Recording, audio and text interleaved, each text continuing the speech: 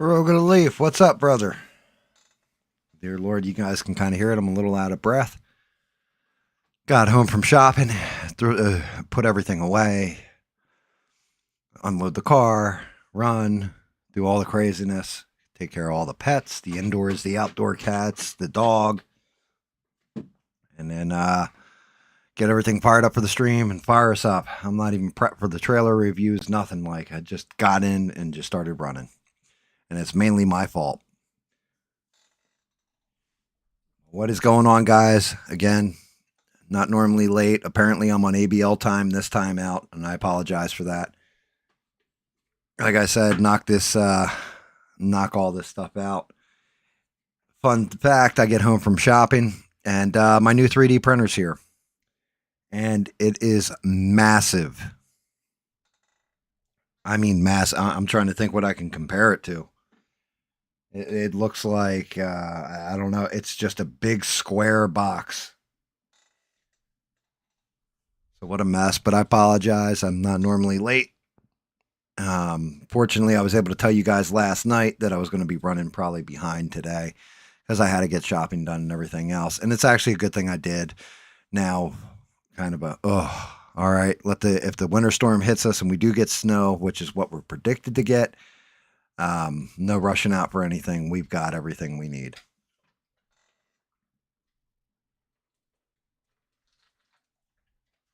No, voice chat is crazy. Oh, you know what? Hold on. I'll fire up Discord for you, David.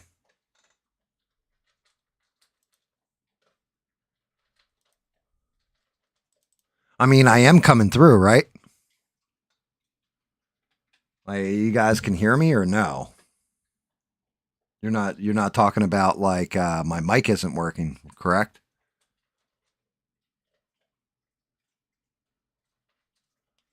Shit. Now you got me questioning myself. Is my mic working? Now you got me questioning myself. No, I just checked it. My mic's working fine. Son of a bitch.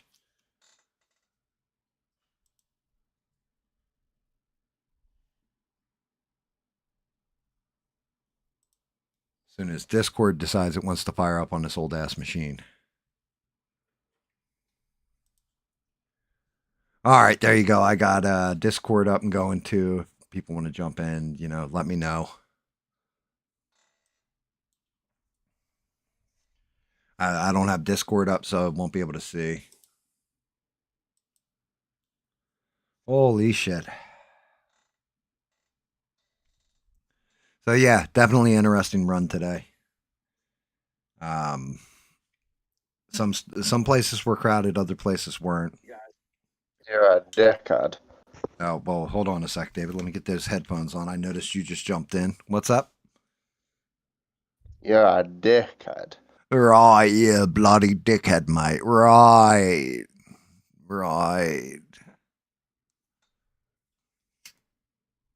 Once you just wake up, David, you sound like No, I've been awake ages. It's been a long day, mate. Long day. Oh, really? It sounds like you just woke up. You haven't even wiped the sperm off your mouth. That's why you're a little mumbly. Ain't that fucking right. Do me a favor, guys. Smash the like button. Especially since I just insulted Well, not poor off that David. fucking comment, you prick. Right, I ain't doing nothing. You tell me now, bloke. I'll bloody kick your sack, mate. Oh, God. What happened today, David? You were busy? My sister go out with her and mum for fucking coffee or some shit. I don't fucking know. Old people shit. I fell asleep after we fucked off last night. Got about 3 hours and ring fucking my phone over and over. And I'm like, oh, fuck you one. Oh, well, you're meant to be up. I'm like, well, I won't give it a fucking time. Right, shit. But yeah, no, I've been up since then and just. Yeah, dude, you're almost speaking English. Yeah, Oh, you're right. You're I'll talking tell you the other bloody. thing that happened, but that'd be a little embarrassing. Uh-oh. What's the I'll other? fucking say anyway. Meant to have a dentist appointment. Cavity. Oh Yeah, the shit. tooth just fucking broke. Oh, that's not embarrassing, man. That shit Tooth just happens. broke. Yep. Yeah, well, fuck. I'm 22 with a broken tooth, probably gonna have to get it ripped. Is it in the front and the back? Back molar. Dude, I shattered out like three molars when I was, yeah, right around the same age. Not from poor dental hygiene or No, the anything. worst part I is had a fucking it's tongue the ring. second one I've shattered. Oh god. No, it's the What's up, second Bob? one I've shattered.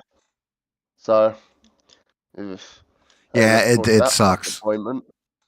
I've been waiting for an appointment for fucking yonders, mate. Well, There's a reason that's they say the Brits fucking dental is shit. It's not because we're shit with our teeth.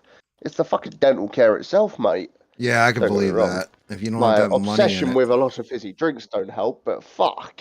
yeah, I mean, you have that, but to be honest, like I said, I definitely shattered my molar, like three of them. Like one I cracked completely clean in half. The other two I like cracked the back end of the crown because, like an asshole, I had a tongue ring when I was in my 20s, and I whatchamacallit, I would eat with the damn thing in. And so you're moving, you don't even realize like you're moving food around with your tongue in your mouth.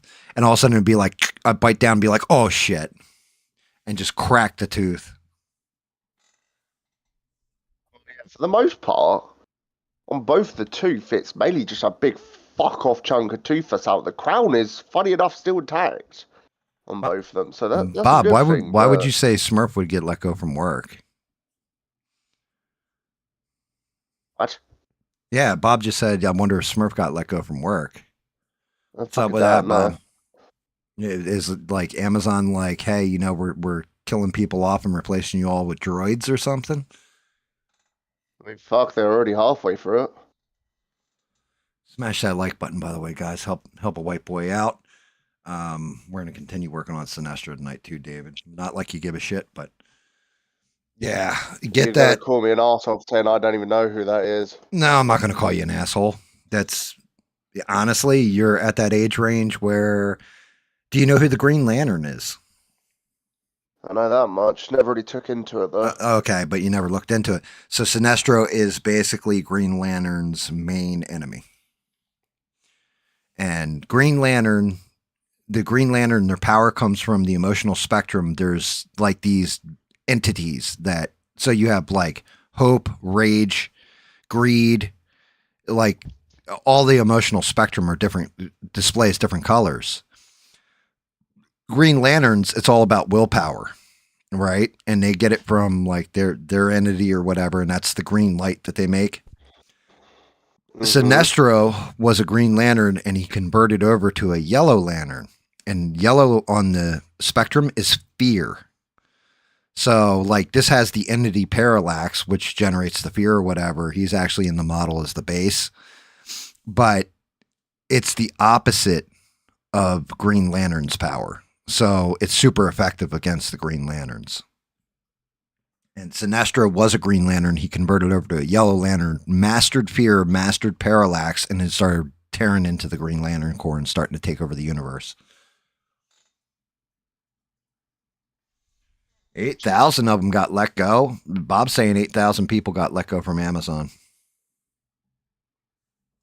I think that's why he's on his period this time through. Oh, so Bob's saying no, it's 16,000 of them got let go. Yeah, well, wasn't Smurf up the tree a bit? He weren't like a bottom feeder. No, actually, Smurf's like, if I remember correctly, it goes basically like warehouse worker, and then whatever Smurf does is right above them. So he's like lower tier management, I guess. I don't know. I'm not, knocking him or anything like this. I'm saying I don't know exactly. I know his position's like a troubleshooter or something. I don't know how high up the ladder that is. So, but I mean, I guarantee you a lot of it's got to be automation. He hasn't been talking about automation. Plus, he tests all the butt plugs that come down the adult toy line, so you can't really let that dude go. You know what I mean? Nah, of course not. But yeah, They don't run that's with a tighter ass for that. the fact that you're killing off Amazon workers, like 16,000 of them. That's quite a bit. I mean, then again, how many of them do they employ? And Smurf has said that they fire people all the time. And then 6 months later, they can reapply and get their job back. So I wonder if they're just eliminating those people that have been fired before and rehired. You know what I mean?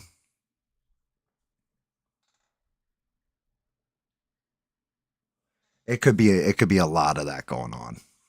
You could have a lot of this stuff going on. I know the environment right now for jobs and everything, it's getting tight. It's getting real tight. There's definitely, I've been watching stuff where there's problems with the dollar. So gold and silver are surging through the roof right now. And if we devalue our dollar over here, that's not good because we're the world's reserve currency. So it's going to hurt everybody to an extent, but it's really going to hurt America the most.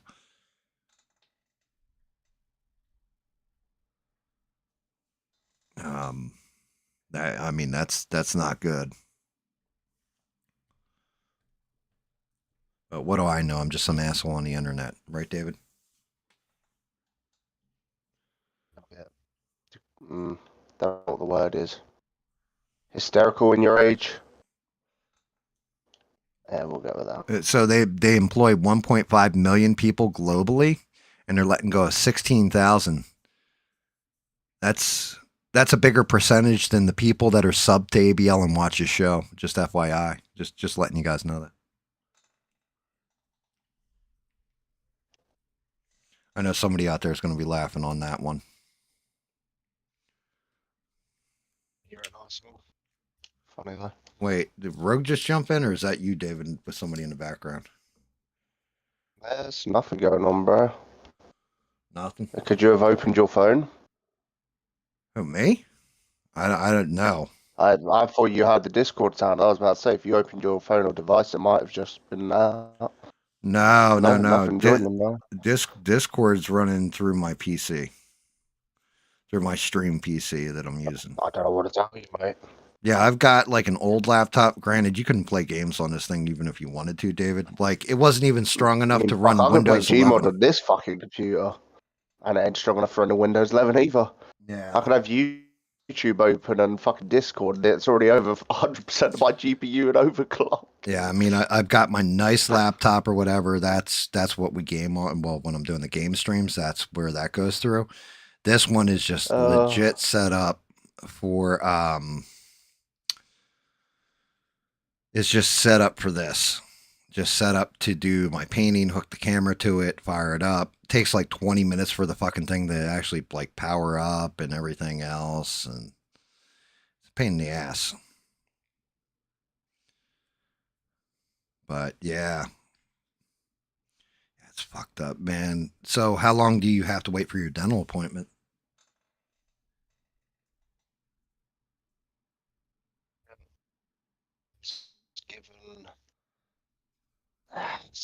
So because there's not really private dentists in the UK unless you want to pay an arm and a fucking leg. Well, that's how it is in America's. Because obviously most dentists are NHS, which, as you could fucking already assume. Right. Yep. I got you. Enough said, David. So we don't want you getting thrown in jail over there for talking shit, you know. Borderline, I don't only have to wait for an appointment, I also need to wait for a dentist to accept me as a patient. Oh, with an opening. That's fucked up. Yeah, now you see where I'm getting at. And I told him the issue before as well. One broken molar, another cracked tooth to the right of the molar, but it's below it because my jaw's not fully straight. The broken molar is above this other tooth that the cavity was on. So with the fact I possibly grind my teeth at night, don't know, but it's a very valid assumption because fucking I'd wake up with some horrible pains.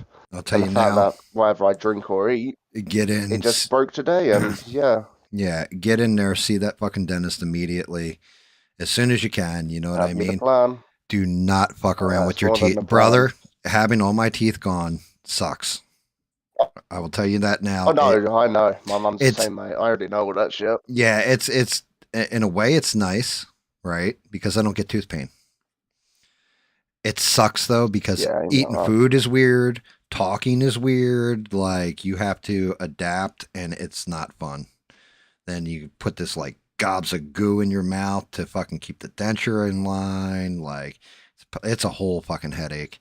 And Ian's saying every year in Louisville they lay off a bunch of people that are Christmas employees, and that could be the case. I mean that's possible.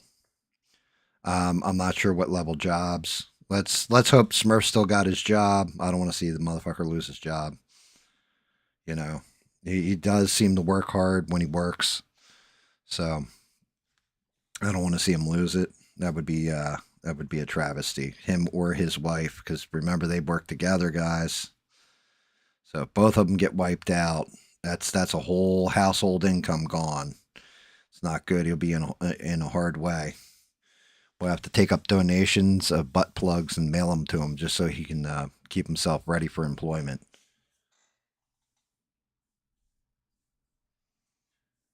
Make sure you guys smash that like button for Smurfs butt plugs. Yeah, David, that's if I can go back. There's little advice, people are like, if I could go back in time, tell my older self something, my younger self something as an old man. That would be probably one of the prime things. I would take care of your fucking teeth, dude. You're gonna miss them when they're gone, you fucking idiot. Everyone says that, and it's as true as it is. Yeah, it's not I don't take care of my teeth. It's just fuck. Well, the whole thing is, when was the last time you saw a dentist? That's a different story. I haven't had teeth issues in ages. It doesn't matter if you have teeth issues or not. That's part of the problem. Oh, no, I'll tell you. A decade ago. Yeah, that's way too long. You should be going at least at your age. The reason was once a year is pushing it. Yeah. Like once every 6 months is probably the best bet. But you don't fuck around with your teeth. Well, I was trying to get an appointment a year ago for the first time, trying to sort my own shit out. Right. Because, well, obviously before the old girl done it, then obviously you know what you know. Yeah. We don't need to go into that. But what I'll go into is, the dentist got demolished. So I'm kind of like, oh shit. Yeah, so who I was with. Yeah. See, Paul gets it. It's just the Lord and Savior, God and Jesus Christ, been looking after his teeth and his crowns. Yeah, but you know what? Like Rogue, that's not good either, brother. I'm telling you, you get so you'll think your teeth are fine, but you'll get this plaque buildup on them. Even if you brush them constantly, you're still going to get this plaque. And then what happens is you don't even realize it, but that softens your teeth and ends up rotting them underneath, and then you're fucked because like I said, I let mine go to a point where I was just like, I don't need to go to a dentist. What the fuck am I going? They're just, I broke one of my teeth and I tore the fucker out with a set of pliers and a X-Acto knife. I shit you not. Like it started to hurt. I cut in and cut the nerve out of the tooth, like dug it out with the X-Acto knife. And then when it started getting bad, I pulled it out. And even when they were fitting me for my dentures, they're like, ooh, somebody had fun in your mouth here. What the hell is this? And I had to explain it. And they're like, yeah, that's exactly what it looks like happened too. But yeah, get that shit taken care of immediately. That is my advice to all young people. Like, because you don't realize it until they're gone. Like once they're gone, that's it. And you can say, oh, I'll get a full set of implants. I'll get this done, get that done, get the other thing. Oh, dentures aren't so bad. Dentures fucking suck. I'll tell you that firsthand right now. The bigger thing is, even if you have the money where you're paying $20,000 for full implants in your mouth, right? Because that's about what they run, is about $20,000 from do that surgery. They'll last for anywhere from 5 to 10 years before your gums will start pushing the implant out and you have to get them redone. So you're going to put yourself through all that pain over and over again. Now you might have nice shiny white teeth and they may look sexy, but yeah, don't fuck around. White shiny sexy teeth if you go to Turkey. No, that's hair plugs, bro. Hair plugs. That's the same shit, different story. Yeah, but and that's just it. Like the surgeries and stuff, I've seen some results that were like, damn, those teeth look fucking fantastic after they were done. And everything else, they can eat normal and all. It takes about a year for those implants to heal in your mouth where they're not shifty, like they're not loose. And then on top of it, like I said, it takes about a year, and then your bone starts to heal, or 5 years, 5 to 10 years, and you've got to get them fixed. You've got to get them, redone or whatever. One of the worst parts of eating with the dentures, because I didn't lose all my teeth. I haven't fucked up all my teeth, but my lower teeth, right? I'll be eating something, and I have to eat even more gentle when I have the dentures in versus pulling them out and eating. And the reason why is because you can't feel your teeth. Like, you don't even realize you can feel your teeth, right? When you're eating. So when that fake denture comes down on that other tooth, like your actual live tooth, you might bite into something that's hard. You're not detecting it with the upper denture, but your tooth is detecting how hard it is, and you can break your teeth real easy.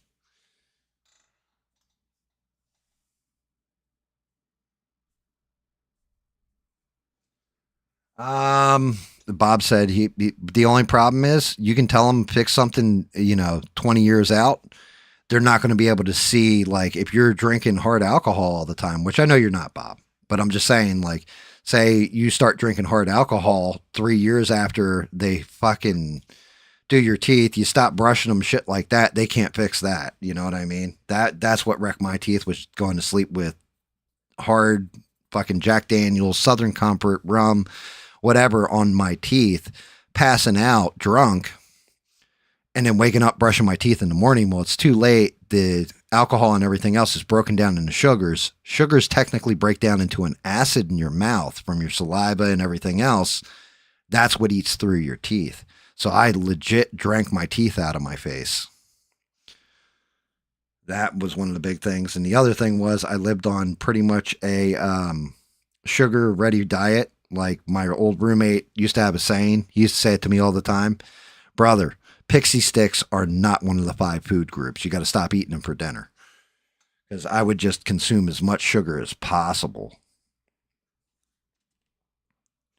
So it was just one of those things. Like, I did that shit to myself. I don't fault anybody for it, but if it's somebody like David or Rogue, or any of you younger dudes, and I say younger because I'm old as shit, then that's the one thing I will tell every one of you guys: do not fuck around when it comes to your teeth. You are going to hate it, hate it, hate it when you have to have them all pulled. You're going to hate it when you have it, like saying F. Just you take for granted the letter F or S, right? You take that for granted. You can't even say those fucking things when they first pull your teeth. It's terrible. Took me a while. I already hated how my voice sounds, and then after having my teeth pulled, I was like, now I sound like I got marbles in my mouth on top of everything else, like an asshole. I do a whistle while I'm full See, smiling. Bob got them all. Like, did you get the porcelain caps and all that, Bob? If he had all that stuff done, then his teeth are going to last for a pretty damn long time. If you got everything capped in your mouth, all the root canals and all that, basically they kill your tooth, like the nerve ending in your tooth. Your tooth's still attached to the jaw, but that is the best posting for a cap. Yeah, it's expensive, but it is what it is. Like, it's not a bad way to go, to be honest with you. If that's the way you're going to go about stuff. Yeah, that sucks, David. I honestly, I hate to hear that, brother. I know I tease you all the time. You're British and dentistry and all that stuff, but legitimately, What's there to say? like, you It's like me saying you Americans are fat as fuck. Not a well, good fucking we 6 out are, of 10 times. It's the truth. and not since For the same Ozempic came reason, you along, got fatty fuck off food, innit? Like shit. right? But Americans also British are developed known as fucking Ozempic, which shit you people. just shoot They yourself up know. with, and now you get skinny again. I mean, granted, it destroys your kidneys, and you got to stay on it for the rest of your life, but you know that's the trade-off for It's had its looking full price to thin pay. and sexy.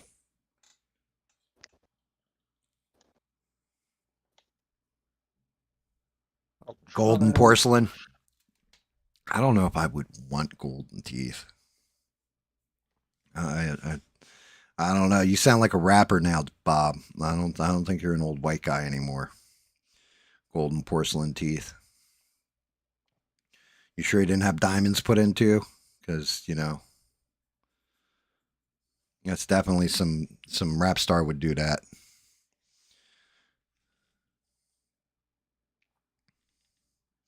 But yeah, it's brutal. And what's crazy though, what I love, well, I hate, but I love because I got those fake fucking teeth and all that shit, and I know how they look and how they move, everything else. I can now tell. I can see if somebody smiles. I can tell you if they got fake teeth in. And there's a lot of people. I can tell you some of the Hollywood celebrities that like all their teeth are fucking fake. Like you can see them smile, and you're just like, "Yep, all your fucking teeth are fake, dude." Like you had your teeth because nobody has bleach white porcelain teeth. That is damn near an impossibility in this day and age, unless you're going to a dentist like once every 2 weeks to have your teeth deep cleaned. You're not going to have pearly white teeth like that. Like they bleached them, they did something to them.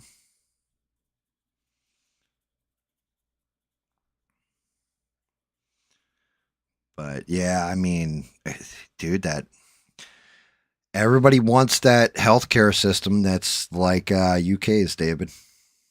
Everybody over here. They're Blame them like, on the price aspect, but they don't know the trifecta. right. So that, and that's just it. I've said this before. The one thing you got to give Ben Shapiro over here credit for, he explained the healthcare system, and he was spot on with it. You can have, you got to, it's quality, affordability, and availability. You can pick two of these things. If it's good quality and affordable, then it's going to be very hard to get. If it's good quality and available, it's going to be expensive. If it's going to be, you know what I mean? So you mix them up. And like, that's pretty much all the different healthcare systems. That's how they all work. There's no healthcare system where it's like, oh yeah, this is the most amazing care. I can walk in any time of the day and get it. And it costs me next to nothing or nothing, you know, like it's free. Just does not work that way. Be nice if it worked that way. You know, if we're going to train AI for anything in robotics, why not make it where they can do surgeries, all that kind of stuff, dental procedures? Use the AI to analyze somebody's mouth immediately and be like, okay, it's detected this, this, and this. It's going to do this work, and it cost you like $100, right? But they won't do that shit because there's too much money to be made in dental care. Like, even when you tear the fuckers out, like, it's like, oh, well, it'll be $800 for your next set of dentures. Like, excuse me? What? Like, for some fake fucking teeth? Which they actually sell resin that's dental resin, where I could technically, if I could figure out how to map the roof of my mouth and stuff like that, I could make my own dentures.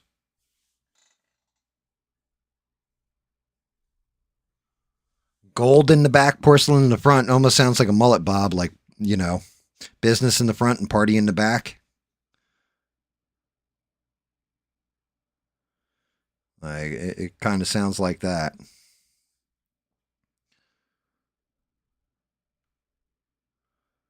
What else is going on over there in the UK, David? What other excitement and craziness? Fucking excitement, but well, I mean, same shit, different fucking day, mate. right. Politics ain't getting no better. It's another day in Streets ain't no paradise, man. safer. Streets ain't no safer. Uh, I mean, do you leave the house all that much?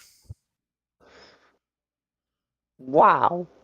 Well, no, I man. think once I'm upon a not. That wasn't a No, shot at you. I was being no, serious. I did don't leave once the upon fucking a house if I don't time. have to. I used to leave the house a lot, do whatever, but fuck. When you realise fucking the UK ain't got as much as you think, unless you're up north. I don't know what the UK's got or well. hasn't got because I've never been to the UK.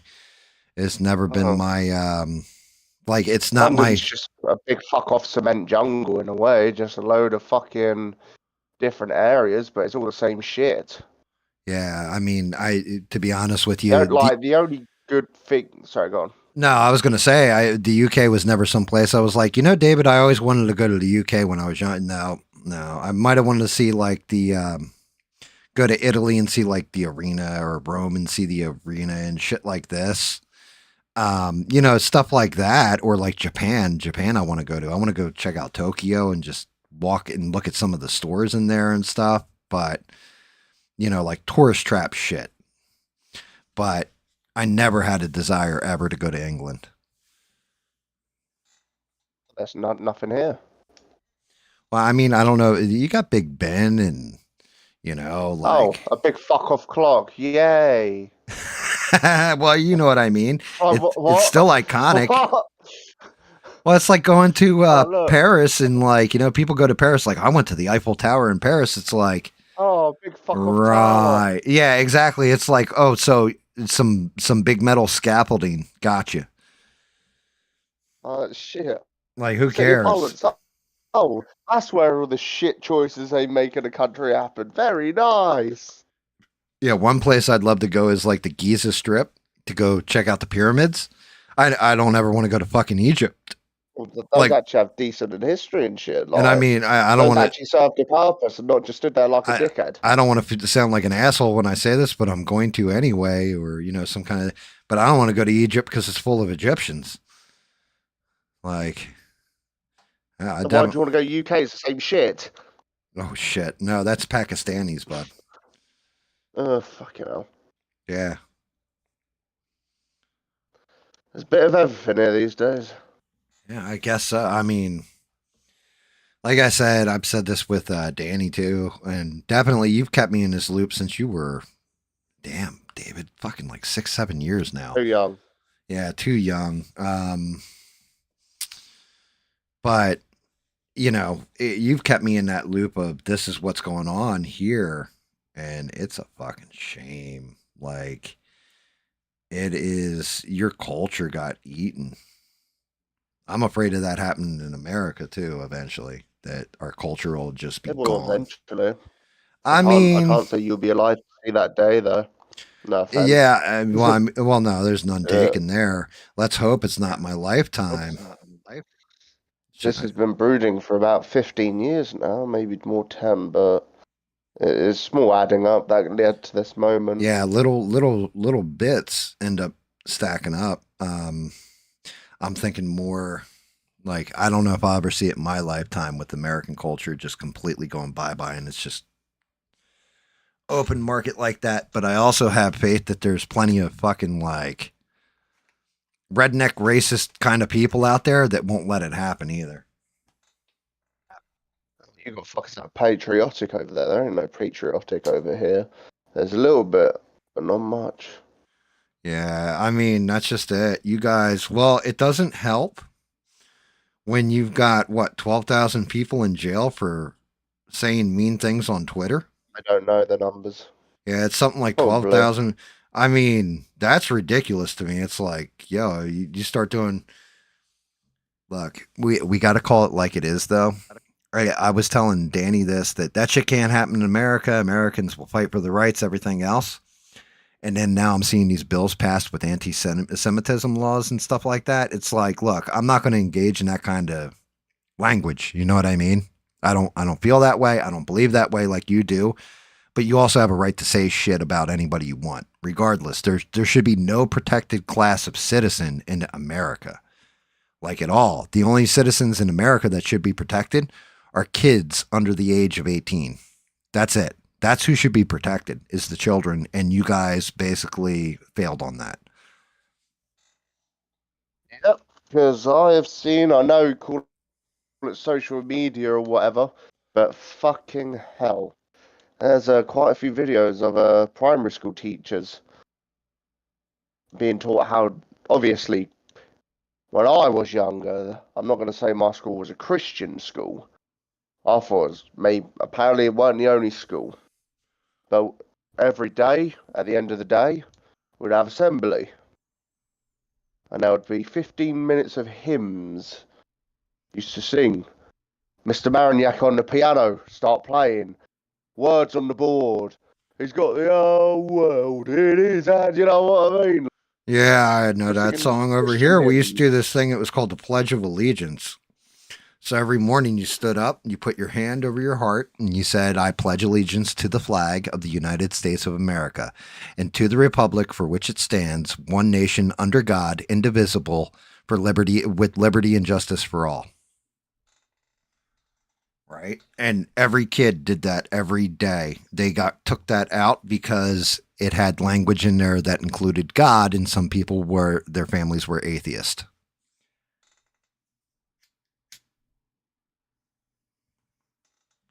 But you're pledging allegiance to the United States of America, to your country. You know what I mean? It's patriotic.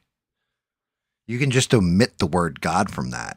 You know, one nation under spaghetti monster, if you want to say that. One nation under whatever the fuck you want to believe. Indivisible, right?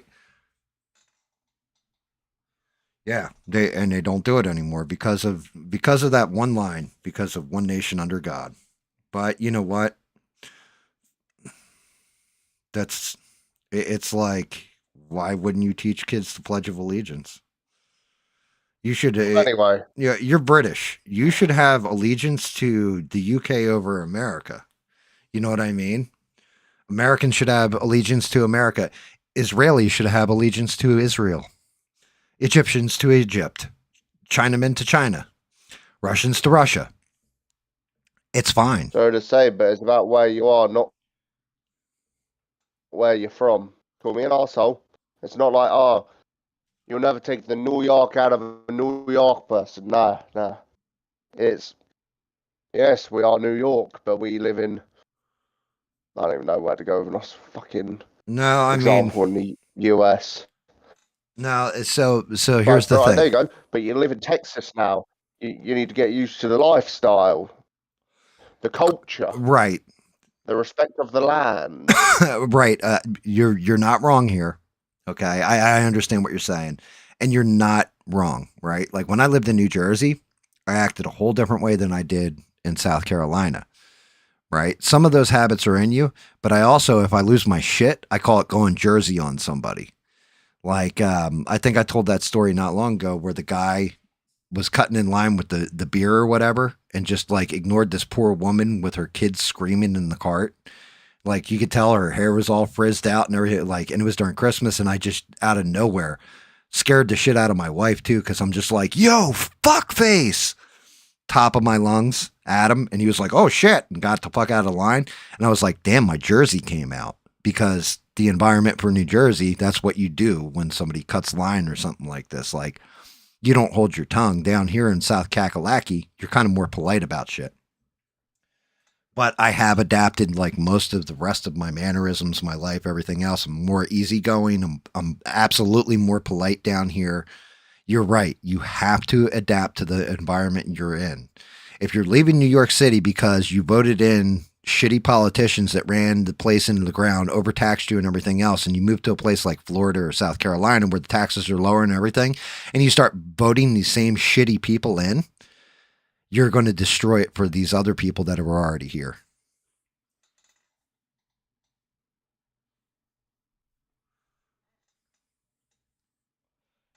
So yeah, you're not wrong, and you nailed your problem with the immigration over in the UK. Is that if the people coming in were coming in and they don't have to change their religion, but were respectful of the other religion that's already there, and they started wanting to act more like Englishmen, right? Instead, they want to come over and bring their country with them, and that's where the fuck up is. That's where you guys are really up against it, you know? Because it's like, yo, your country's such a shithole, and it is a shithole, that you left it. You bailed out of it and everything else. Now you want to come here and turn our country into a shithole. Why would you want to do that? Like, have you learned nothing? And then once you find out they're cousin fuckers, well, that changes everything. Well, that's just it. As I was going on about singing the hymns about, well, we sing God Save the Queen, Big World in His Hands, Swing Low, Sweet Chariot, Right. all of that bollocks. Yeah, now they're teaching them how to pray on a prayer mat. I am not speaking out. I'm like, it's not on all occasion, but there are some schools that are doing it. Good. Good. And I mean, look, you should be patriotic to your country. If that's your national I'm on about the values, people. Mm-hmm. right? If you love your national values and all that, you should be patriotic. You should want to carry that fucking Union Jack everywhere. Over here we got I was banging on about teachers imported teaching kids how, like, 5-year-olds had to pray on a prayer mat to Allah. yeah. That's a real thing. See, like that Like, person. not They it's not in every school case. Like 1 in right, 1,000, maybe and 10,000. that's one of But those fuck ups, it's right? being normalized. This is where I kind of agree with if you omit God when you're saying your Pledge of Allegiance because you don't believe in God, or you say Allah instead of God or something. I'm all right with that, right? Because you got to make it fair and even across the board. At the same point in time, do you have people going into like a Christian church and doing or a Catholic little offset in that same school doing confession? No, you don't, right? So why the fuck are you letting these little mongrels fucking sit down with prayer mats? No, that's not your call. You're supposed to separate church and state. It doesn't belong in the educational system. I give a lot of credit to my teachers when I was coming up because some of them I befriended on Facebook, and one of them is like hardcore, staunch lefty dude. Never knew it. The entire time he taught, he didn't. Now we know he never agreed with if we were talking about something, on the right side of the aisle and we were agreeing with it or whatever. He was completely against it. He never passed that on to the kids. It was all about the education because he was I believe he taught math. He did in-school suspensions in math, but he would just teach math lessons. And then, like that kind of shit. Like he never went into any of his personal politics. He kept it the fuck out of our education, and we got a better education because of it.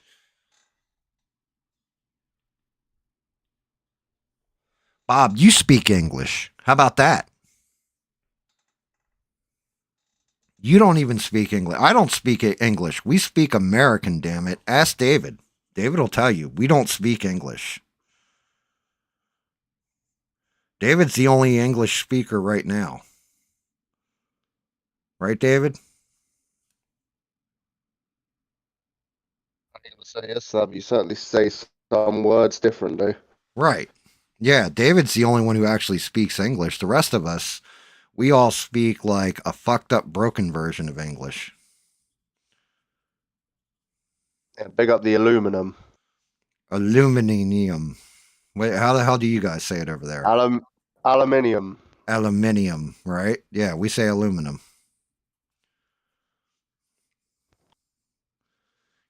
It's little things like this. David speaks actual English. We're all like, we're not English speakers. We're American English speakers. A few drinks down me, you'll hear English. Fuck.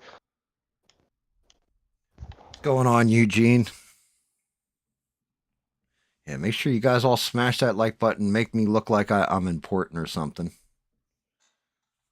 Fuck off. But yeah, I mean, one of my big fears over here now, David, is that we could turn into the UK. We could turn into, um, some of these disasters. And you guys are the blueprint. Like we watched what's happening over there. I've talked about it a ton. Other people have talked about it a ton. And yet we're still following that same pathway. And people are fucking stupid. Like they're just stupid. You're like, yo, I get it. You have empathy for people that are in need. But yo, we're fucked up as a country ourselves. Like, get the fuck out of here. Let us fix our shit, and then we'll start taking you in and trying to fix your shit too, buddy. Yeah, you take all that into consideration, then you multiply it by Yes, poor indeed. Then you multiply it by how much we gave Ukraine this past year. God, how many billions? It was billions. Oh, dude. Yeah, we were already in debt, but fucking Well, yeah, got because bottles fixed, and he's fucking sent all our money over there like shit. well, see, like now I'm talking. Economy's fucked I from COVID. Oh no, they sent it all to Ukraine. kind of didn't want to talk politics, but you know what? I can talk English politics, and yeah, right. Nicely. I want you to think about this. Right, you're sending all that money over there, and why? You guys get all your gas and oil and shit. You know where it comes from? I have a fair idea, but do go on. Russia.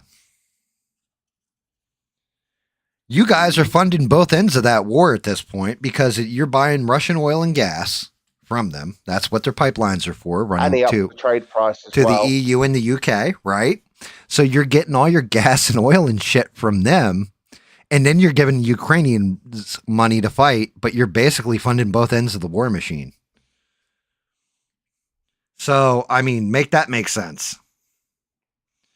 Like, yes, Russia's evil, but then again, you guys also have the biggest cream puff that I've ever seen of a politician named Keir Starmer over there.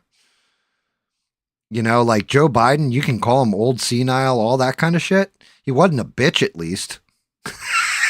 Like, Keir Starmer's a flat out just like a little bitch. Like, Is what we'd prefer.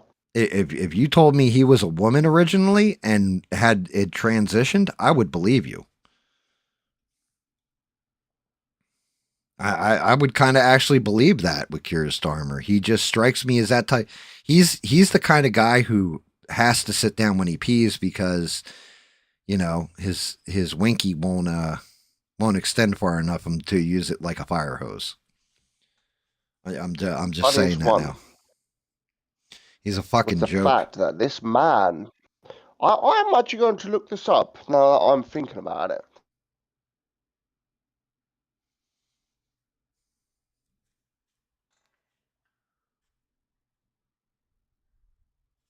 Most of aluminum? I'm guessing you're going to say something like Ukraine? No, Ukraine's all like... Controller fucked up. Oh, what are you talking to? But yeah, anyway. You're talking through your headset on... Oh, no, sorry, my mic went off. I was mid conversation before, I don't know. Right. Xbox, yeah. Wow. And my controller fucked up because controller's getting shitter. That's the only system I didn't set I was going to say Discord on. I want to search up how the fuck that dickhead got a knighthood. Who? He is Sir Keir Starmer. Fucking... He's Sir Keir Starmer. He has knighthood. What? Man. At what point in time did your royalty decide that LGBTQ plus members... I don't know. I'm about to have a look up now. I know they call him Sir Keir Starmer, and I know they... Oh, fuck me. He actually is knighted. According to AI Overview, which obviously just piles on info on Google, Keir Starmer was awarded a knighthood in 2014, becoming a Knight Commander of the Order of Bath, which is a place, in recognition of his service as Director of Public Prosecutions. Public prostitution? Is that what you just said? No, prosecutions, you dickhead. Oh, okay. I'm just making sure. Because he seems like a whore to me.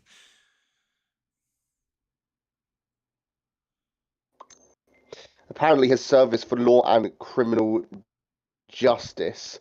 Fuck off. Oh, boy. Man, I'll tell you what. Being a knight doesn't hold up the way it used to, huh? Yeah, no, I was just thinking that, fuck. Once upon a time, the biggest honor of the old ancient crusaders amongst Britannia. Now give it to a dickhead who has a mop on his head. Oh, no, that's fucking dickhead, but you know what I mean. Right. I know what you meant, mate. Right, God. It just angers you. I understand. Mug. You mope. Whatever you say there, Muppet.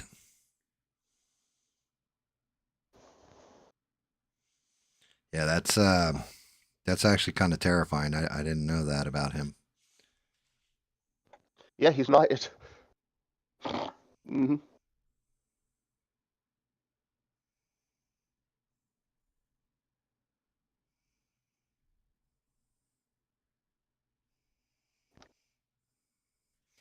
man, talk about the value in a position in a matter of seconds.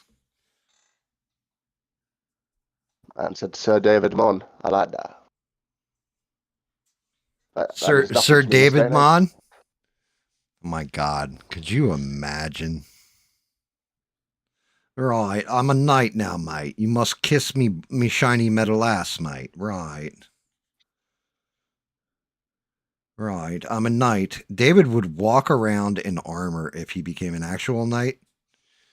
Like, you wouldn't be able to get his broadsword out of his hands. Like, he'd be walking around like, I'm a knight. I'm allowed to fight you now, mate. I can do this for the queen. But it's a king now. Fuck that king. It's all about the queen. Jesus. You want to talk about one of the heartbreakers? We used to tease David all the time about, God save the queen and all this. When the queen died, all of us collectively stopped teasing him about it because we all felt like, damn, like that. It actually meant something to David when he was younger. It was definitely a national identity.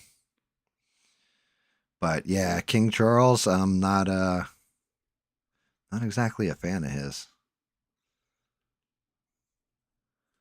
The Queen Mother was she was an exceptional woman. Like, no lie. She really was. She always had grace and poise and all that stuff. Now you're stuck with King ears. Like he's got them fucking giant ass ears.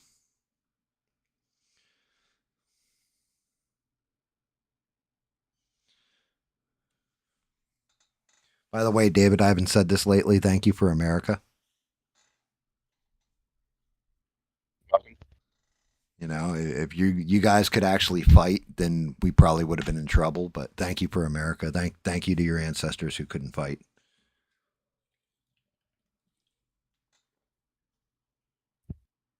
Bob said the Queen Mother drove jeeps in World War II. Is that correct? I mean, I could believe it.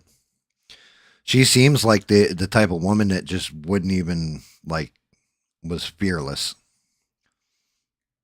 Like I wouldn't want to get in a fist fight with that woman. She wears underwear with dick holes in them. No disrespect.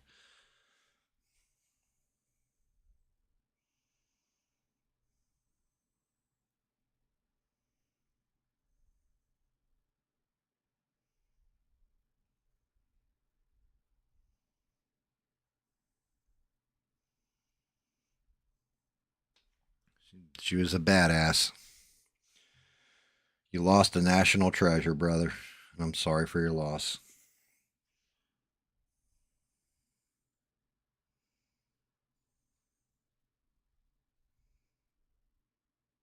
Less concerned about the loss, more about what the fuck has replaced. That's just it. I mean, we're going to go through that real soon over here, too, because you have politicians that have been there like my entire lifetime that have always been a staple of things that are starting to age out of the office, no longer seeking the office. And some of them good riddance, too, but at the same point in time, they always did shit to keep everything running. And now with them out, you're going to get younger people, some of them with good ideas, some of them with interesting values, but you're also going to get the ones that are just, what the fuck is this dude even about?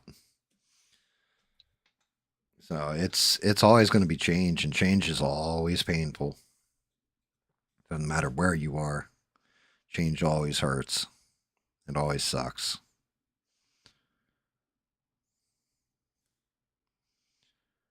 But some changes are good, like it advances things. Other changes, not so much.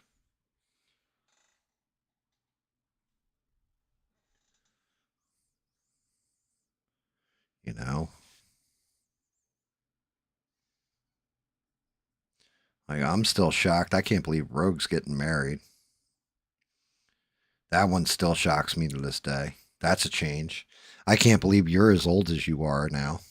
That still shocks Yeah, me. I could def- I mean, I've always been old as long as you've known me, David, but you getting older, it's fucking weird.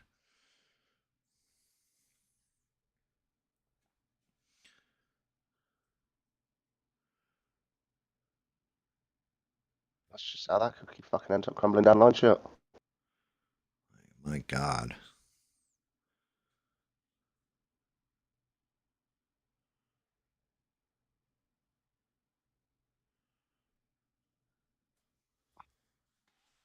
Really get this this paint is a pain in the ass.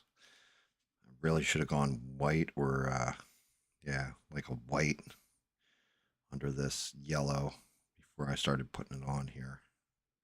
But I thought I was going with gold, so now I got to hit it with like 12 layers just to get it to look sexy.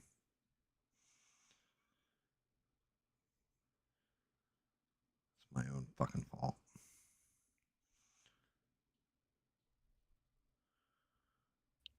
So, yeah, you know what? Use up the rest of the paint on this palette, and we'll cover a pair of trailers. And the other trailer, I might even have to get up and yell to my wife and be like, what the hell's the name of that trailer? It's about a motorcycle dude. But the other trailer that we're going to go over tonight is Highlander. Henry Cavill's going to be the Highlander. And I'm not even going to give my 2 cents on it till we watch it.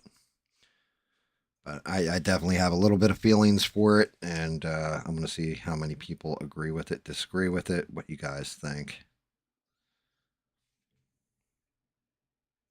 Which you've never even seen the original Highlander, have you, David? The Highlander, was that the one with the fucking one dickhead that done Back to the Future and it's him, that blonde fucker? One dickhead that did Back to the Future. No, not Back to the Future. Night in the Museum. Don't ask why I've just said that. Yeah. So the original Highlander was Christopher Lambert, Sean Connery, and it starts off in the Highlands of Scotland. No, I think I was definitely thinking of a different fucking film. Jesus Christ! It's an immortal, right? He gets fucked up on the battlefield, and he almost gets killed and gets saved. He almost gets killed by the Kurgan, who's played by Clancy Brown. And then he gets saved on the battlefield, and it turns out they exile him because he's not aging, and he seems like he came back from the dead because the wound killed him. But he like gets up the next day, and he's like moving around. Everybody's like, "Oh shit, you're like zombie Jesus, but not Jesus. So we got to exile you." And they claim he's got the devil in him and everything else. Here it turns out there's a group of immortals, and they go around and they sword fight and have to cut each other's heads off, basically, long and the short. And they're battling down till there's only one left. And the last one, they get something known as the quickening, and they get this like uber power or whatever. And it turns out what it does is it makes them mortal so they can actually die.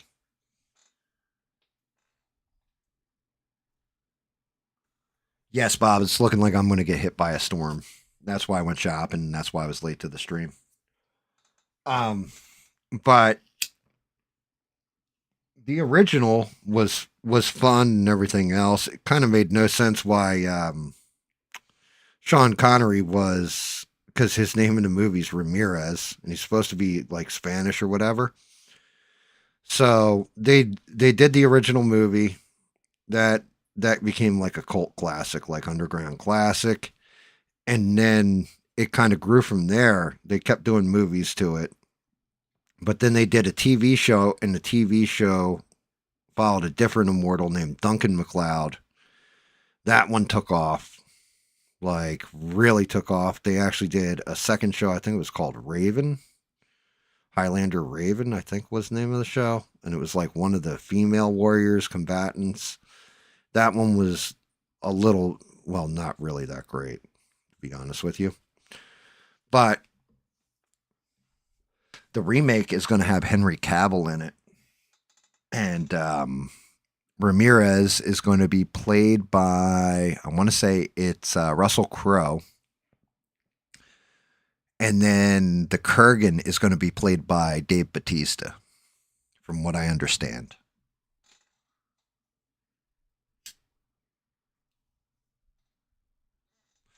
So going forward, I do think I think what I've seen so far, because they only did a minute long trailer. I think it's going to be a pretty good one. If I'm being honest, I think it might actually be a worthy remake, and I have high hopes. Hopefully, Henry Cavill was working behind the scenes to make sure it stays kind of loyal to the original, because the original is still one of the best of the movies. But yeah, it's one of those cult classics, David, that you should kind of look up. Yeah, and I realised what I was thinking of was Zoolander, not Highlander. Don't ask why, just know. Oh, you're talking, and when you said the one dude, Ben Stiller. Ben Stiller, Will Yeah. Ferrell, yeah, no, Yeah. No, no. This one was an name. action adventure movie. No, I just looked it up. I get it. Yeah, the sequel to it. Actually, Queen did the soundtrack for it too. Interesting. Yeah, Princess of the Universe was the main song. It's a Kind of Magic was the name of the album, but it was the soundtrack for Highlander. And what's the one song? Who wants to live forever? Who dares to live forever? That song, that's in the movie. Princess of the Universe is basically the main theme to it, though.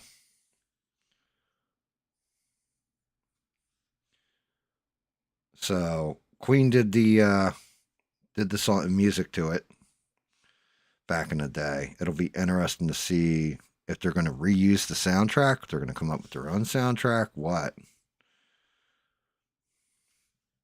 But I actually have a little bit of hope for this remake. It could shit the bed, but the casting's very good. And so far, this first trailer, we're going to break it down here in a minute. I'm almost out of paint on the palette. And go through some of the stuff because they go into it in the second movie, and this is where it kind of the lore shits the bed. It turns out that everybody that's been sent to Earth is basically like all the immortals were considered criminals on a different planet and sent to Earth, and that's why they're battling it out because they're trapped. And it kind of worked, kind of didn't. To be honest with you, it really kind of didn't. But Highlander 2, I think it's Highlander 2, The Quickening is the name of the movie, was one of the shittier sequels ever of all time.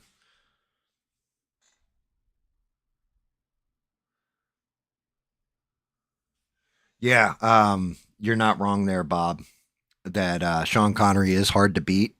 I actually don't like Russell Crowe's old fat ass in the role, but I can see him making it work because you need somebody who's big and got that bravado to work off Henry Cavill. It's hard to match somebody up with Henry Cavill. Dave Bautista, Clancy Brown is the Kurgan. The Kurgan is the best part of Highlander, in my opinion. I loved the fucking Kurgan. He was always like one of my favorite on-screen villains. Like Sean Connery almost cuts his head off at one point, David. And he shows up later and it's like the 80s, right? And he's dressed up like a punk rocker kinda, and he put like safety pins all across the scar on his throat to like hold his head on. It was fucking great. Shit was fantastic. Like it was a crazy ass visual. Am I out of paint? I am almost out of paint on the palette. But yeah, when I show you this other movie, you guys are going to ask me why in the hell they're even making this other movie. And I have to look up what the name of it is. I might even have to ask my wife because my wife was like, "Oh, this could be good," and then she watched the trailer for it and called me into the other room. And was just like, yeah, you need to see this. And I was like, I started to watch it. I was like, why the fuck are you showing me this? She's like, because you'll talk about it on your stream. I was like, oh, fair enough. All right, let me get the brush clean. Fire up this trailer.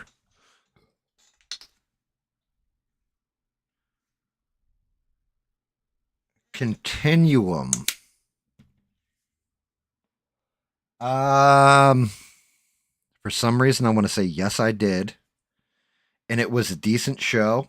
If it's the one I'm thinking of, is Continuum the one? It's like the chick who played Scarlet. I can't remember. Can't remember the girl's name. She's like one of the main stars of it. It's like it was filmed in Canada. I think it's Continuum.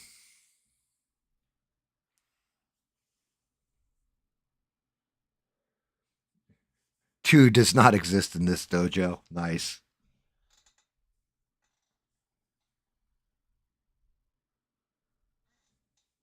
Let me see. I gotta look that up now. I'll look it up. I'm gonna fuck off that VC. I might catch you later, mate. All right, mate. Later, chaps. Thank you, David. I'll talk to you in a few. Everybody, shout out for David. Thank you for smashing the like button for David. Our little British visitor came to visit with his double knobs. Appreciate him to no end. I'm looking up Continuum now. Oh, I need a different window.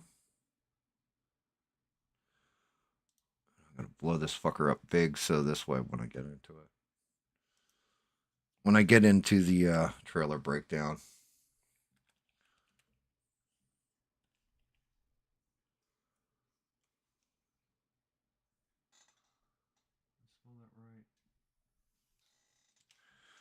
TV show. Yes. It is a mind fuck. That show that you're talking about, Eugene. Yeah, what's Rachel Nichols? That's the girl's name, right? It's timey-wimey. So basically, her whole goal is to get back to the future to her family. And she gets sent into the past, and there's a terrorist group that comes from the future into the past, and then there's good versions of people and bad versions of people that go back and forth.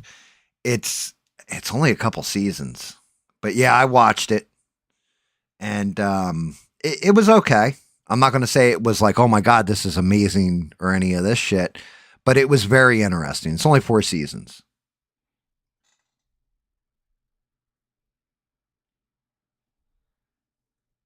So yeah, it's only 4 seasons. It's interesting to see how they intermingle time and how it kind of plays out. Like some of the later seasons were all right. They get a little convoluted, but it was definitely interesting. Oh, my wife just walked out. Let me yell to her.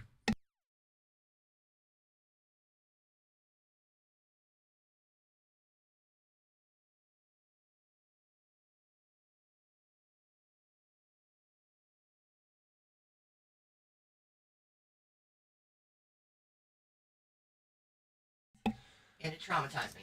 All right, yeah, my wife said the movie we are going to watch the trailer for traumatized her, but she just told me what it's called, and I got to try and keep it in the back of my brain because I've tried to erase it.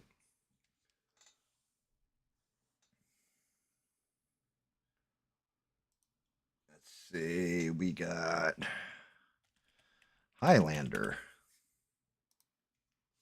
and I mean we can probably watch the original trailer too. Imagine being able to build an app. Kill that. All right, let's hit the pause. And let's bring this up so everybody can see. Hopefully this works. Sometimes it argues with me. Highlander trailer.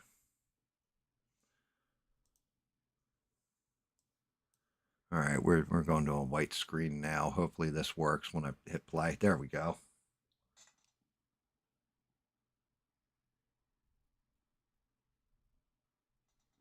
The final countdown. Yeah, that was time travel. Well, same thing. Was that a show or was that a movie, Bob? Because we were talking specifically movies, not shows, right? I think you're right.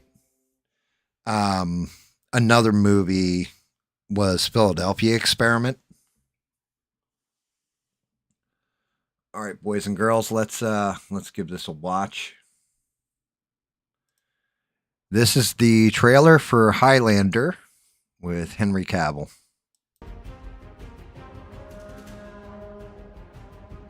Long ago, from another time, a great power, a hero, who is about to face his greatest challenge.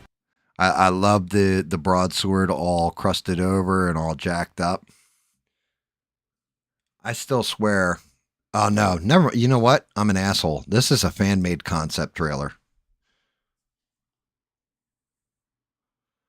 I actually tell you the truth, man. Now I really feel like an asshole. I think these are all. I think these are all fan-made trailers. Now I'm looking at them. You sons of bitches. I've been fooled. Yeah, they're all fan trailers. Yeah, fan-made concept trailer. I didn't even catch it.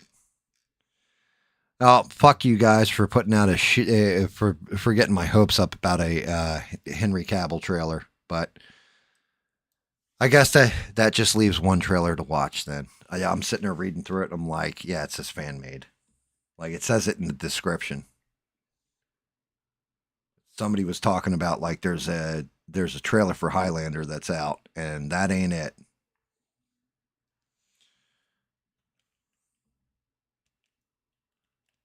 Is this it?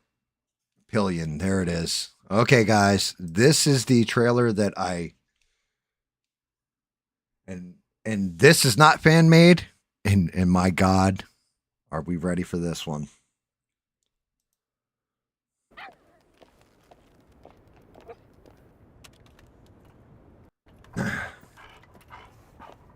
For those that don't know what a pillion is, because I had to ask, what the fuck is a pillion?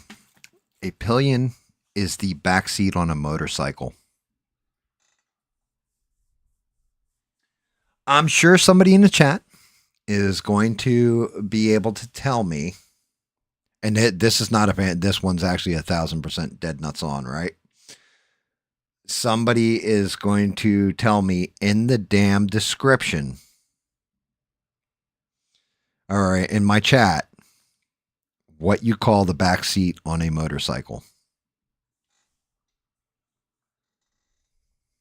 But yeah, as soon as I started watching this, I was like, why did you make me watch this? Here we go.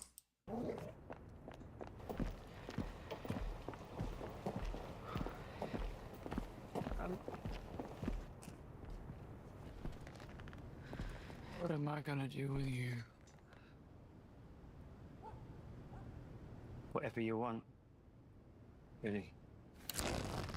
So at this point, this is when I walked away from the trailer. So I have not seen the rest of this.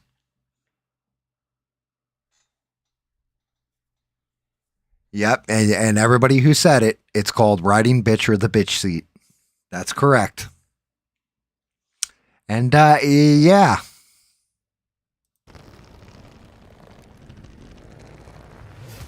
What am I going to do with you? Whatever you really want. Did you kiss? I don't think that is any of your business. Well, fair enough. Oh my God. I'm going to have to mute it because of the music. I don't want to get hit for that copyright.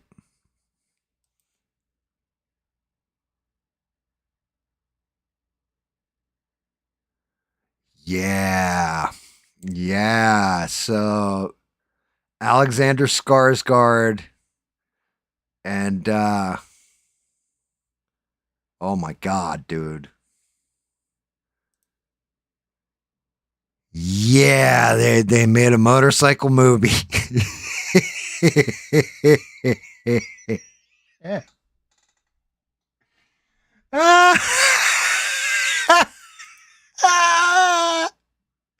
What's your secret? I'm a queen. Oh my God. This film is missing Rob Halford.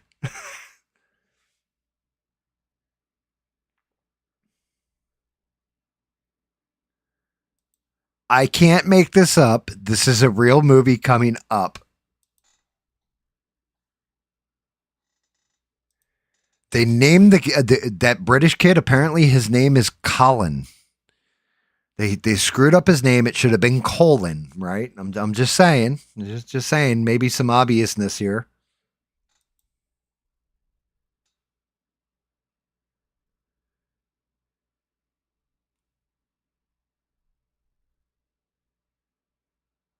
Dude, right here, I want you to think, who wrote these goddamn titles? The best romantic film made in years, the unlikeliest crowd pleaser. At what point in time did anybody? Oh my God!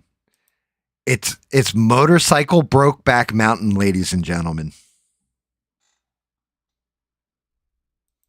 That's right, Brokeback Moto. All right, so I want you guys to before we get to this scene, I gotta take it back. Okay, so Empire, Time Out, The Standard, Attitude, The Upcoming, Loud and Clear all gave it 5 stars. Never read anything from any of these publications, magazines, or film critics ever again.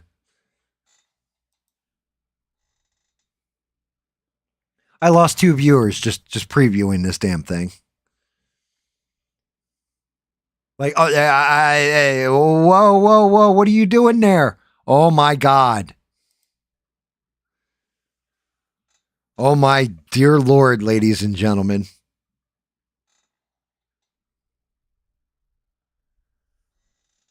So the name of the movie is Riding Bitch, and then it's basically about gay motorcycle clubs.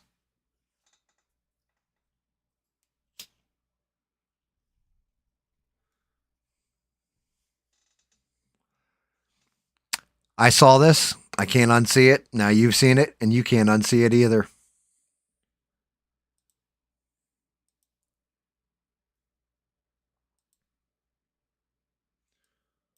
I'm getting that off the screen as we speak.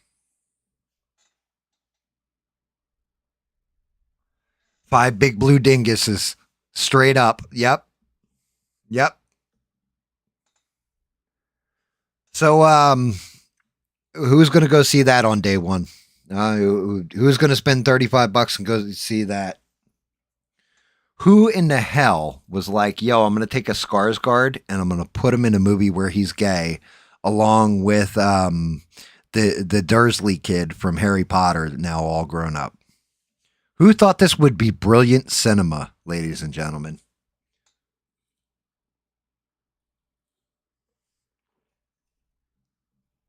Oh, you're welcome, Bob. I played that for you. I know you're probably like 4 beers in at this point, and hopefully 5. Now I'm going to have to wear a steel cup if ever I get around Bob, because he's going to kick my nuts in.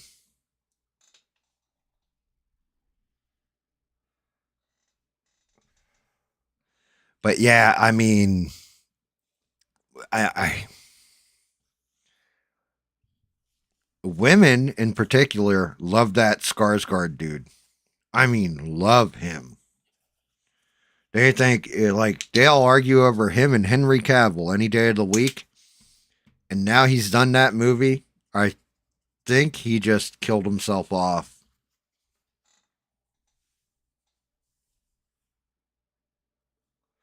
But yeah, that's... I can't make it up. That shit's coming out. Holy shit. That's an actual movie. Pillion. And like I said, I didn't know what a pillion was. I've been around motorcycles my entire life. Never knew that was called a pillion. I was just called it the bitch seat. And yeah. That's That's a real thing. So I'm sorry, ladies, if you watch that and I destroyed one of your fantasies.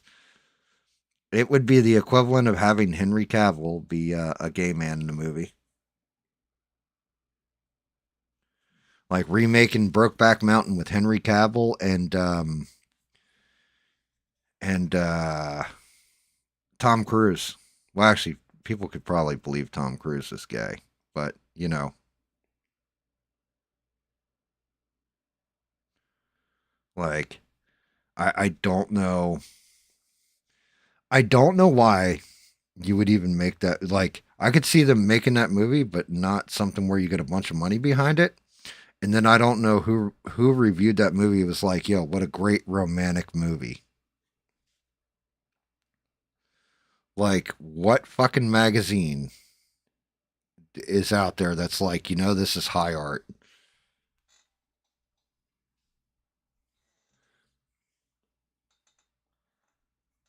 Anybody got words to say that want to hop in the chat?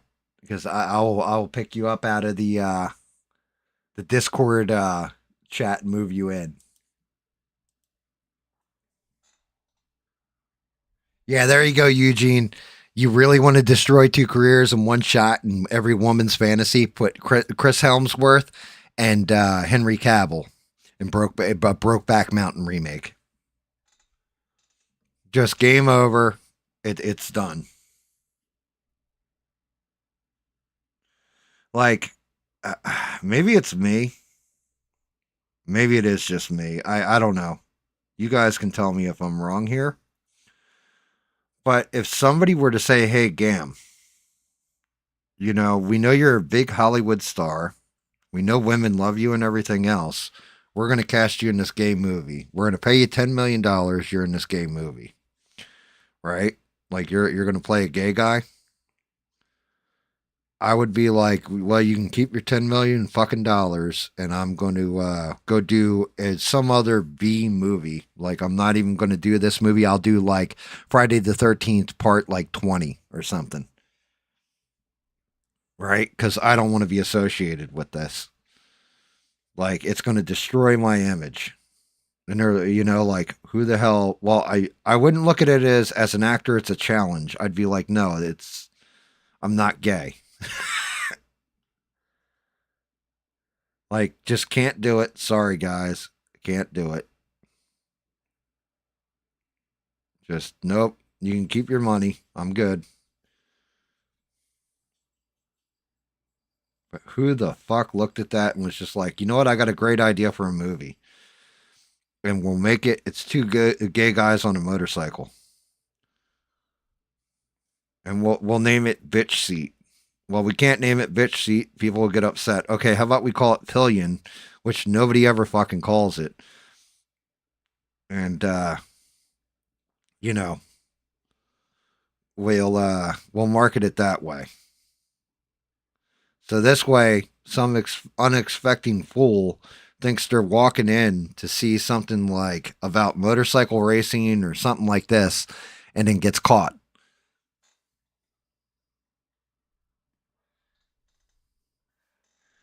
Dear Lord, though. Holy shit. What a good call, Eugene. Chris Hemsworth and like Henry Cavill.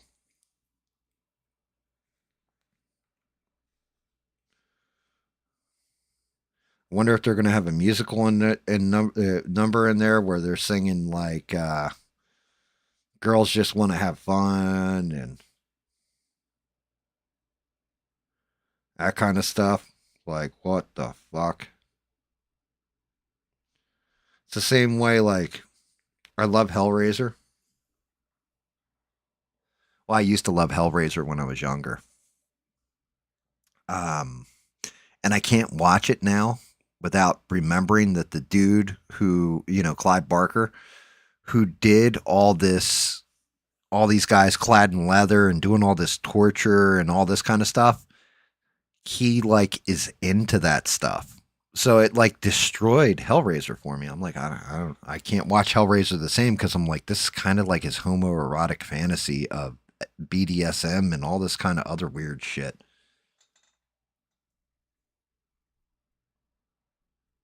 Like it ruined it for me.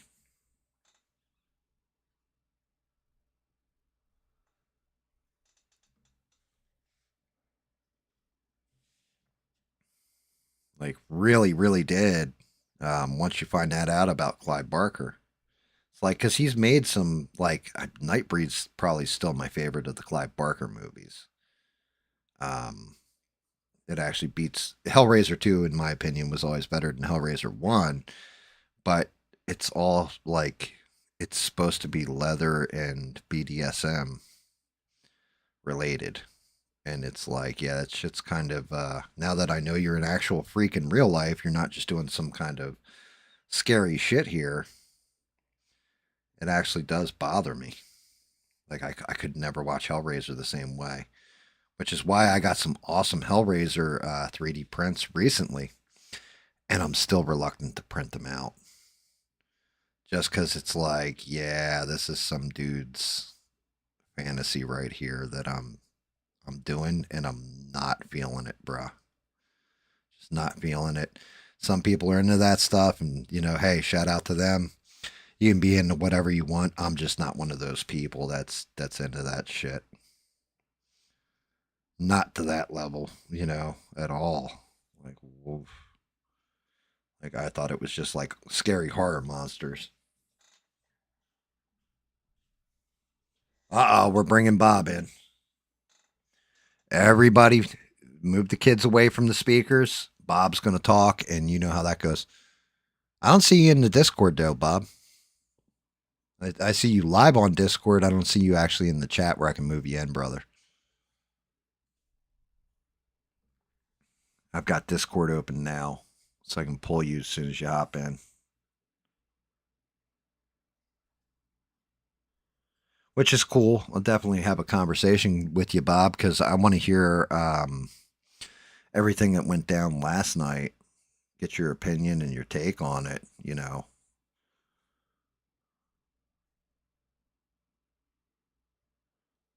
Oh, there's Bob. Bob hopped in.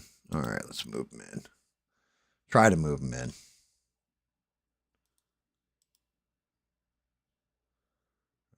Move to... Boom. Gotcha, Bob. Good evening.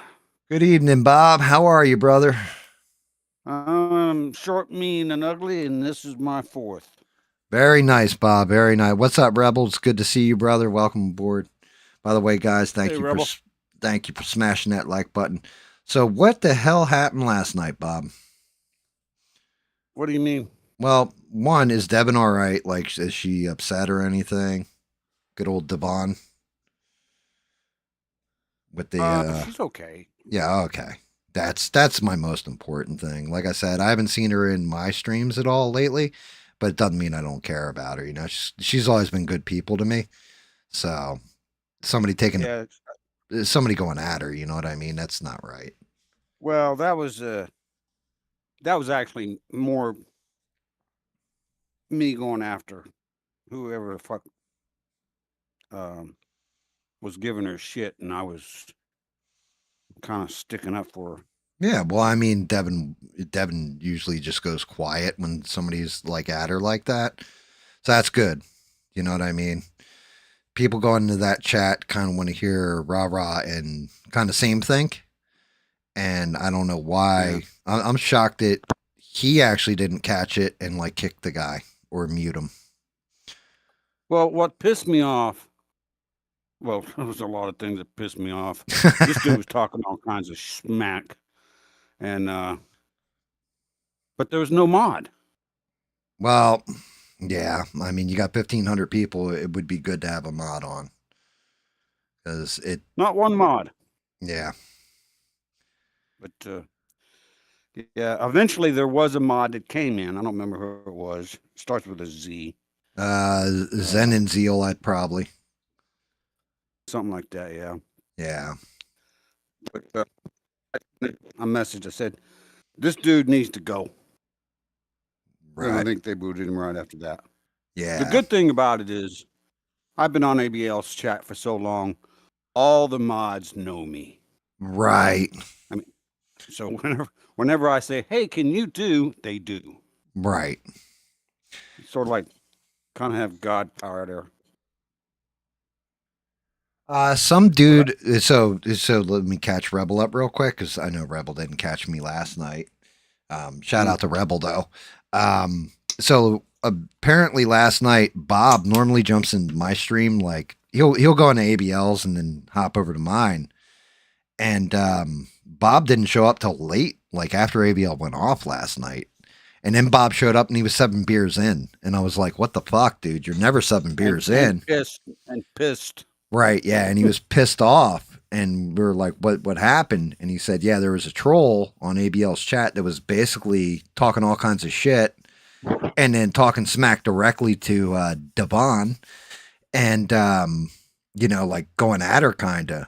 And Bob had to like pipe up and, you know, gooseneck the guy basically and kick him in the nuts a couple times in the internet way, you know, verbally. And yeah, there was no mod apparently in ABL's chat last night, and so it was like Wild West in it.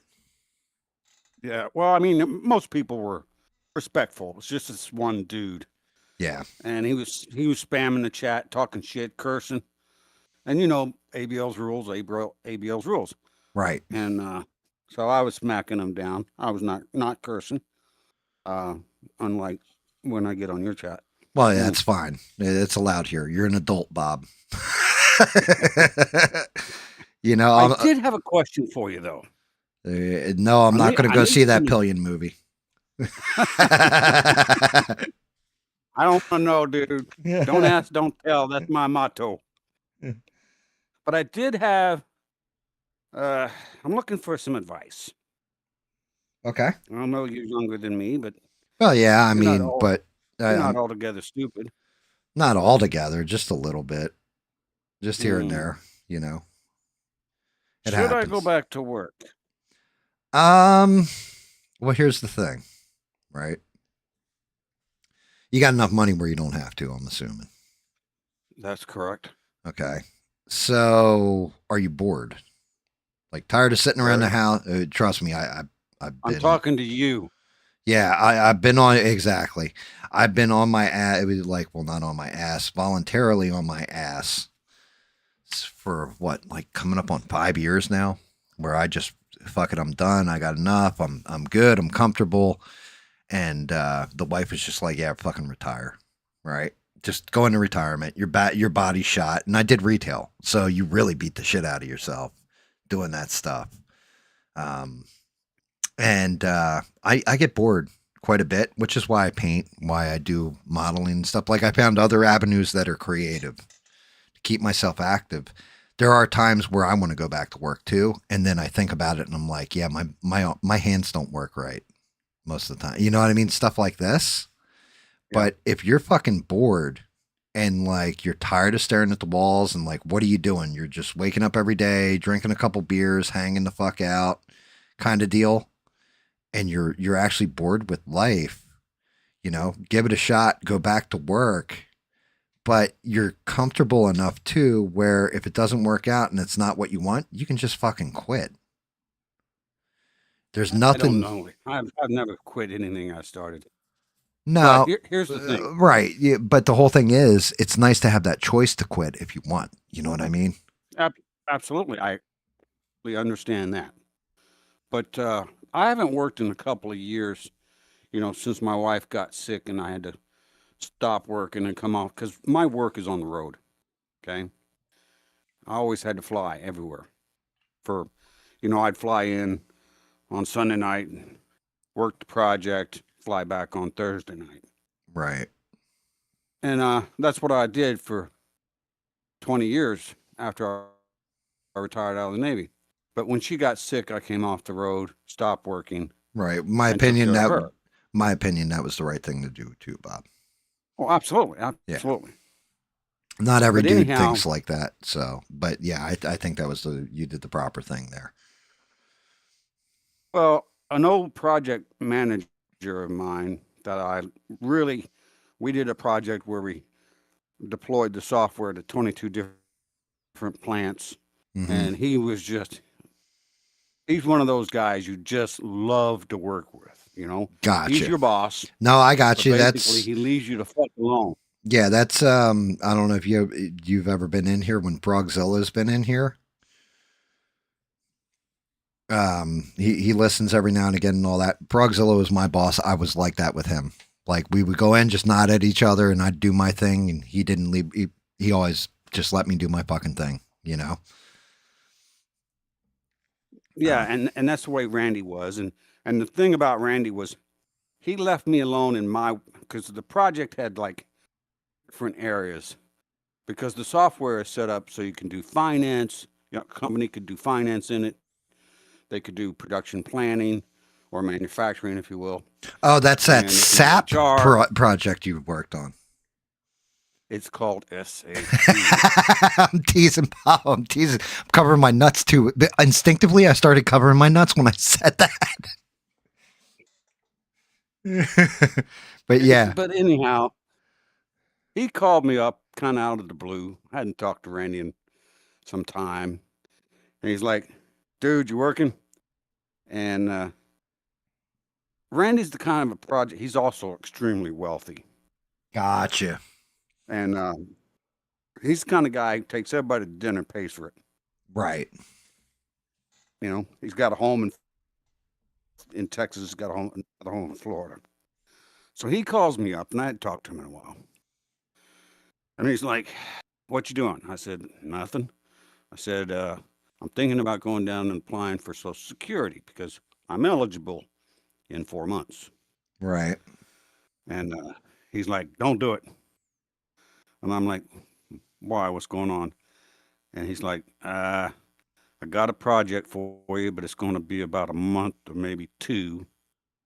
Do you want it? And normally I would just answer him right away, but I'm like, let me think about it.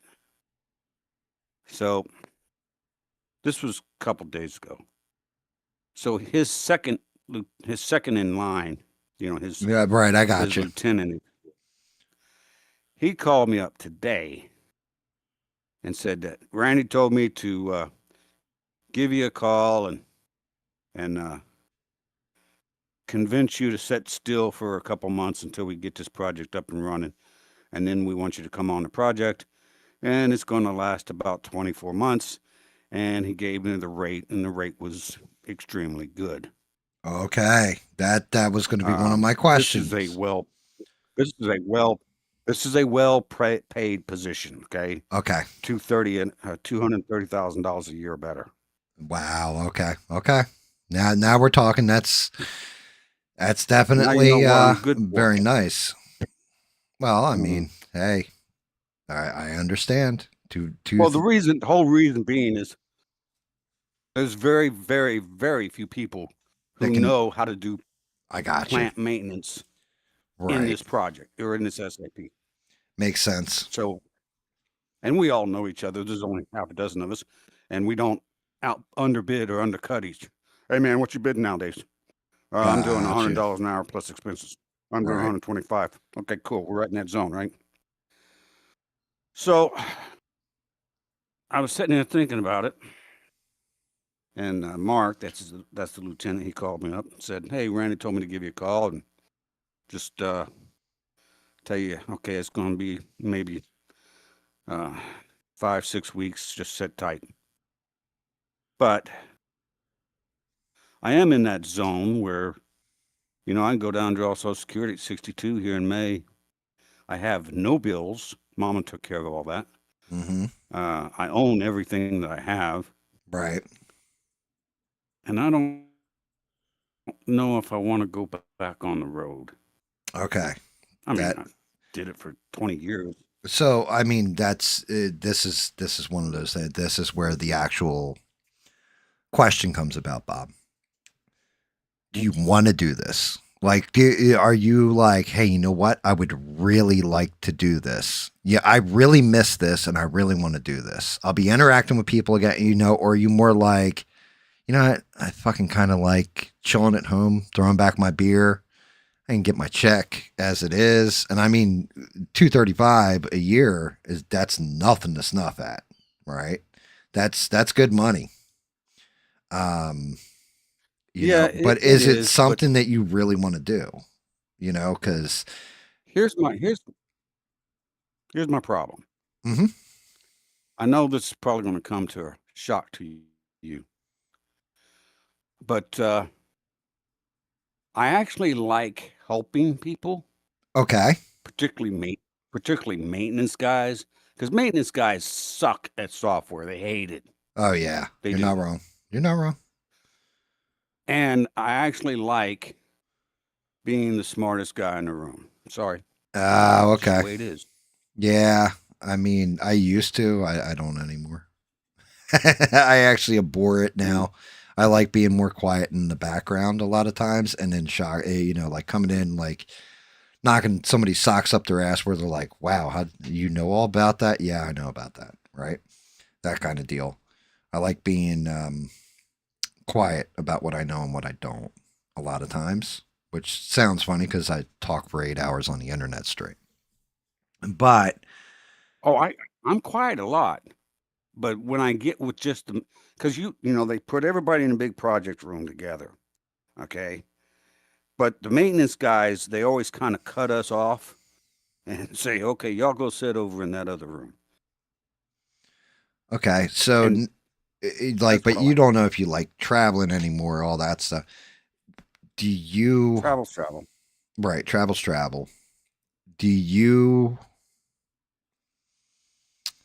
You like helping people, so you'd be helping people in this role, right? Rebel had an interesting suggestion. He said you could get a job teaching welding, and there's a lot of young people that would benefit from that knowledge. He's not wrong.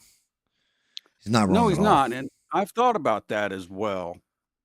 And I could go to work locally over here in Portsmouth Naval Shipyard, teaching welding over there, but Eugene said you could produce his music video for him. I don't produce nothing. Yeah, like the only thing that Bob produces is SAP instruction. That's what he produces. And some Well, I do the interesting stories. configuration. I do the configuration. I do the testing, and I do the training. Right. So I guess like it's one of those things, Bob, where you're gonna have to do soul searching. I can't tell you the right answer because I'm not Bob. I'm Gam. You're Bob. I know. But you look at positives, negatives. Let's look at your positives. Look at your negatives and which way you're leaning on it, and then try and make a rational decision between the two of what you want to actually do. Okay, so positive, the money's good, right?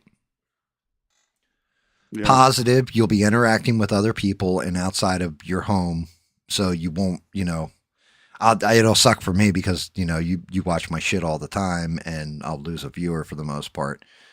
But I'll still be on the road. well, there you go. Okay, so like I said, outside of all that, though, you won't just have old Gam to talk to or people in the chat room. You'll actually be interacting with real human beings in the real world.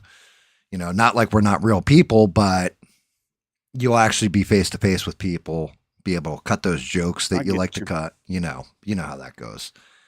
I get you. You get to go to different places and interact and, teach these people and help them learn their craft or hone their craft, that kind of stuff, what they need to do with the software. And you're one of the only people who can fucking do it, right? Like, well, I'm sure there's other people out there and you could train somebody to do it, but you already know the ins and outs of this. You already know what people are going to go up against. So those are like your positives for the most part, right? What's your negatives? Leaving my son here by himself. There you go. He'll be there with your dog, right? Don't ever forget the dog. Yeah, that's true. You're going to be out of the house. Your son's going to be there with the dog. You said dog, and he perked right up. Yeah, well, dogs. He's got really good hearing. Yeah. Yeah, and Rebel also said Bob does produce something moisture from the ladies. Not a long time. Bob said not in a long time. Well, that's the other thing too. Maybe you'll meet females on the road. Excuse me. But that thought had crossed my mind as well.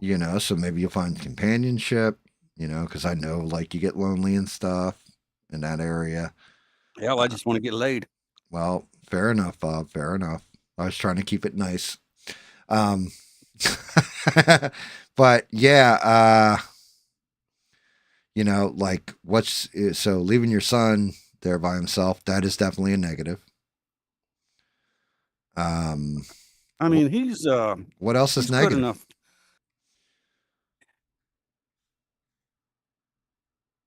You don't want to be That's about the only thing. that's it. Like, is there a part of you that wants to do it and a part of you that doesn't want to do it? Or are you like, man, I really don't feel like dealing with this shit anymore? Because, like, I couldn't go back to No. retail because I don't feel like dealing with that shit anymore. I could if I was losing my house or I was starving, right? Like, I could go back in a heartbeat and be like, hi, sir, how are you? It's good to see you. Have a great day, right?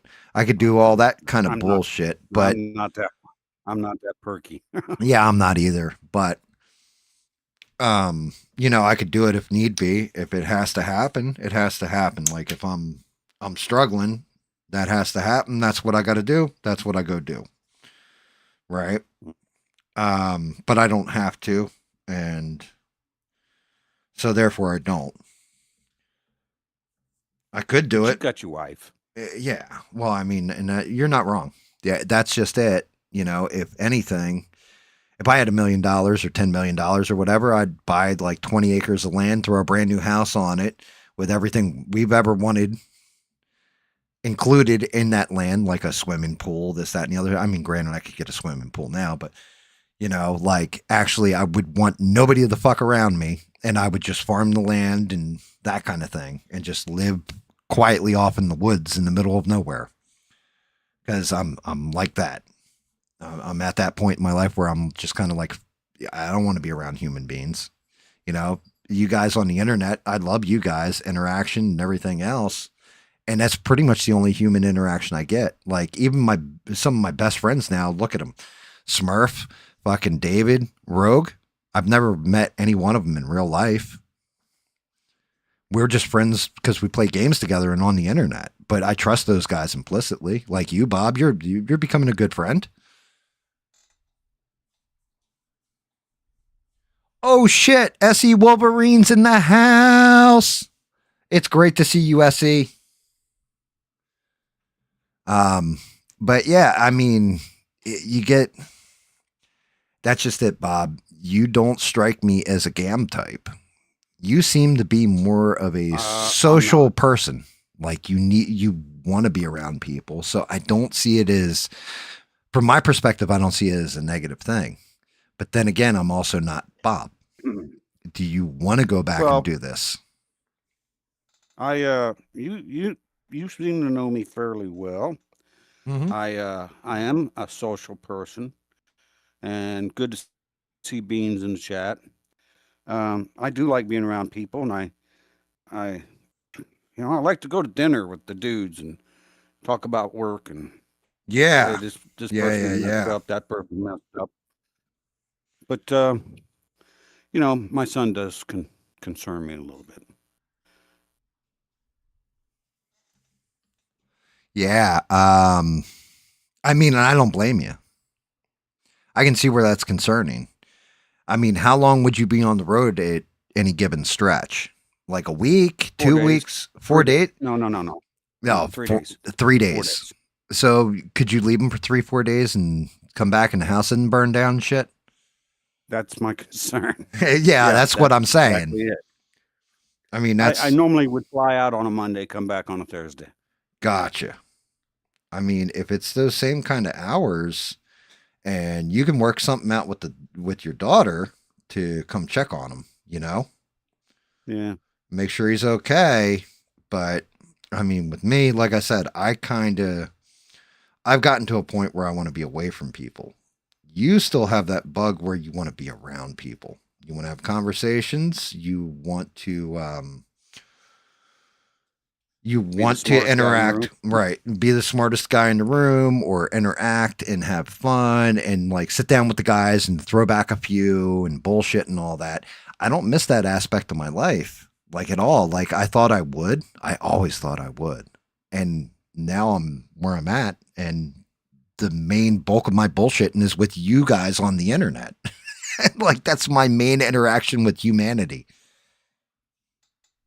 I get it. I get it. Yeah, I mean, I went a whole different way. There, when I was younger, I had the party house. I'd get up to go to the bathroom and have to step over half naked women and guys passed out on my floor and everything else to get to the bathroom. You know what I mean? Every night. And as an adult, it's like, motherfucker, what you doing in my house? You know what I mean? Like, I don't want you here. Like, it's totally two different people completely. But with you feel like that you kind of need that social, and maybe it's Yeah, I kind of went the other way. I actually when I was younger, before I met my wife, right. I was the guy at the bar all night. Okay, then I met my Gotcha. wife, and then I didn't even drink. You know, for Right, you're just 30 hanging years. out. Well, I'd go to work and come home. I was working at the naval base at the time, and I Gotcha. just go to work and come home. I didn't even drink. Mama didn't drink. By the way, Mama's what I call my wife. No, I gathered that right off the rip. So you're Yeah. good. So when I started going out on the road doing consulting work, that's when I started drinking again.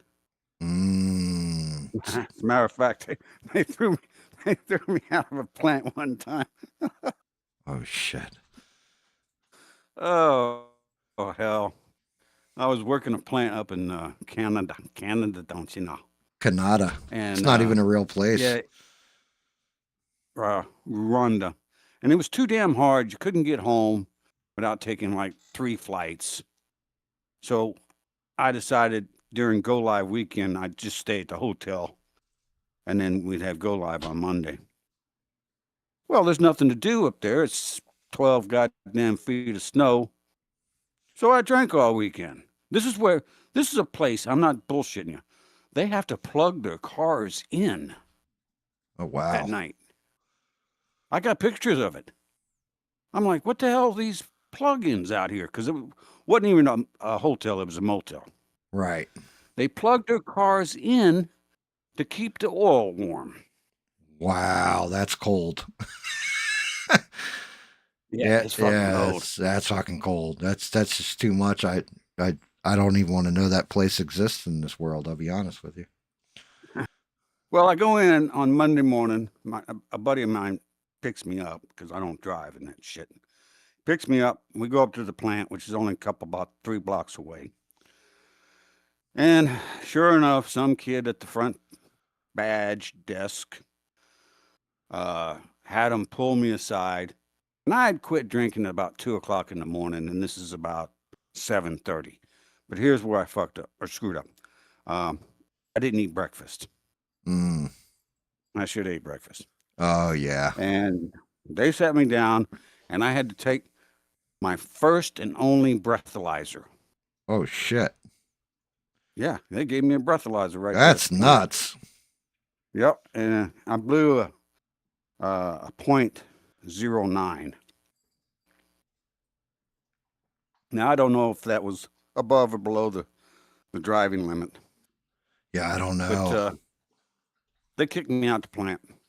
Oh shit. And so I went back to the motel and Cracked a few more. And yeah, actually, I did. Yeah, pretty much. And that's the what guys, you do at that point. my maintenance guys, they came down to the motel, and there was a little couch and a landing, and we were working right there on the landing.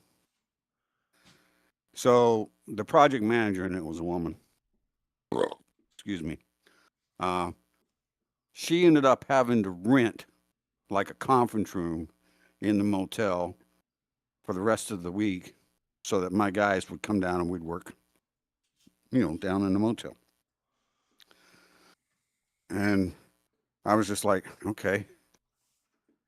But yeah, they were telling me I was going to have to take a breathalyzer test every morning before they let me on the plant, because it was a alumini smeltering plant. Y'all were talking about aluminum earlier? Yep. Aluminum. Yeah, I did. I've done the entire aluminum process. Wow. So most of aluminum in America comes from the island of Jamaica, man. Oh, Jamaica me crazy. It actually starts out as a dirt called bauxite. And the island of Jamaica is entirely made out of bauxite. Wow. So They we take just the dirt. so we got to capture Jamaica so we control all the aluminum is what you're telling me. Well, it's not all of it, but there's a lot of it there. Gotcha. And they take it and they process it in these cyanide plants, and they, cook it down basically into these ingots.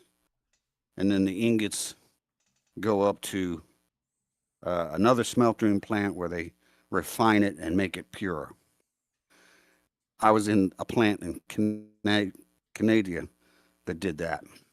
Gotcha. So they were like, you can't go on the plant because it's, they've got these big vats of melted aluminum at whatever Oh temperature. yeah, it is at. dude. Yeah, you'll just dissolve. I know, but I was like, I'm working in an office with a computer. Yeah, but still, it does pose a safety risk. I mean, good on them, Oh, I yeah. guess, to that extent. They wouldn't have nothing of it. One thing I'm going to interject real quick because I see Essie's in the chat. So Essie, I know you haven't been able to watch my stream lately and all this because I've been doing Wednesdays, Thursdays, and Sundays. I've made a decision. We will be going back to Thursdays, Fridays, and Sundays as of next week. Because if Smurf's not going to game with me, I only changed the day over to Wednesday. And Rogue, David, and everybody else that I game with are all up for doing Fridays for our gaming. So just a heads up on that one too, Bob. Next week, we're going to switch over, and that's going to be the set schedule. Thursdays, Fridays, and Sundays. But I wanted to get that out there while I still got SE in here, so this way we can see him more often. That's good because it gave me time to go get a beer. Yeah, well, SE wanted to know if you were walking messed up or anything when you were in there, or you just smelled like alcohol when they nailed you. Oh, Bob. No, I just smelled like alcohol. Just smelled like it, yeah. And they breathalyzed him. And basically, I guess he blew over whatever limit was cool to be acceptable to be around molten aluminum. So they were like, "Nah, we can't have you out on our floor." I wasn't even going to be on the floor. I was going to be in the office. Nah, But I anyhow, know. their rules, whatever. Yep, their rules. Can't argue with them. No, I finished up that project about, finished up the week up there, and then we did 2 weeks remote, and that was done. So Yeah. we were almost done with the project anyhow. Oh, But this new one coming up, the project manager, he's a good guy. His assistant really likes me. Not that way, but they both leave me alone and say, Bob, go do what you got to do. And Bob goes and does what he's got to do. Yeah. Yeah, I mean, So I'm thinking that. I'm telling you, Bob, Beans had chimed in. She's still at the cigar factory at her job. And she chimed in just because she wanted to tell you it's time for you to start living again. I didn't see that. Yeah, she chimed in. That was the only reason, because she's at work, she's at the cigar factory, and she just wanted to let you know, so you actually heard her voice in that chat that, yeah, it's time for you to start living again, get out of the house, get back into it, because in a way, that's why I want to know, me personally, I want to know, do you want to be in that environment around people again and everything else? You're saying, yeah, like, to be honest with you, that's the vibe I've always gotten from you, Bob, is like some people need to be creatures of society, is the way I'll say it. You're a social creature. You need to be around other guys, chilling, hanging out and everything else. Not because there's something wrong with that or messed up, just because that's where you're happiest. And that's what I've always gotten from you is like you hop on here and bullshit with me and everybody else and all that kind of stuff and like telling your stories and everything. That you're a social creature. Like you want to be in society. Right? And since you had to come off the road and everything else and have gone through all the trials and tribulations that you've been through, you know, there does come a point where maybe you'll actually slow down your drinking.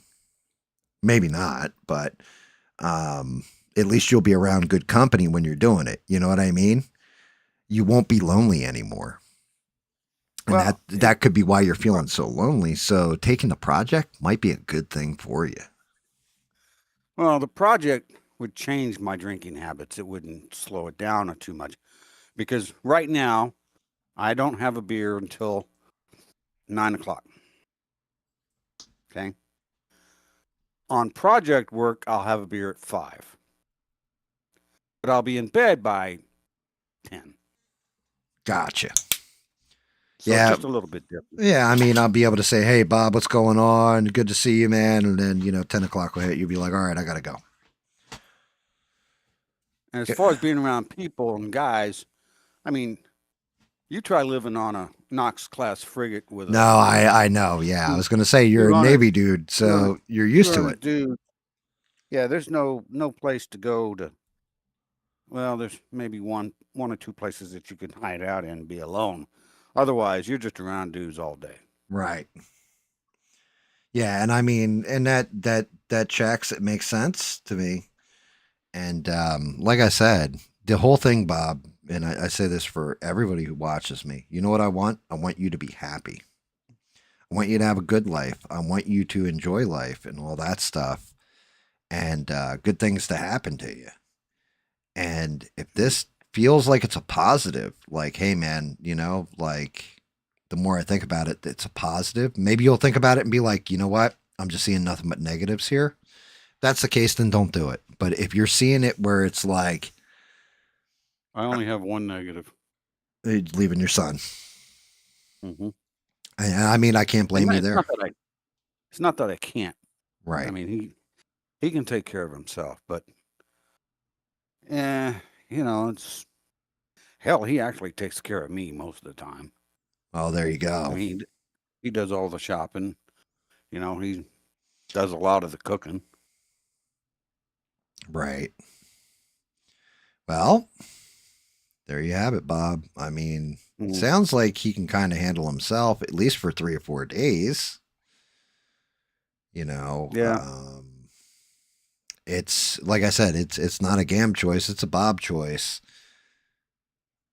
But to me, it sounds like you do want to go do this project and you're looking kind of forward to it. And that's not a bad thing. That's actually a good thing, man. Like, I want to see you happy. I want to see you not lonely. That's what I want. I want to see you not lonely, Bob.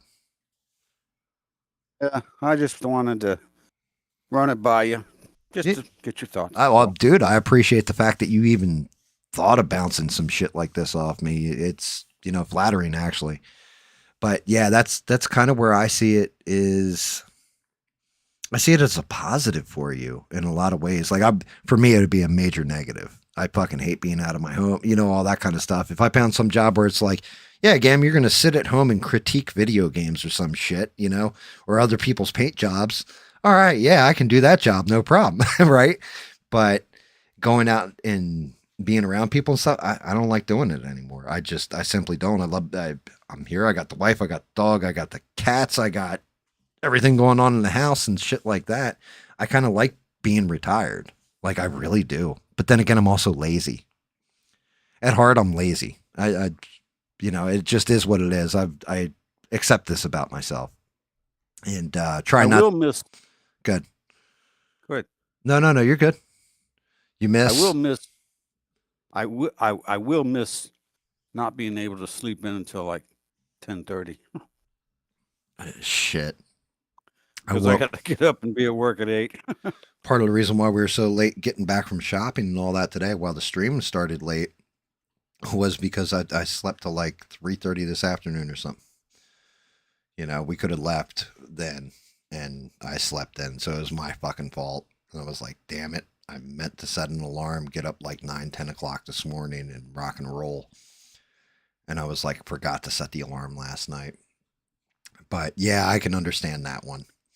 It's kind of nice having I can wake up when I feel like it. I can go to sleep when I feel like it.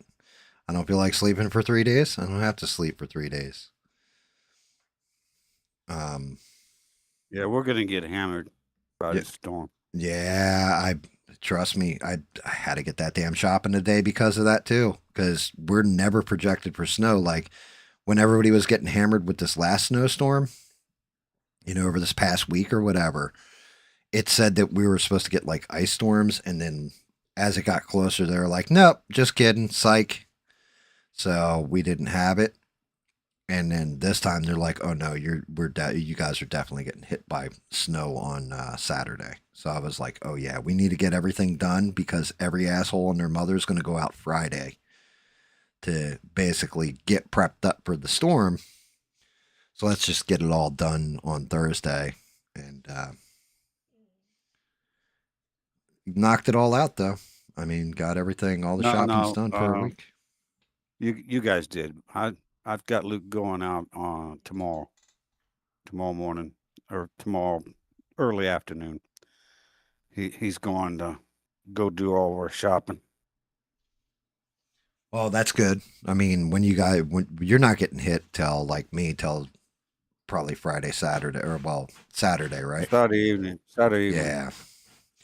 But Yeah, they're talking about almost a foot here. Jesus.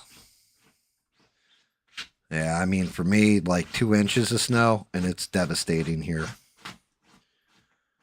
Like that's what happens when you live in an area that's kind of tropical. Is once Yeah. it gets cold, once that snow hits and stuff like that, I'm gonna go out there and find cats frozen in the snow and shit. Like, oh god, because they don't know how to react to it. Like animals don't even know how to Hey. react. Hang on a sec. You're good. You going to bed? You gonna go to school tomorrow, right? It's got to be 11 o'clock. Yeah, it's 11 o'clock. He's got to say goodnight to his son. Essie, fantastic to see you, brother. I've missed you a lot. And I'm happy to see you here.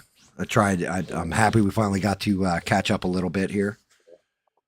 But hopefully everything's good with you. I saw you were working your ass off a lot, and sorry to hear that.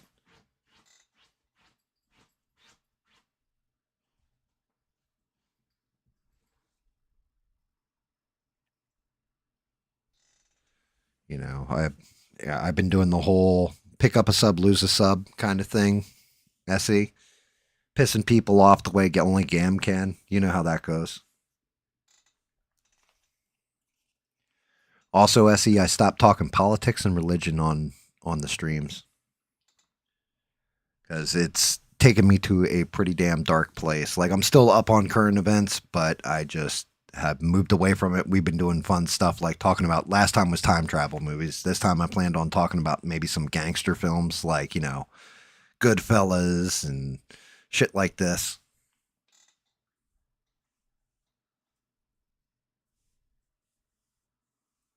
Hey, nothing wrong with it, Essie. You got to do you. You got to do what you got to do.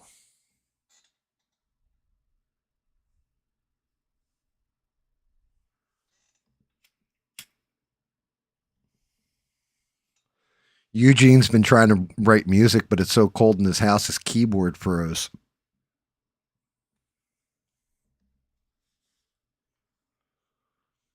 Like we're still waiting. Essie, just a heads up on this one.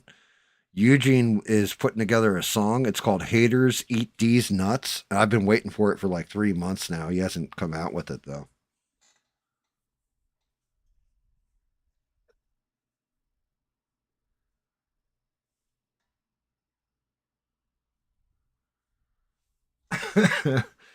Yeah, you know what? I'm fine with snow. I just hate cold weather in general. It tightens up everything in my back and my neck, and then my hands stop working almost completely. Like, it's great if I got to get in a fist fight with somebody, right? Because I can't feel my fucking hands. So I can just swing those things around like meat hammers. But I'm not fighting anybody. So it sucks because, you know, trying to paint hurts. Like, just sitting still in a chair hurts. It's bad. Dad, I'm back.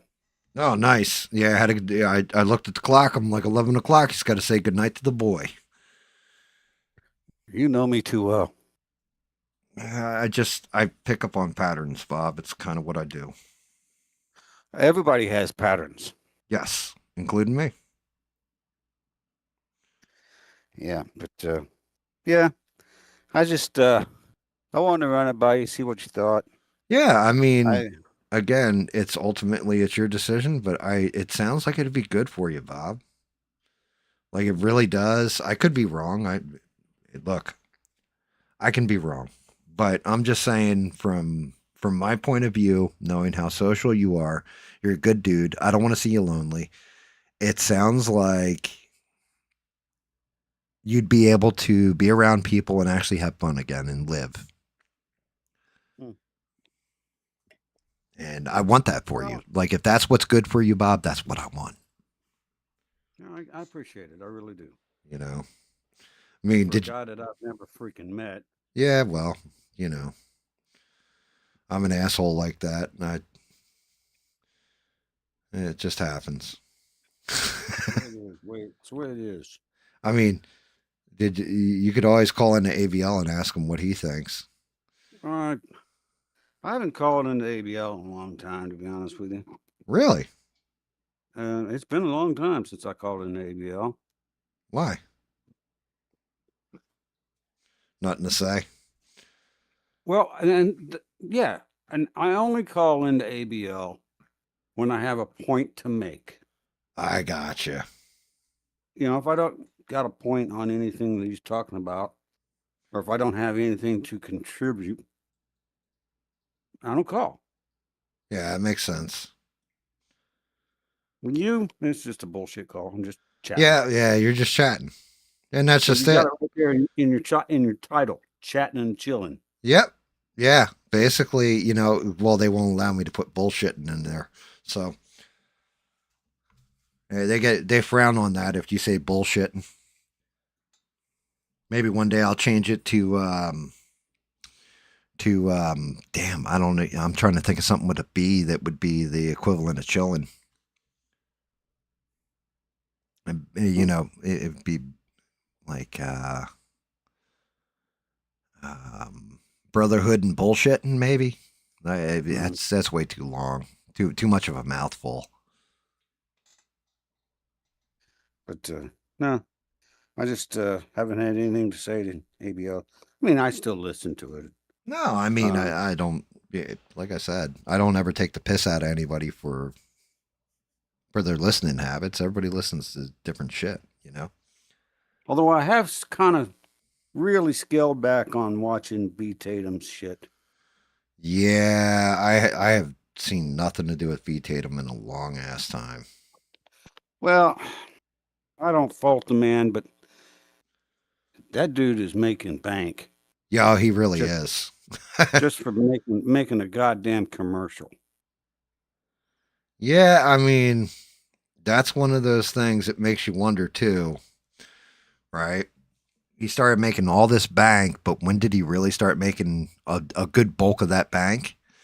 Wasn't beforehand. It wasn't until after he started going after people that were criticizing Israel for the whole Gaza shit, right? Like, that seemed to be when he started to get, all of a sudden you started to see him everywhere. And it was like, yeah, this is a little odd.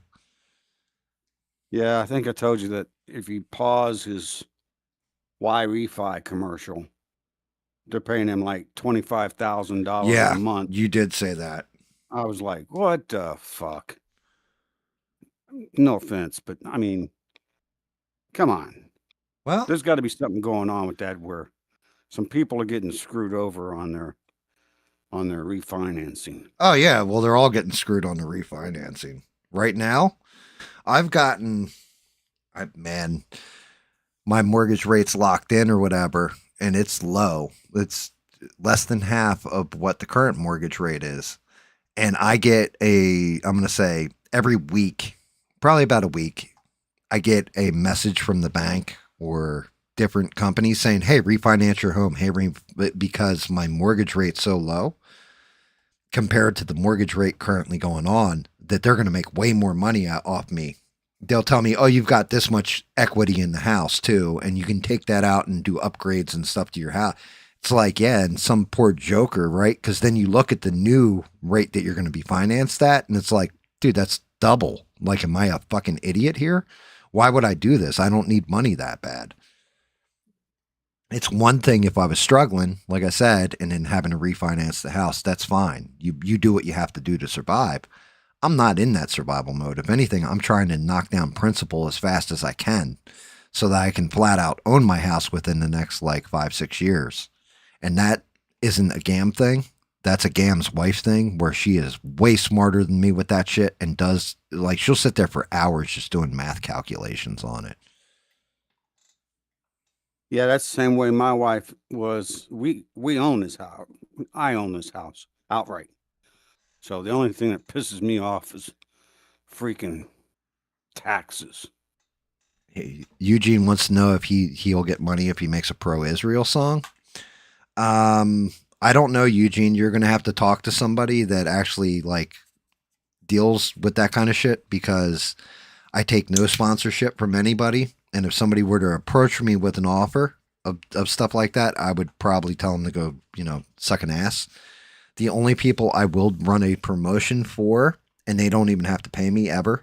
They don't have to ask anything of me. And I'm actually going to shout them out right now because I'm painting one of the models, is Team Wicked, which consists of Wicked, Berserk, or B3D SERK, Berserk, and SW3D. They make all the models that I paint for the most part, and they have a Patreon. It's like $10 a month for, I believe, SW3D and the B3D Zerk. Wicked is just gone up to 13, but he's added a fourth category, so you're actually getting like damn near 20 models a month out of them. And I highly recommend them. They're great people. Their community is amazing. They take care of the people that build their models. They're Johnny on the spot when you have like any kind of complaint or any kind of question about their prints. So like those guys will never have to pay me a cent. And if I wasn't running so late tonight, you would be able to find links to their Patreons in my titles. I'm going to start putting them in every one of my damn streams that I paint, because those guys have just been so good to me. And like, I mean, that's just it, Bob. You know what I'm talking about? Like, you have people when they give you that, not just that customer service, but like that respect, and they take care of you, and they don't ask you for anything. They just do it because that's the type of people they are. You like want to like, like, hey, go online, take my survey, give me 5 stars or something, right? Like corporations do this shit. This modeling company, I give them, and it's not a company, it's like 3 dudes. And they're cranking out all these models and stuff. I want to give them their flowers and send people to them, because they're just they're good people, and good people deserve good things back on them. I don't want a payment from them. I don't want any recognition, nothing. I just want to pass the word on about how amazing they actually are. So I understand that. I almost got in trouble one time. Well, I've actually almost gotten into trouble a lot of times. yeah, you don't say. I was going to say that's like an understatement, but I almost got in trouble one time. Yeah, bullshit. Well, I was working up at Advance, auto parts store. Right. And I was working there part-time. And it was Chesapeake was having their Christmas parade, So it was at night, and everybody was decorating all their cars. And, they were having the parade up and down Cedar, which is the main boulevard, goes by City Hall. Okay. So I'm working at Advance, and this old lady comes in, and she's frantic. And it's about Oh, 7:30, something like that. I think parade starts at 8. And she's frantic, and she's like, our Christmas lights went out on a car. And I'm like, okay. I said, where's your car? She's like, it's out front. So I go out there, and these 3 older ladies are in a Mercedes convertible. And they've got this whole car covered in Christmas lights. Oh, geez. And apparently, they'd have blown. Oh, I'm sorry. Take that back. It wasn't a Mercedes. It was a Jaguar. Well, still, it's a very upscale car. Yeah. So they're freaking out because obviously the fuse, because they had it all, plugged into the cigarette lighter. Oh, God. Okay. And obviously they blew their fuse. And I don't know where the fuse panel is on a Jaguar. Now, I'm pretty mechanically inclined, but I cannot find this freaking fuse panel anywhere. So I went in and I got them basically a power supply. Power inverter? Yeah. Gotcha. And gave it to them and had them plug all their Christmas lights into the power strip. I gave them a power strip as well. And I said, look, y'all can use this. And it lit up. It was pretty. I said, y'all can use this, but you got to have it back here before we close the store at 10. And they're like, okay. And they go off. Well, we're shutting down the stores like 9:30-ish. Rolls around. I don't see them. And if they don't come back, I have to pay for this stuff. Oh, shit. Because, Right. the inventory is going to come off. Yep. So I'm freaking out. I don't say nothing. I didn't say, and that's the thing. I didn't tell my manager nothing. Oh, I just shit. gave it to him. 9:35 rolls. 9:40, 9:45. I'm like, fuck. Finally, right before we close the door, the old ladies roll up. And they're like, oh, thank you. It was such a great parade, blah, blah, blah, blah, blah. And I'm like, just give me my stuff. Yeah, just give me my goddamn stuff or my money right now, lady. I took it all back, put it in the store, put it on the shelf, didn't say a freaking word. Oh, God. But, I mean, that's just kind of the way I am. Right. Yeah, I mean, I understand. I've definitely... I was sweating bullets on that one. Yeah, we used to have this with Walgreens when I was working at graveyards. I actually missed the guy, too. His name was Chap. Well, I used to call him Chappie. That wasn't actually his name, but I used to just call him Chappie. And he was a homeless dude. And there was woods behind the store that I worked at. And he camped out there along with a lot of the, how shall we say this, migrant workers. And he basically kept control over the migrant workers that could not speak a lick of English. And Chappie he was actually a white guy. His daughter, I had met his daughter once, and she said he could live with me at any time. He prefers to be homeless. Like, he actually likes just living out in a tent, out in the woods, drinking his beer and all this. And I would do stuff for him, like buy him beer here and there. Like, I'd get him, be like, yo, Chappie, I'm off next week, because we do 8 days on, 10-hour shifts, 8 days on, and then 6 days off. Be like, yo, Chappie, here you go. Here's the 30-pack. I just got paid or whatever. And, give him beer for the week or what have you. And it was just like, I always saw it as a nice thing to do. One night we had this guy who came in, and he was shady and looked like he was going to rob us. Right? And good old Chappie, next thing I know, Chappie saw it clock this guy as he was coming through the store. Like he saw him, I guess, get out of his car, put his gun in his back, all that. Dude came into the store. Next thing we know, Chappie and three, well, we'll just call them Mexicans because that's what they were, come walking in and get in this guy's face and are like, get the fuck out of the store now. And we're like, well, Chappie, what the fuck are you doing and all this? I got this. And like the Mexicans threw him out of the store along with Chappie. And then dude's out, thrown out of the store. And the Mexicans are out there standing in front of him, arms crossed and all that shit. And then guy gets in his car, drives off, and Chappie's like, yeah, I saw him. He had the gun in his back or whatever. I ran back in the woods, got my friends, and came in here because I'm not going to let anybody rob my friends. He could have got shot.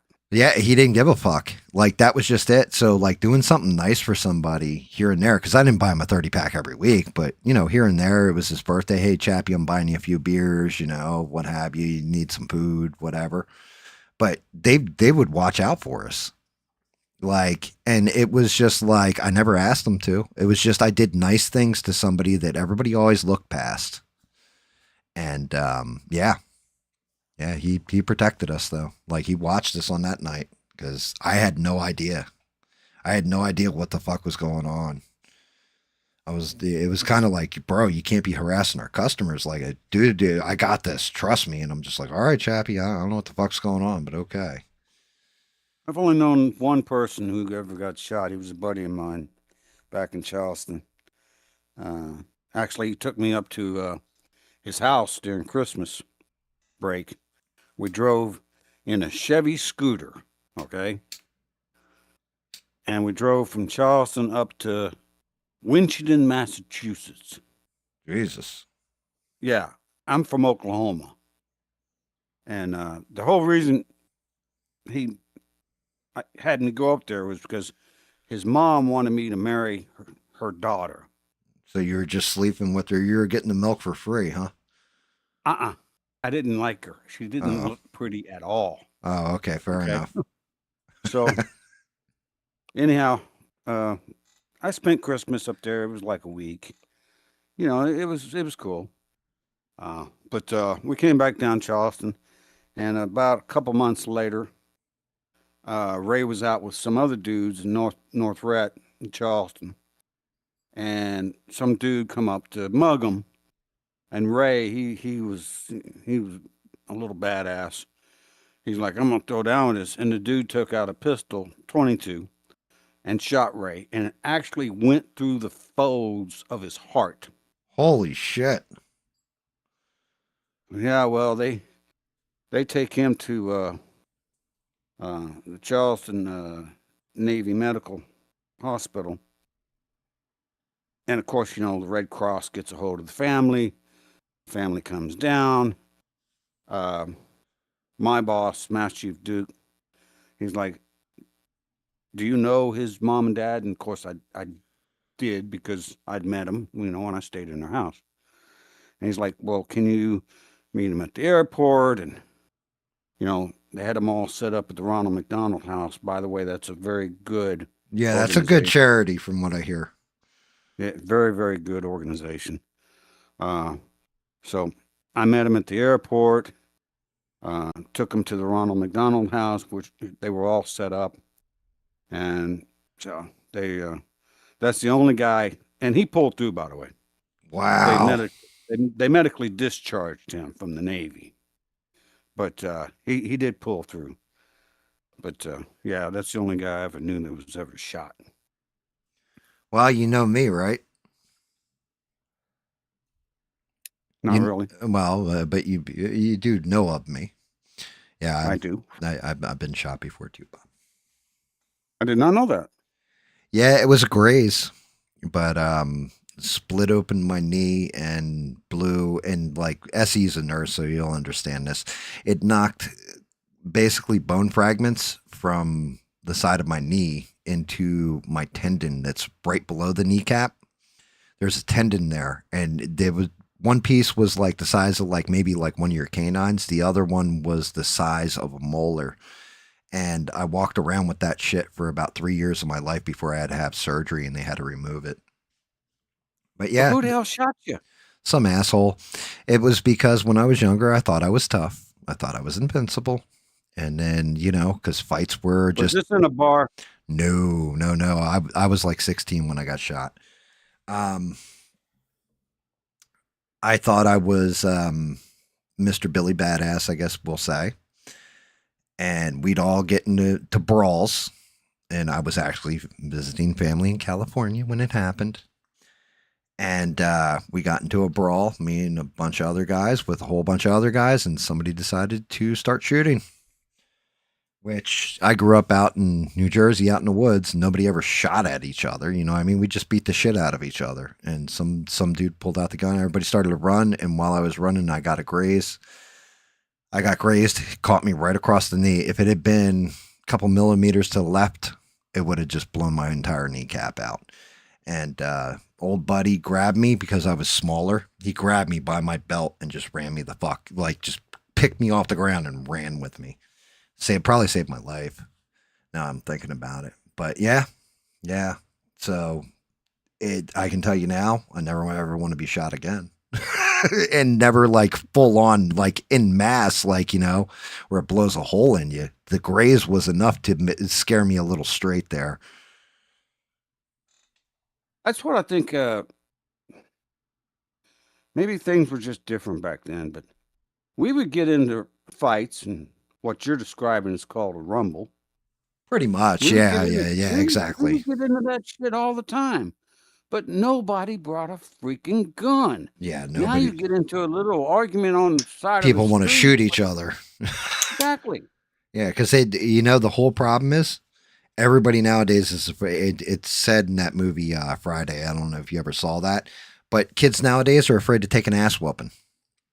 Sometimes you're going to get in a fight and you're going to get the shit beat out of you. Sometimes you're going to beat the shit out of the other person, right? And I don't mean to excess. Like sometimes you just get your ass kicked. It's going to happen, right? Yeah. But you pull out a gun, you pull that trigger. You can't take the bullet back. You shoot somebody, center mass. Hell, you could even just wing them in the arm and hit something, they bleed out. Like you puncture their lung and they choke to death on their own blood. Like it's one of those damn things, man, where people are so quick to pull out their gun and because they're afraid to get their ass kicked. You know how many times I've had my ass kicked? Probably as many times as I have, Bob, which is a hell of a lot. My nose is still broken to this day.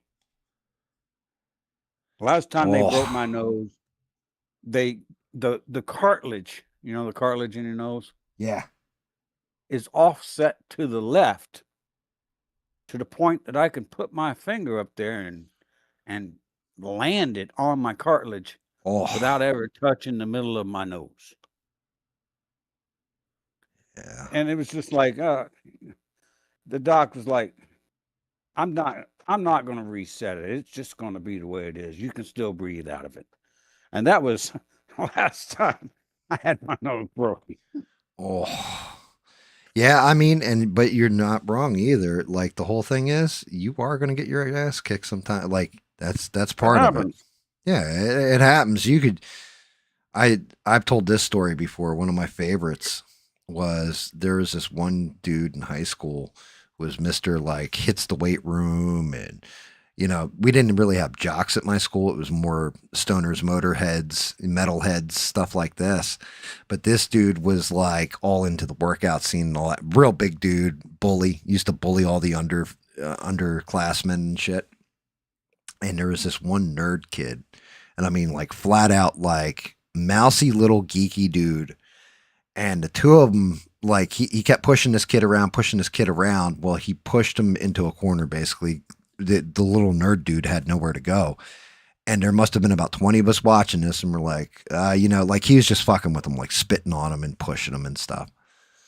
And this little mousy dude threw this punch out of nowhere. Left field, just swung through and his eyes were fucking closed. He had closed his eyes and was scared to death and just lashed out. He caught this son of a bitch square on the chin. We watched his head go like a bobblehead, Like, and he thought he knocked him cold. And that guy never lived it down for the rest of his. He was like, I want to say he was a junior, yeah, because he had went through a whole nother year. So yeah, it was his junior year. This jock dude, jock looking dude, like big dude, and like man, that kid went up like 4 notches and everything. But you never know. You never know. Like that luck shot hits you, and the lights go off. He caught him just like perfect. It was dead solid perfect, and he didn't even mean to hit him. Like, well, he meant to hit him, but it was just out of pure fear. He had no idea where he was hitting. Yeah, he had no idea what he was doing. I wouldn't be surprised if like the thumb was tucked in under his fingers when he curled up into a fist. You know what I mean? That kind of shit. You're like, Yep. Holy fuck, he just knocked him out. It was like, damn, anybody can get their ass kicked. Yeah, and you don't want to corner a weasel because they will tear you up. Yeah, dude. It's you got to be careful. You do. I mean, I've seen guys that like one guy was actually real assuming, the other guy was pretty much professional brawler. Here it turned out this dude did, and I don't even remember what martial art it was, and like the bully dude was like throwing punches at him, and it looked like something out of a fucking like the Matrix movie or something. This kid was just blocking everything that the bully was throwing at him. And it was like, what am I witnessing here? Like, yeah, you don't want to. Yeah. Go ahead, Right. Bob. No, you're good. Go ahead. No, I just I kind of wanted to run by my choices and get a perspective that I don't get a big head on this, but to get a perspective that doesn't have any skin in the game, and I think can be honest. Well, I appreciate it. Honestly, that's a great compliment, and I do appreciate that. I do have some skin in this game, though, Bob, and that skin is, how many times have you been on here talking to me? How many times are you in my chat? How many times do you watch me? All that kind of stuff, right? Few. Yeah, a few, only a couple. But my whole thing is that as a person goes, you're a good person, Bob, and I want to see good things happen to you. So I appreciate all the compliment and all that, but I don't want to give you, like, I can't decide your destiny for you, but I want to see good things happen to you. And like, from my perspective, that's kind of how I see you, is you're social, and this is a chance to be social again, at the very least, even if you fucking hate the job. But it sounds like you like the job on top of it. So, Well, here's something I told my daughter the other night. We had dinner where I managed to piss off her husband. That was a shock. But if I don't, maybe it's just me, but if I don't have fun at what I'm doing, I won't do it. Yeah, I can understand that. Yeah, you're at that point too where you can afford, you know what I mean? It's not like, shit, I gotta have this job so that I can eat tomorrow. You're at that point where it's like, yeah, I can have this if I want it, and I don't need it if I don't want it. I wouldn't say I have quite. I'm not saying you're a millionaire, Bob, or a billionaire. No. I'm saying you're comfortable. Well, Mama did an excellent job, and I give her all the credit, because Yeah. if I got money in my pocket, I'm spending it. But I didn't have any money, and she took care of all the money for 30 years or more. But if I don't enjoy what I'm doing, I can say fuck off. Okay. Right. And not a lot of people Yeah, you're right. get in that position. They got bills, they got Kids. they Yeah. got all kinds of stuff. I just don't have that. Right. The only bill I have is my electric bill and my freaking real estate insurance, or my Yeah, real estate you could taxes. look at it as the blessing it is to be in that position too, and always appreciate it. Absolutely. Like, there's not a day I don't wake up where I'm like, fuck, I'm retired, but you know what? Thank God I'm retired. Like, I can actually be retired. There's people that are going to work till they're like 90 years old, not because they want to, because they have to. Yeah, that's just Well, and I'll be honest, same thing on my end. If it hadn't been for my wife, I would have been fucking penniless and just grinding away. It's 1000%. I give all the credit to my wife for having intelligence about finance that, she's taught me and I'm better at it. But my God, it's one of those things. Do you want one of the Blue Angels flying you in the back seat or some dude who just got his pilot's permit? Like she can navigate without hitting any rocks, and it's impressive. my wife was actually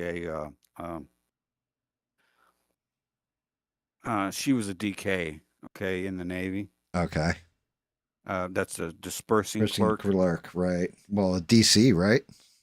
DK. Really? I was dispersing clerk. They called it DK, Okay. but I always thought it was DC was damage control. damage control. There you go. That's what I'm thinking. I was in damage control before it was called damage control. It was called hull techs. Hull techs did all the welding, they did all the plumbing, they did all the firefighting, they did all that stuff. Right. And then they split the rate and made hull techs and damage controlmen. But she was DK. So she basically was paying everybody. And that's before I knew her. So she was almost like a CPA at that point. Yeah, absolutely. That's a good way to put it. She was without a degree, but she was a CPA. Yeah. So she took care of all that stuff, and unfortunately, unlike it sounds like with you, your wife has taught you. Oh yeah. Mine didn't teach me because I didn't ask. I didn't ask either. I fought with her over certain things, and she had to prove that I was an asshole and didn't know what I was talking about. I get that. Yeah, so that's how I learned, was being Mr. I need to be smarter than you, and being humbled. Repeatedly humbled. Not where she's putting in my butt humbled, but, definitely making me look like an asshole humbled. No, I just I went to work, put money in the bank. She took care of it. Nice. And it was yeah, and I didn't even think about it. Yeah. But I had to learn afterwards. Yeah, I know. That's the worst right there. Having to learn. Not because you wanted to. My daughter's been a big help. I'll give her that. She's been a pain in my ass, but she's also been a big help. Yeah. Yeah, I mean, you got to give the devils their due. Even though I've managed to piss her husband off Saturday. Well, he pissed you off not long ago, so that's not your fucking fault, Turnabout's fair play, Bob. Turnabout. That's true. That's true. You was it intentional you pissed him off or by accident? We were just talking about. I took her to dinner, and they had these big plans. They were going to get married up in the mountains. Mm-hmm. And then the weather came in and changed all of it and shut it all down. And they were all pissed off because now their plans are screwed up. And, so we went to dinner and I was like, hey, did you see what happened in Minneapolis with this dude getting shot? And her husband, his name is Mike, he's like, I don't want to talk about it. And I'm like, yeah, but this is fucked up. Yeah, you were telling me about this because he pissed you off with it. Yeah. He was like, I don't want to talk about it. I'm like, okay. Well, maybe I do want to talk about it. These Nuts Pizza. Yeah, well, that's like I said, Eugene's supposed to write a song here. It's called Haters Eat These Nuts, and it's spelled like that. But Eugene's been slacking. He says it's too cold and his fingers hurt for him to press keyboard keys to make music. SE Wolverine, I'm going to respond to him if you don't mind. Oh, no, you can. Yeah, by all means. Matter of fact, SE has full... SE can jump in Discord anytime he wants to and talk. Huh. He has the ability. Yeah, that's a privilege I offered you, Bob. And I don't want it. I know. You've told me. That's why I haven't... Look, that's why I didn't bestow it upon you. But you're always more than welcome to have it, Bob. You always have a voice here. My wife was...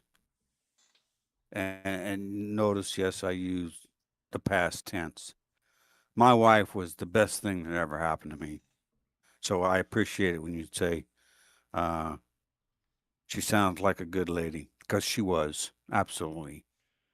Yeah. So I appreciate that comment, Essie. I got to get another beer. Fair enough, Bob. Fair enough. Damn, this 1, 2, 3, 4, 5. Damn, it's going to be a 6-pack night. God damn, Bob.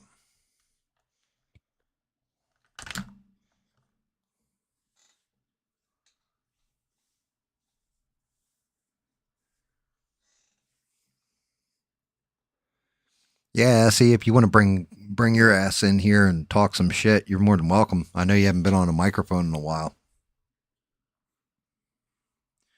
You can hop in, you can be like, "No, I'm saying."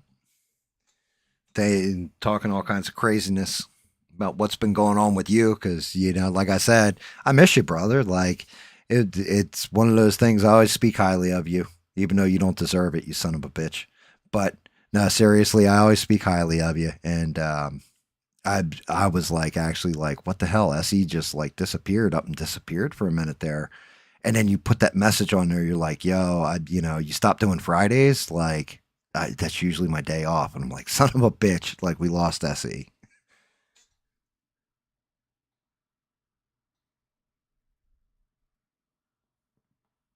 You're good, SE. You don't have to. It's not mandatory. Like it's mandatory you jump in here and speak. Bastard. No, like it's fine. If you wanted to, you're more than welcome.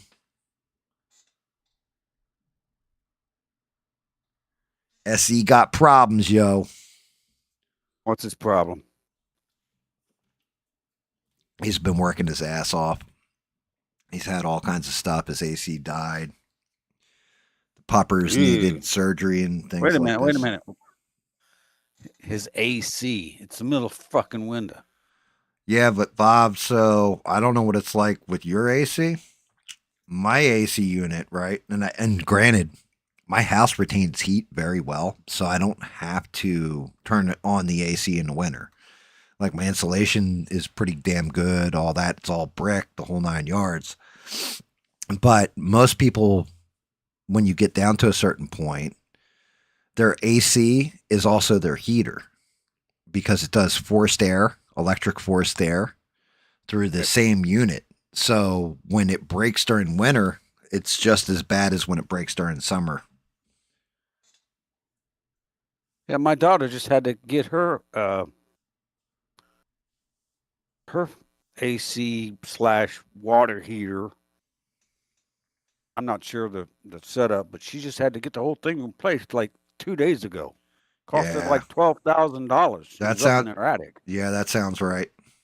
Sounds like her. If it was on a central AC unit, it would be the air handler that probably went bad, especially if it's up in an attic.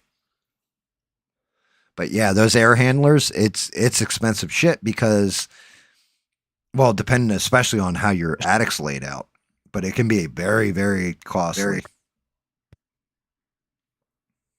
See, I've got a heat pump. Right. Well, my heater's in the garage, along with the chiller. It's all one unit there. Right. And that's the same thing for a lot of the AC units are like that too. They work the same way. The coils and the big fan out back here on a concrete slab. Okay. So basically, exactly. If your AC unit goes bad, it's the same air circulating through the through the system. It's an enclosed system. So your AC unit goes bad, you've got to replace that AC unit, or else you don't get the forced air for the heater either, believe it or not. I know how the AC unit works with the chiller, but honestly, I don't know how the heater works. It's like you said, it should be a forced air pump. And yeah, it's the same. Where are the same elements, thing. the heating elements? There's got to be some heating elements somewhere. I don't know. Hmm. I mean, I get how AC works, where you're basically pulling the air, putting it through the coils with Freon, and it's coming back into the house. Right. I don't know how the heating part of it works. I just know because it's an enclosed system and they all work together, that if something happens with your AC unit, a lot of times your heat shuts down too.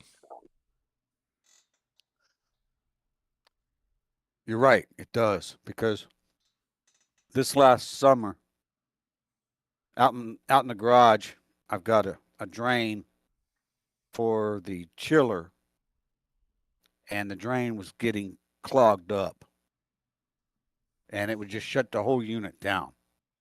Wow. Did you take like a shop vac and vacuum it out?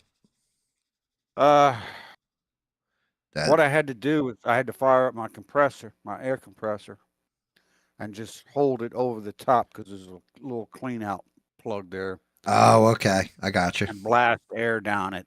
And blow through whatever the clog was. Yeah, and I was not reading, but I was watching a video on YouTube, and they were talking about, okay, if this happens, what you need to do is put like a cup full of vinegar and then a cup full of hot water. Really? Put the vinegar in. Yep. Put the vinegar down the drain, and then wait 5 minutes, and then put a cup full of hot, very hot water down the drain, and it will clean that whole thing out. Yeah, see, I've done something like that. But I used baking soda and vinegar, because you know how it reacts? Yeah. Yeah. So the baking soda goes down, you do like a water baking soda mix. It goes down, and you make it where it's not quite paste, but it's definitely thick. It goes down there, and then when you pour the vinegar down from the reaction of the vinegar and the baking soda, it shoots a bunch of carbon bubbles in there and will break up the shit too. But I saw that. I tried it once. It worked. I was good with it. I don't know if it'll work in every case, but that helped too. Yeah, my daughter ended up having to get her whole system replaced. Yeah, dude, that shit's expensive. Well, and that actually brings me back. If I take this gig, I could probably pay her in about 3 months. Well, there you go. And just pay it off. Yeah, I mean, that's just it. If you don't need the money, you can like I said, I don't see you taking the job really for the money. The money's just like a fringe benefit to it. For me, I see you taking the job more to actually be social. Like actually have conversations with people in real time and, face to face and all that kind of stuff. Be part of a team again, that kind of thing. Well, I was just planning on just collecting my Social Security here in May. Right. And then calling it good. But I mean, that's always an option too. Yeah. I think I'll take the gig. And I'll have to touch in with my son every night. Yeah. That's just it. Spend a couple hours talking to him on the phone, or 20 minutes, hour, whatever. No. Yeah, well, a conversation with my son is like 3 minutes max. Okay. But you also have that advantage now, like technology, Bob, right? You can now have your phone and do a face-to-face conversation over the phone. Yes, and he knows how to do that. You know, like that wasn't always an option. Nowadays, that's just commonplace. You know, like SE's been doing OnlyFans as his third job, and you know, like he may not be streaming for us on YouTube anymore, but he's absolutely been streaming, if you know what I mean. No, I got you. I got you. Yeah, well, I will not be what do they call that when they I don't have any OnlyFans channels, so I don't know what they call that whenever you sign up for OnlyFans, but Well, they call you a gooner. Actually, Gooner. I know what they used to call him back in the day. They used to call him Johns. Yes. I know what that That's what they used to call him back in the day, Bob. Mm. Yeah. I won't be a John to SC's OnlyFans. Well, I mean, hey, look, he's running a discount, you know, right now. Everybody check out SE's OnlyFans. Do you see what he typed in there? He says mine is called Lonely Fans. Eugene would have set up an OnlyFans too, but first he's got to write that hit song, you know, Haters Eat These Nuts, and then maybe he'll be able to sign up. He'll do his own OnlyFans too. You've got some interesting people on your stream, Gam. I'll give you that. Nah, I got people with great senses of humor is what I have, because, you know, SE could have heard me say that shit and been like, yo, fuck you, Gam. You know, I'm fragile. I like that. Fragile is like now a new saying. Yeah, it was the right word that came to mind at the time. Yeah, I hear you. I mean, like I said, I ain't gonna bash a man, but yeah, I definitely understand where you're coming from, Bob, and you had me laughing. All right. Well, I'm gonna jump off here, man. I'll be watching, but I got to take the dog out. It's Man, late. take care of the dog. Take care of, well, the boy's already in bed. And most importantly, Bob, take care of yourself too, brother.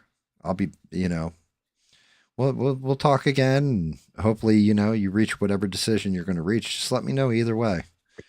Love to hear how it plays out. I may have to call you one time when I'm on the road. That's fine. You know, The you're always project's going to welcome. be, yeah, the project's going to be one site in Pennsylvania and another site down in North Carolina. Wow. And I'm not sure. You know, if you're going to be down in North Carolina, you should find out. Maybe it's close to Devon. You can catch up with her and her husband, have dinner or something. Hmm. You know, they're good people. I don't know. Devin, like I told you, is one of the only two people out of ABL's chat that actually knows my real phone number. Yeah, I know. That's maybe. That's what I'm saying. Maybe you guys can catch up. You know, get a meal or something. Yeah, that's something to think about. Yeah, something to look forward. You know, think about, look forward to, what have you. But yeah, let me know either way, Bob. We're pulling for you, like all of us are. All go, Bob, go. So you got that going for you, at least, bud. I'll be good, and I appreciate all the thoughts. Hey, anytime, Bob. Appreciate all right, you. I got to take the dog out and jump out. All right, brother. We'll talk to you soon. You take care. You too. Ladies and gentlemen, make sure you guys smash that like for Bob. I mean, granted, he doesn't benefit his channel, it benefits mine, but still smash that like for Bob. Eugene was going to set up Cameo. How much were you going to charge, Eugene? $500-$600 a Cameo?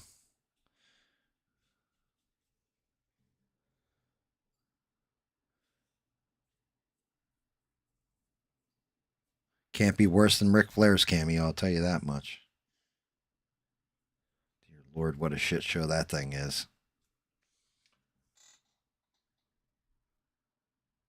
Yep, see? 5-5D's nuts. Yeah, Eugene's got it. It's actually a line out of his new song, Haters Eat These Nuts. My number's 5-5. These nuts. Haters eat these nuts.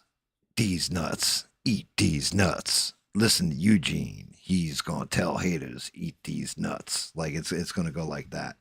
Almost like the same beat to Boats and Hoes from Step Brothers.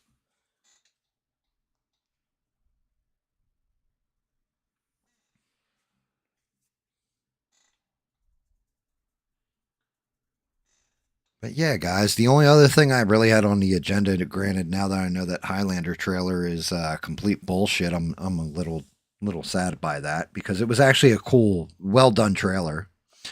But the only other thing I really had on the agenda to talk about tonight, because I thought it would be fun, what's everybody's favorite like mobster gangster film from back in the day? You know, I almost said The Good Father. The Godfather. I know there's going to be a lot of people who are like, oh, it's The Godfather. You know, 1 and 2. 3 sucked, but 1 and 2 were great or whatever. For me, it's always been Goodfellas because I actually kind of lived that life to an extent. Like when he's younger, that was kind of some of the people I knew.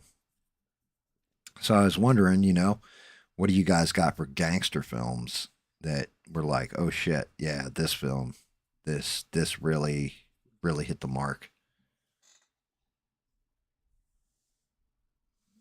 Goodfellas, yeah. As far back as I can remember, I always wanted to be a gangster. Yeah, I knew people that were a lot like Paulie Cicero and all the guys they got portrayed in there. But yeah, another one that I always loved, gangster movie, was actually A Bronx Tale. I always thought that was a good one with De Niro actually not playing a gangster, but he was playing like a dad who's trying to raise his son, and the neighborhood people are gangsters.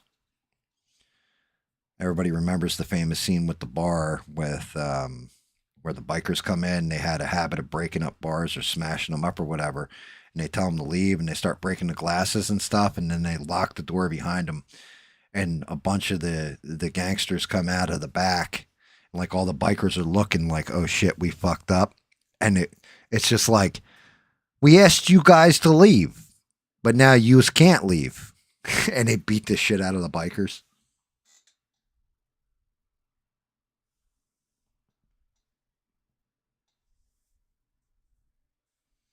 My Cousin Vinny, I don't know, that was really a gangster movie.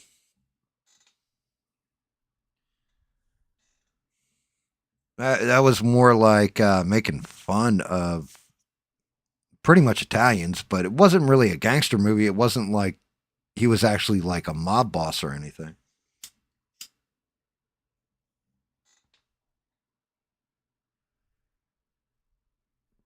You never got into gangster. Well, I mean, only reason I got into them, like I said, is because I knew people like that when I was a kid working in that bar. And like, those were kind of required watching to keep your ass alive when you're in a place like that, because you disrespected somebody a certain way, you're fucking done. Like, they break your thumbs, you know? You have to pay somebody to wipe your ass for you.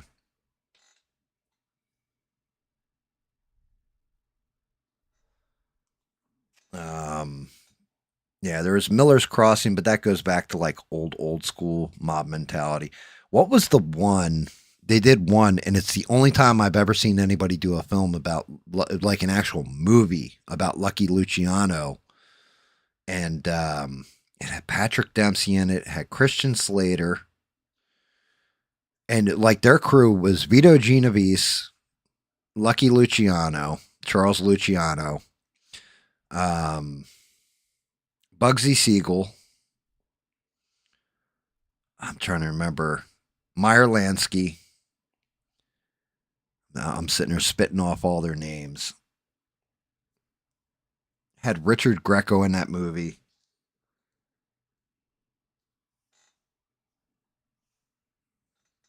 What the hell?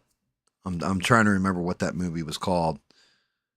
Maybe it was called Gangsters or Mobsters or something. You had one that like is honestly, if you like gangster movies at all, is you must watch cinema.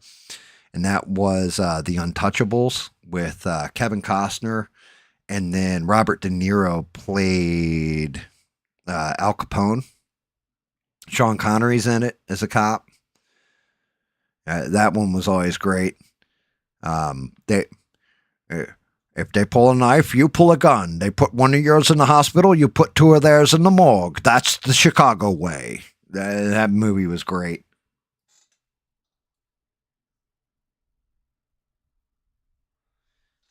It was called Gangsters. Was that the name of the movie?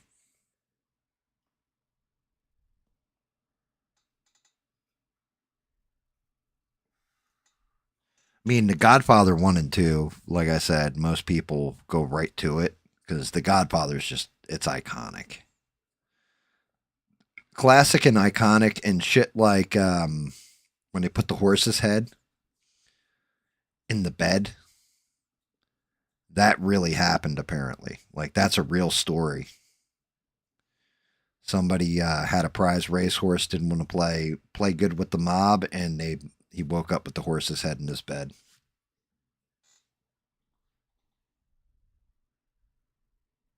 You think it was called Gangsta?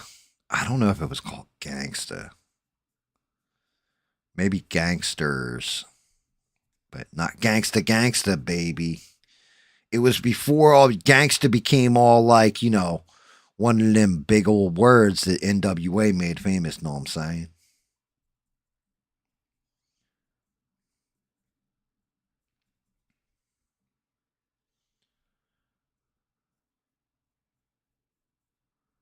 Yeah, you also had, with Goodfellas, the other one everybody always cites is Casino. That's another one. Everybody's always like, oh yeah, Casino. I was never a big fan of Casino.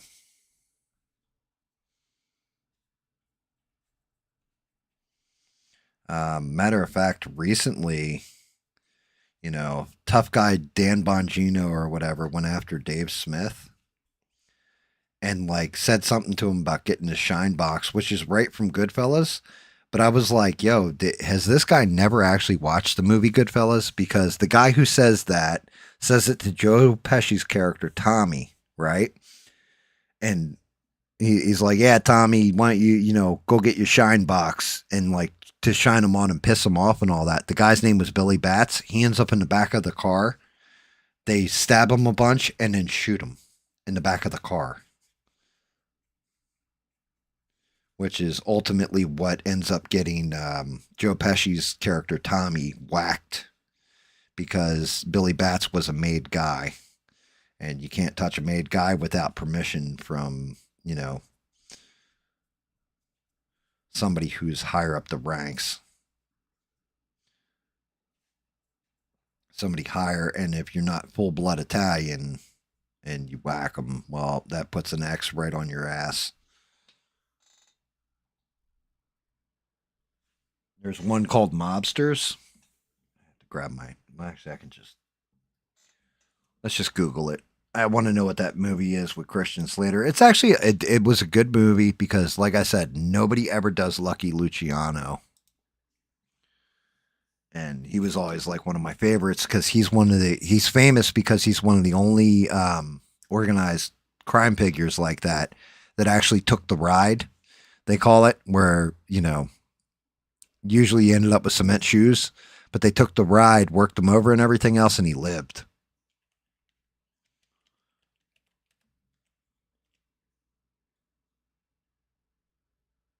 Yep, that's the movie. It's called Mobsters. That's exactly what it is. Yeah, Christian Slater, Charles Lucky Luciano, Anthony Quinn was Don Giuseppe, Joe the Boss. Patrick Dempsey was Meyer Lansky. Richard Grieco was Bugsy Siegel. Chris Penn was Tommy Rena. I don't think the one they left out though is Vito Genovese. He was actually one of the big players.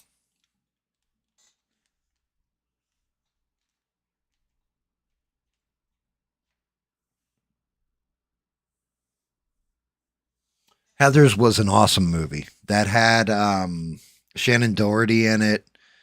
It had Winona Ryder, Christian Slater, Yeah, that was a great movie. That's one of those old classics. That's an '80s classic. Yeah, Christian Slater. He was a decent actor back in the day. Actually, he wasn't bad in Mr. Robot either. Now I'm thinking about it. And yeah, Last Man Standing was a good one with Bruce Willis. Yep. You also had one with Warren Beatty. It was called Bugsy. There's another one called Miller's Crossing. Had John Turturro in it and Gabriel Byrne. It's an older one. Actually, Miller's Crossing has this one badass scene, and I can't remember who's playing the mob boss, but they come to get the mob boss at his house, and like he's in bed, and they go into his house, and he realizes they're there. He slides under the bed, like rolls off the edge of the bed, under the bed with his revolver. He shoots dude in the foot. Guy falls down. He shoots him in the head. Takes guy's Tommy gun out. Shoots a whole bunch of them. His house is on fire now. He ends up running out of the house, and the guys are like in the car, and they're like trying to get away. And he like just opens up with the Tommy gun down the street, and like you just see the car crash because he gets the two guys in the car, and then he lights up a cigar and he starts smoking a cigar. Or he was like smoking a cigar the entire time though it was going on, and he like puts the cigar in his mouth and he's just standing there, and it's like, damn, dude, what a badass.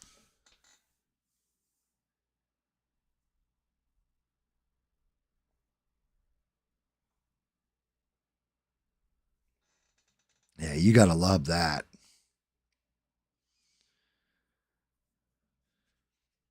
Yeah, the actually, best series I've seen where it was about gangsters that was actually really well done.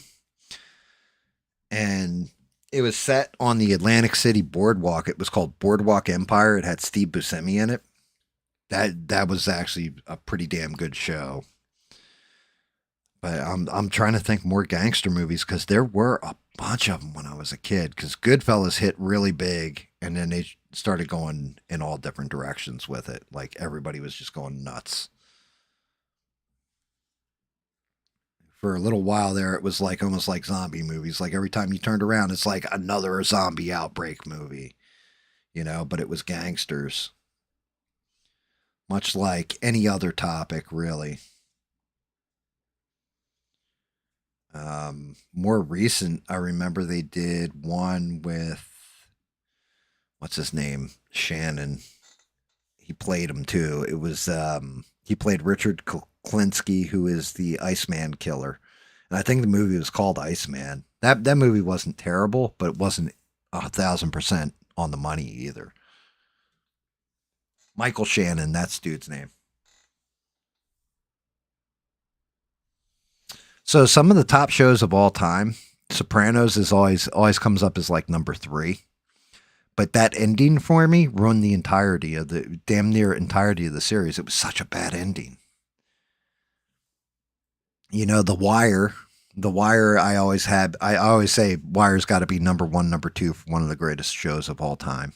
Like it's almost a flawless show.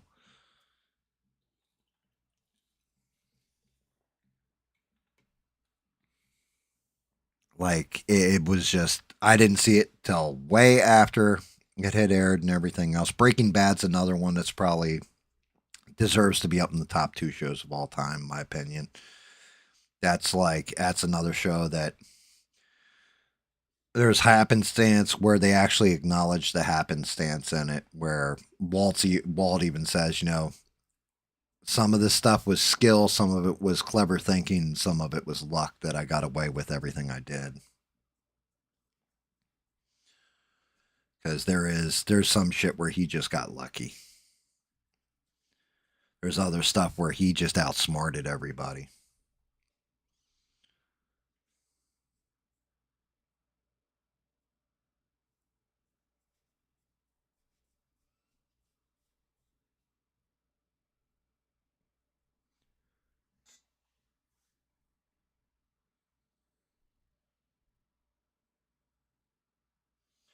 Bro, you need to see The Wire. Especially if you live in Baltimore, you need to see The Wire. Holy shit, Rebel, you've never seen Breaking Bad or The Wire either? Bro. So The Wire. Holy shit. Essie, you'll feel The Wire because you know people like this in real life. You know all this kind of stuff in real life, right? I don't know what Rebel's complete background is, but Essie, you will know people like, you'll be like, yo, I know somebody who's identical to this person in this show.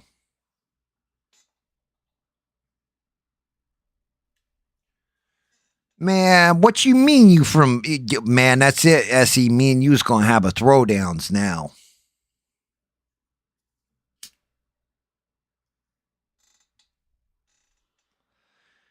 Doesn't matter. You're still gonna know people that are, you're gonna be like, oh yeah, I know somebody who's like the dude Poot. I know somebody. But the whole point to The Wire, it's they set up like this special team basically and start wiretapping. And it's to catch the drug dealers in Baltimore. And it, like, when it starts out, it's back in the days when pagers were the main thing. And eventually it transfers over to cell phones and shit. And like, it's one of those shows you need to watch. And you'll watch, like, started watching the second season. The second season feels like it doesn't even belong with the first season until it all wraps together. And you're like, holy shit, this is amazing. But yeah, Idris Elba's in it. Michael B. Jordan, when he's very young, he's in there. You'll know a lot of the people that are in the show. Like when you see them, you'll be like, holy shit. But that show is fantastic. The guy who wrote it was actually a Baltimore police officer for many years. And it's based on real people that he's met in life.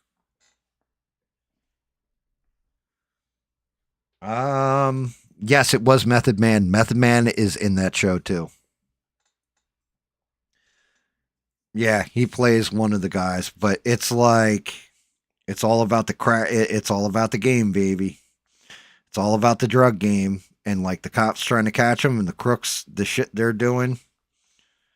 And everything just wraps together perfectly. The ending of the show was actually a great ending. The ending of that show, they didn't fuck it up the whole way through. And Breaking Bad, like, I can't believe you guys haven't never watched Breaking Bad. Breaking Bad, the beginning of the show, the whole point to it is, it's a dude who's in, I want to say like he just turned 40 or something like that. His son has cerebral palsy. His wife doesn't really respect him at all. And he's a chemistry, like a high school chemistry teacher with a side gig working at like a car wash. And he gets sick at the car wash. He passes out. They rush him in an ambulance. And because he passed out right in the middle of the car wash. And it turns out that he's got lung cancer. And he can't afford the payments and all that kind of shit. So then he devises a plan to start selling meth. Like making his own meth and selling it. But he doesn't know how to do it. So he looks up one of his old high school students who was like always methed out and it was a dealer and all this kind of shit. He goes and finds him and the kid teaches him how to cook meth. And then he starts cooking meth. But because he's like a chemistry mastermind, he starts putting together meth that is like almost 100% pure meth. And it takes over the market. And it's like him trying to get money. It's crazy though. Like the whole thing's interwoven. Fantastic, fantastic, fantastic show. I can't recommend that one enough.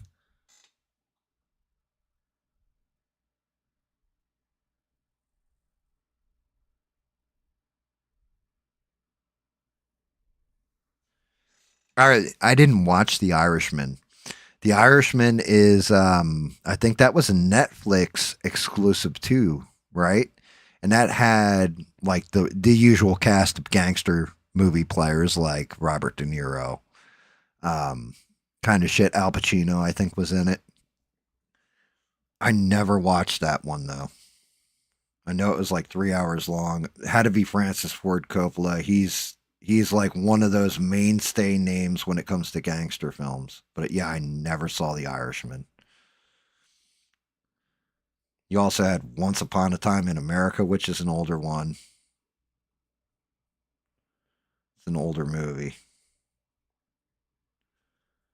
But yeah, I'm going to say, like, the fact that I didn't ever, I mean, granted, it's more modern. I didn't watch it. I don't know. I can't say it's a shit movie. I can't say it's a great movie for The Irishman because I never saw it. Did you guys ever see it?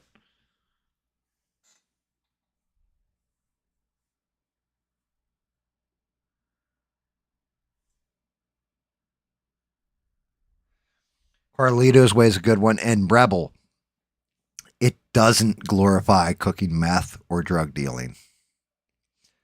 Oh, no, my friend. It does not. It like, you may think it does. Like, it seems like that's the premise of it. No, brother.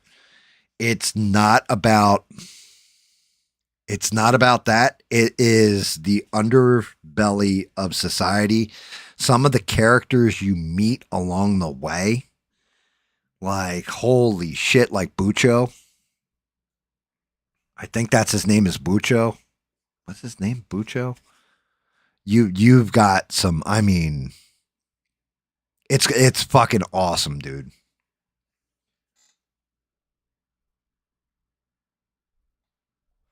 No, see, like, that's just it.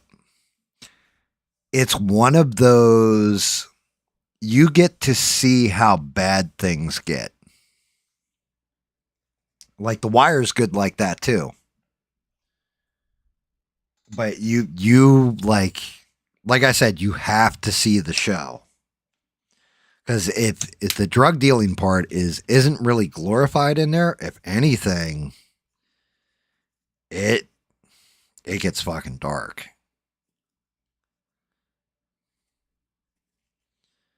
Like, it's not what you think.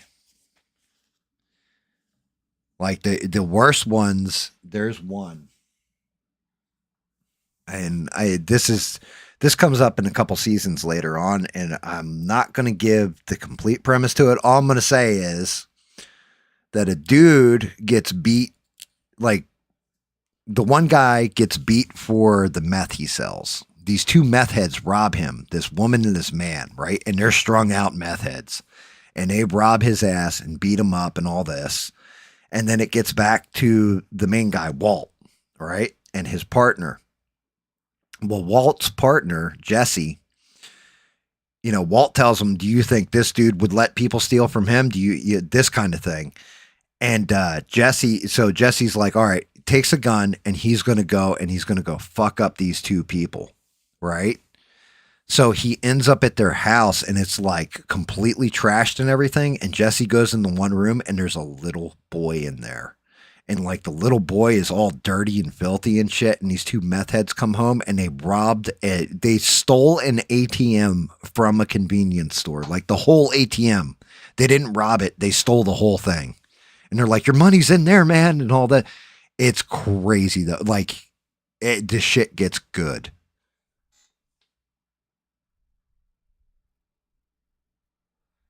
Yeah, I got you. It's not how you took it. No, it's, like I said, the show's clever. Because the whole thing is Walt's brother-in-law rather. The main character, Bryan Cranston's character, has the lung cancer and all this. His brother-in-law is a DEA agent. So he's like, at first Walt's like, hey man, can you take me on like an operation with you?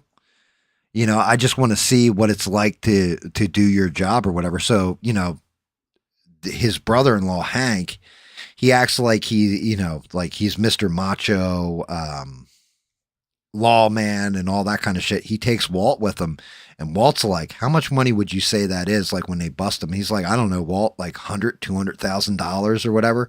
So that's where he's getting the idea to, like, he's putting everything together and looking at the setup on the chemistry labs and all that shit. Like his brother, like, kind of helped. It doesn't even realize he's helping him. But like, it's, dude, it's so interwoven and so well. The story is told so well. It's got one of the best on-screen villains in the history of TV, in a guy named Gus Fring. Gus Fring is probably one of the most frightening villains you have ever come across.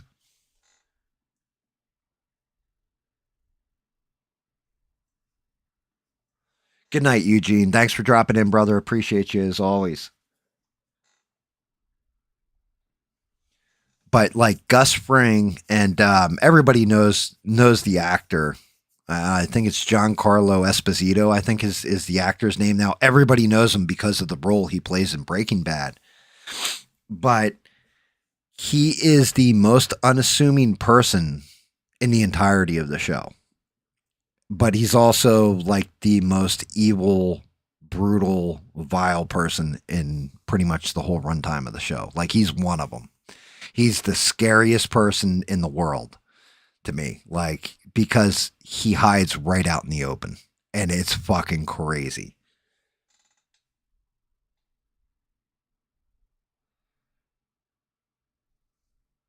But yeah, that show, I'm telling you, Reb, like, hang with it, because when I first started watching it, I was like, I don't know about this. And my best friend was like, oh yeah, man, you need to watch this show. And sure enough, he was spot on, right? Like, once you start getting into it a little bit, like, watch the first like 3 episodes, and just you watch how this guy goes. Tuco, it's not Bucho, it's Tuco is the name of the one fucking gangster dude, and like he does so much meth, but he is out of control with it. Like, he fucks people up. But yeah, that one's Breaking Bad's more like fanciful, I guess you'd say, as far as gangster shit goes. Because there's a lot of situations where there's a lot of coincidence and luck involved in some of the shit that plays out in it. The Wire is like real life. Like, it's really what cops deal with. It's probably the most realistic cop show ever on TV, that kind of thing. Like, right down to the corruption of some of the judges, like the whole 9 yards. It's 1000% worth your time to check out The Wire as well. The acting's top notch in it. Idris Elba's in it too. Like, one of my favorite parts, because Idris Elba doesn't want to be a drug dealer, right? He wants to be a legit businessman who's taking the drug money and like flipping it. And his name's Stringer Bell. And he came up with one of the main guys that was like, they were like best friends when they were little kids. And he's the brains and the money guy behind everything for the most part on The Wire. He's one of them. And like, there's one part where he gets all the street dealers together to kind of like, you know, who's got ideas here, that kind of stuff. He's doing it like it's a business, like where he's pitching it, like pitch ideas. And, you know, like you would do a business conference, and like one of the dealers is like writing everything he's saying down. He's like, yo, my man, are you taking fucking notes during a drug deal, or like a meeting about drug dealers? What the fuck are you doing?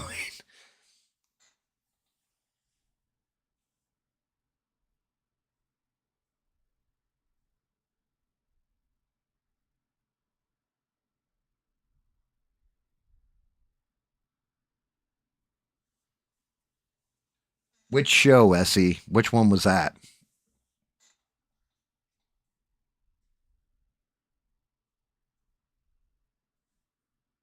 Oh, if you're talking about Breaking Bad, yeah. So that's Walt and his sidekick or whatever, Jesse. He's like, oh no, it's really, that's perfect, like, and everything else. And then Walt looks at it, and that's actually like one of the first couple episodes. And he's like, yo, we don't put stuff out on the street unless it's as pure as we can get it. And like, he keeps throwing it out. He's like, no, that batch is shit. And like, the dude's getting all freaked out and like losing his damn mind.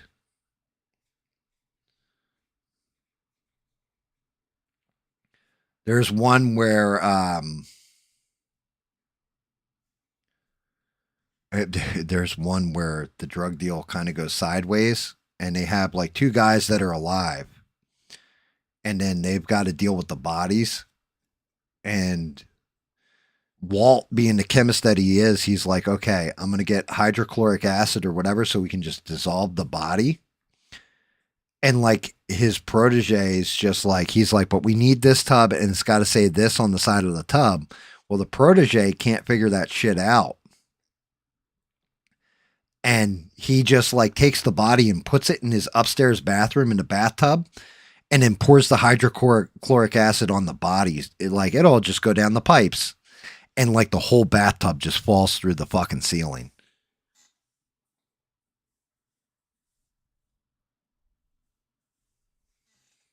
Man, I wonder if I can. I want to find this scene because he doesn't say "motherfucker." Are you taking notes during? He says something else that I can't say. Let me see. Let's see if I can find this.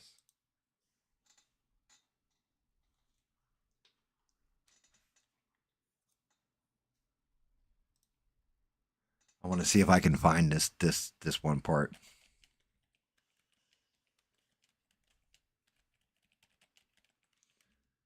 You guys, it'll make you piss yourself.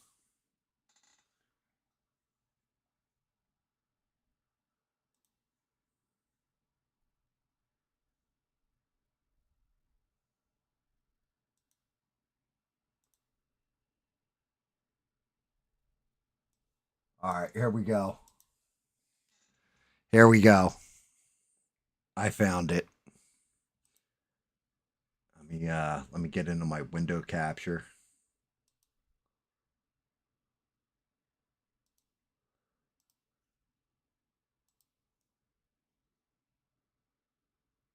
It's funny as hell too, the conversation, because they, like I said, they're having a gangster meeting.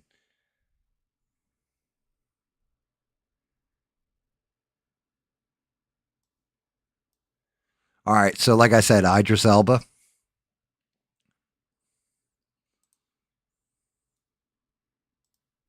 Hopefully you guys can hear this. Ready? We're gangsters, y'all carried it like Republicans and shit. Hey, yo, remember, man, talk this shit up when you hit them bricks. Best way to get more involved is to tell people about the benefits of this here thing. No beefing, no drama, just business.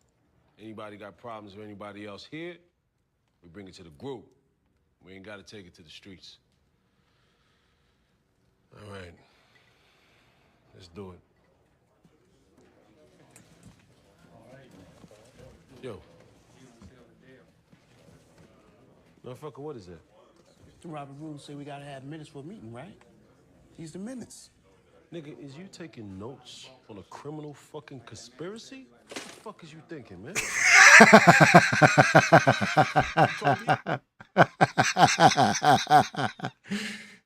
I love it, dude.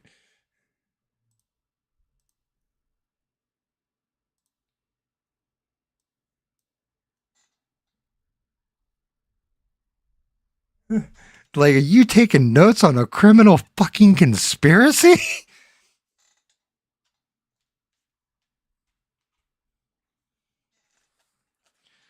Yeah,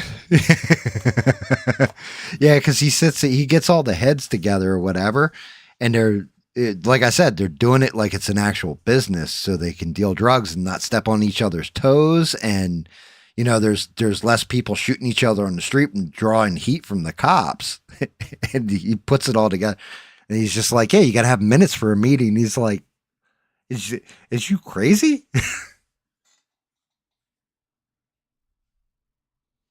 Just imagine that, though, like writing down every crime you did.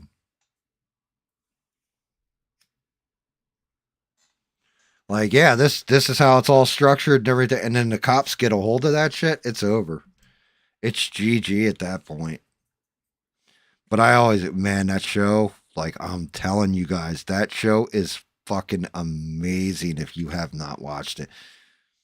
My wife, actually, I gotta give credit to my wife because I had never seen that show. And my wife turned around and was just like, "You've never seen The Wire? What the fuck is wrong with you?" I'm like, "Yeah, I could never get into it." Kind of like what you guys said. I was like, "Yeah, I thought about watching an episode and just couldn't get in." And she's like, "Yeah, I think you need to watch this." And we had gotten, because we had, it was back when Game of Thrones hadn't shit the bed yet. So we had gotten HBO Max so we could watch the new season of Game of Thrones, and it was on there. And she's like, "Oh, you need to see this if you haven't seen it." I'm like, "Really? Like, it's that good?" And she's like, "Yeah, I'm telling you, it's that good." And then I watched it, and I was like, "Holy shit, dude. This is like, I know people, like, everybody in there was like almost instantaneously identifiable to me. Like, I could identify people. I was like, yo, I know a guy who's just like this dude, who's just like that dude."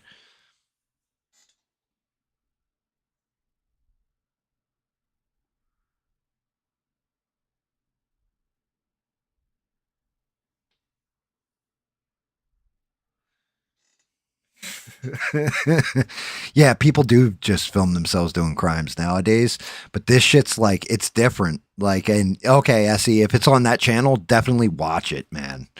Watch it. I'm glad, so happy I gave you that damn channel. That thing is like as good as gold because you can see everything whenever you want to watch it, and old series and stuff like that. I forgot I gave you that damn channel a while ago. That's damn. Has it? How long's it been, Essie? I've only been streaming for less than a year. Well, no, I'm less than a year, just over a year. Like, I think I've been streaming. I think Sheree. Shout out to Sheree, by the way. We miss her, but Sheree had said it had been like September was like a year or something. Like end of August, early September, I think, is when I started streaming.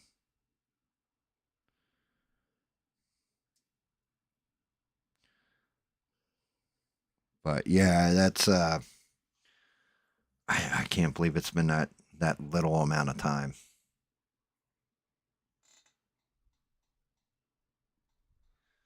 Yeah, I think it is on there. But also they've updated that website a couple times and moved it to different addresses. So if you need new address, Essie, just hit me up. I'll give it to you.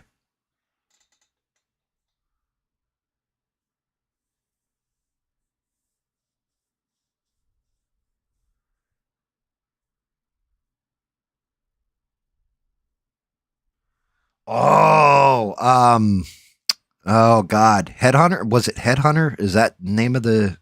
What the hell was the name of that movie? It's an awesome movie too. God, I love that movie because it was a low budget. They did that for like I think 100 grand or something.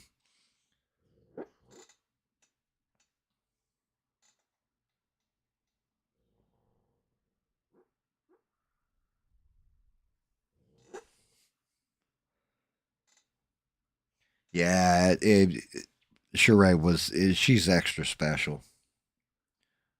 She still is a very good friend. I still consider her a very good friend. I don't know what happened to her. I don't know where she's at, what's going on. Shout out to her, and I hope everything resolved or is getting resolved or whatever's going on with her. I hope everything's all right. Um, shit. Yeah, I forgot about that movie. What was it called? Like he was slamming all the monster heads on the spike and shit. But he would come back beat the fuck more and more every time. Like,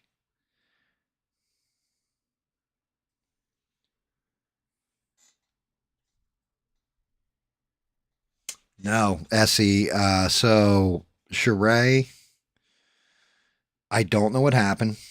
And to be honest with you, you know, it's one of those things, brother, and you know how this goes. It's her business, whatever's going on. Something came up and she didn't show up on my show for a minute. And then she wasn't on ABL's show either. She just like vanished. And I messaged her on Discord. I said, hey, you know, just shout out to you. Hope everything's okay. Hope you're doing all right. Family's okay and all that. I'm not going to ask you what's going on. You can tell me if you want. If you don't want to, that's fine too. She messaged me back. She said, no, I'm not mad at you guys or anything like that. I just got shit that I have to take care of. Let everybody know I'm not going to be in either stream for a while. And that was the last I heard from her. And as far as I know, that's the last anybody's heard from her. I actually made a video and just, I did it as a live stream at first and then actually had to crank up the volume because I didn't check my mic volume like an ass when I did the video. So, or did the live stream. So I had to crank up the volume and told everybody, like, just made a video real quick about it. But yeah, she's been missing MIA ever since then. Nobody's heard from her as far as I know. And yeah, I don't know what happened. I don't know if something happened with one of her kids, her husband, you know, any of this kind of stuff. Or she's got something else going on in her life. But that was it. She disappeared. It was like poof, one day, no more Sheree. And I still miss her. I miss her all the time. She was a good friend, a good partner when it came to the streaming shit. And she was loved by the entire community. She was loved on ABL's. I had to go in ABL's chat and tell everybody too. Like, look, because I noticed, like, when it first happened, people were like, hey, Sheree, what's going on? And no answer back because there is no Sheree. But that's why shit like what happened with Devin the other night, apparently, where some douchebag was trolling her or being an asshole in the chat and everything else, and Bob had to stick up for her. That's why stuff like that's happening, because Sheree was like ABL's main mod. Smurf's doing good. He's pissed at me. As far as I know, I mean, he hasn't talked to me since like 2 weeks ago, but he's pissed at me.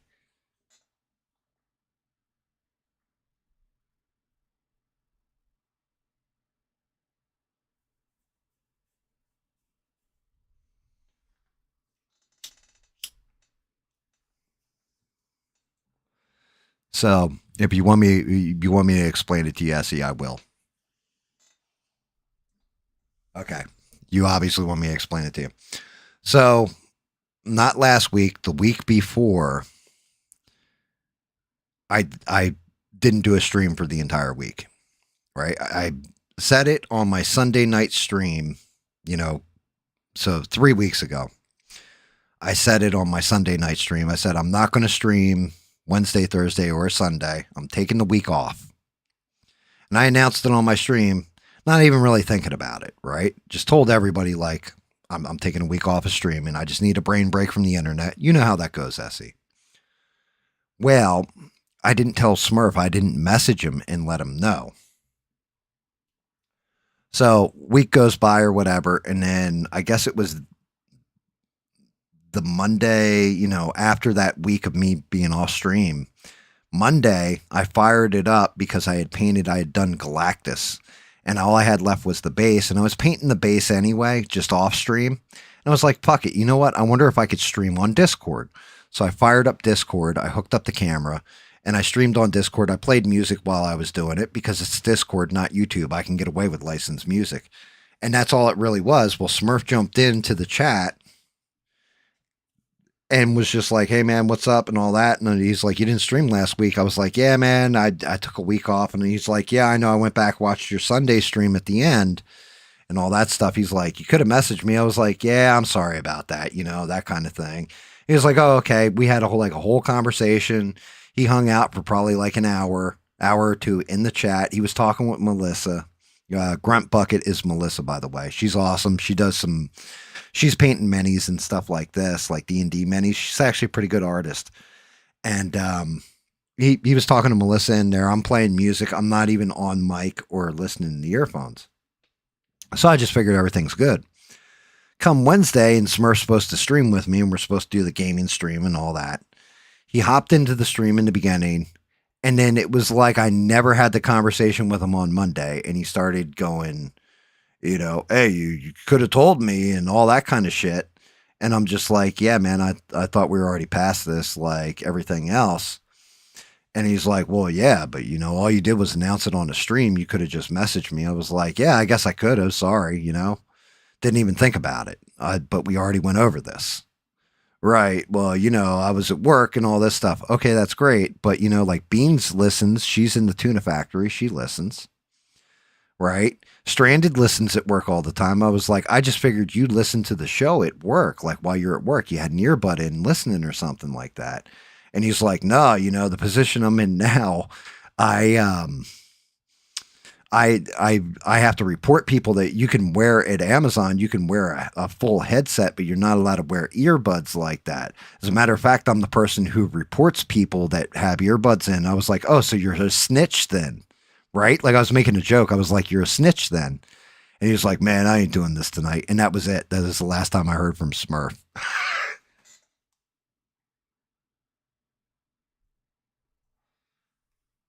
So that's what he was mad about. But yeah, I didn't understand. I was like, yo, we had this conversation like 2 days ago. I don't know why you're getting back into it again, other than you want to like complain on live stream or something. I don't get it. But that was it. That's the entire gist of it. And then Bob had said he was fragile or something. I was like, Bob, that ain't nice, you know, because I ain't mad at Smurf. I don't hate him, and I can understand why he's pissed.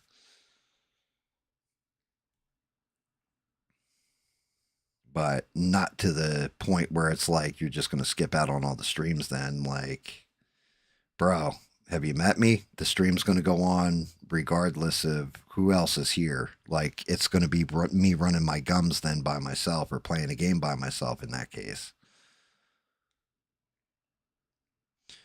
But since he's not going to stream and I haven't heard from him, the only reason why I stream on Wednesdays is because it didn't line up with Smurf's schedule. If Smurf's not going to game with me, David and Rogue wanted to game with me, but it's Fridays are better for them. So I'm switching the stream back to Thursday, Friday, and Sunday going next week.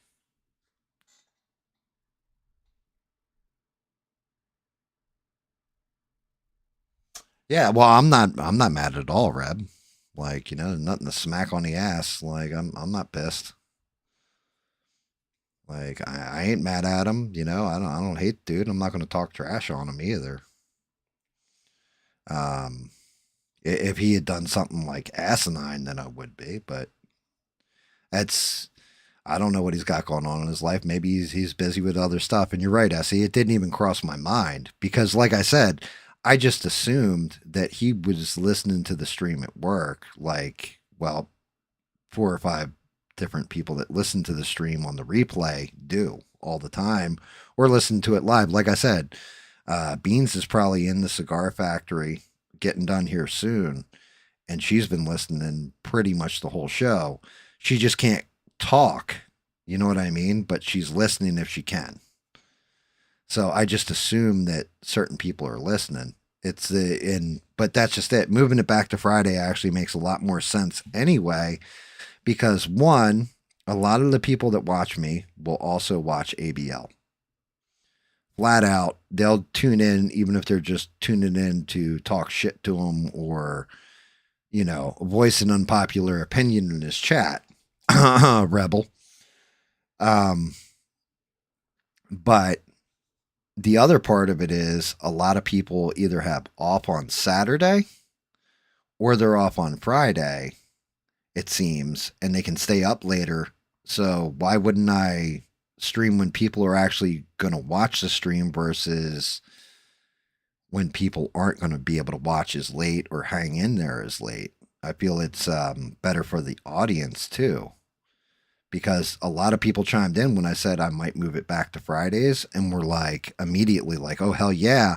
And I had even said this, you weren't watching or anything, Essie, but I even said, yeah, one of the shit things is I really enjoy having Essie in the Discord to talk to, or in my chat to just bullshit with. And he hasn't been able to do either of those things lately because he's been working so much, and he's only working on Fridays. Because people have asked what happened to SE. Like, is he all right? Have you talked to him? Are you guys pissed at each other? And I'm like, no, there is nothing between me and SE. We're cool as shit as far as I know.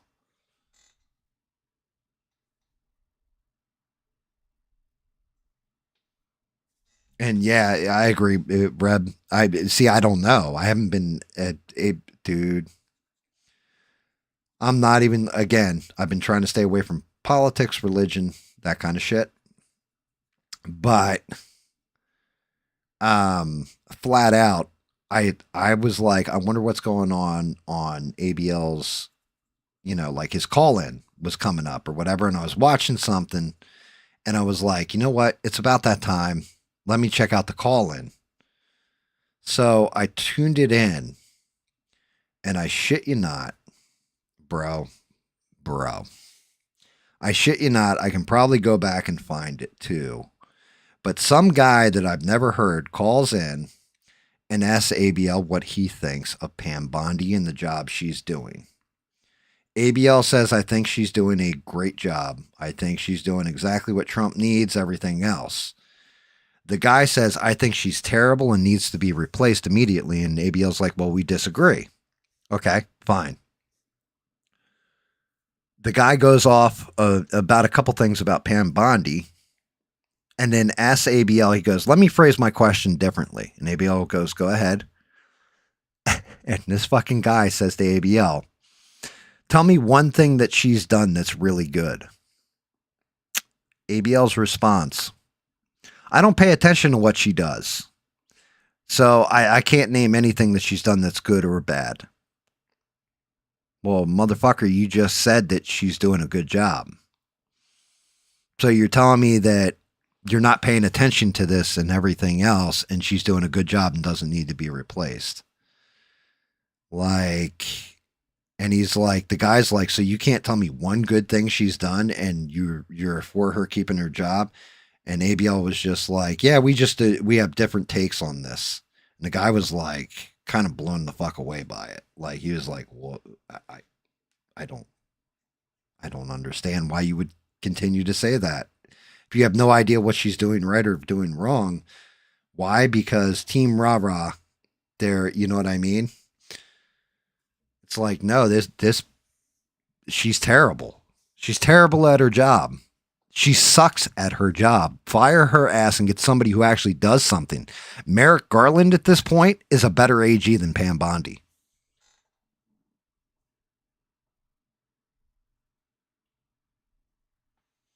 Essie, you're not allowed to take time off, okay? You better stop with that shit right now. That's a quitter's attitude. I will not have that, okay? You have to stream and you have to entertain everybody. And if you don't, we're going to find you and take a pillowcase and fill it up with bars of soap. Wait till you fall asleep and beat the shit out of you with it, allegedly.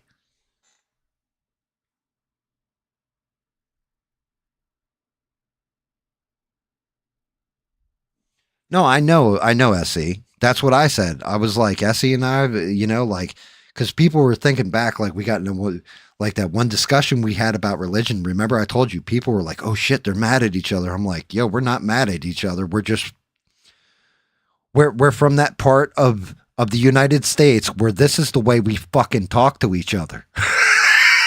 Like,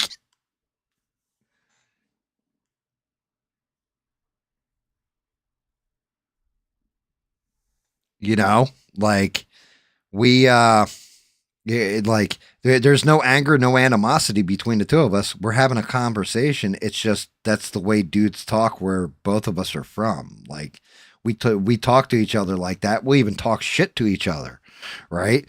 Doesn't mean there's no animosity. Nobody's angry with one another.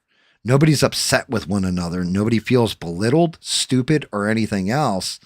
It's just the way dudes interact from where I'm from. And like SE, like that's just it. I've said this 1,000,001 times. I'll say it 1,000,001 more. SE and I, right? Both of us. We talk this way and everything else to one another without animosity, without anger, without any fucking undertones, and there's no disrespect there. And if there is any kind of perceived disrespect, we'll even say to one another, like, yo, man, I wasn't trying to disrespect you there. I apologize if you took it that way. And the other one's probably going to say, nah, man, it's just dudes talking. It's the way we talk. But there's some people that get real butthurt or real intimidated when they hear two guys that are going off. Like the two of us probably would, if we hung out in real life, we'd probably have the time of our lives together. Actually, it'd be a dangerous fucking thing if you ask me, because I've been like all like straight and narrow and stuff. SE'd get me into some shit. Like next thing I know, my wife's like waiting for me at home with a shotgun ready to shoot me in the nuts thanks to SE.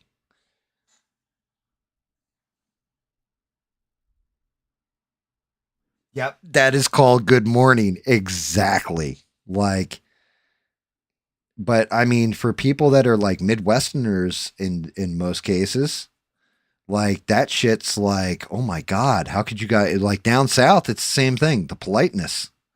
People are like, oh my God, how do you talk to each other this way? And we're like, man, it's like you said, that's like saying good morning or hi, how are you? Hey, fuck nuts, what's up? You know, like that is our version of hi, how are you doing today, sir? We don't mean nothing by it. Like it's just comes out of us.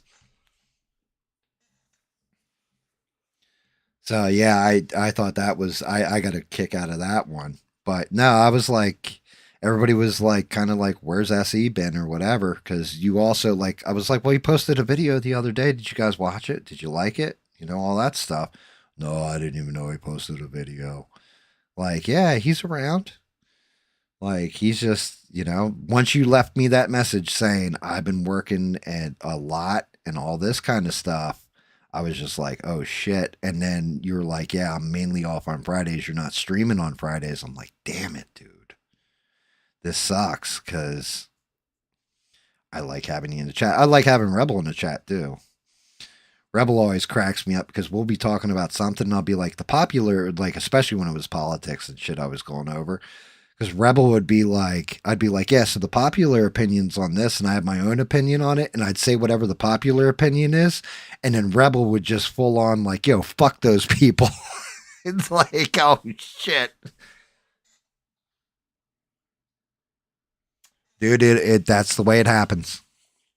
It happens slowly and then all at once.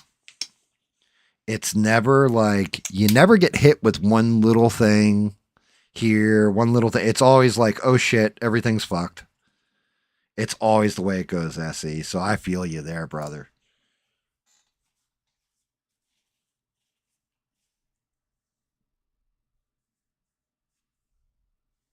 Yeah, I love that, Breb, because you don't give a flying French fried titty fuck, excuse my French, about like what somebody else's opinion is or anything. You're just like, no, this is my opinion. You can fuck yourself if you don't like it. And I can appreciate that attitude to no end, brother.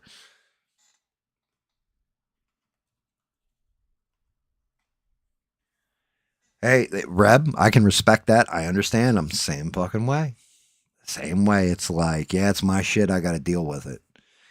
I think that's been beaten into me over the course of my life. Now I'm fortunate where I'm married and all that. And it's kind of like me and my wife do that same thing. Like, well, we're in the shit together. How do we get out of this? Or we need X amount of dollars. Okay, let's see what we can pull. So I feel you there, brother. Oh, okay. Now you're going to call me out for not being able to speak French.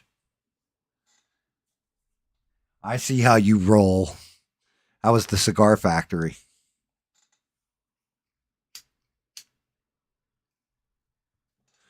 All right. I want to see how this guy looks real quick. But now that he's actually in yellow. Now that we actually got some comic book accuracy here.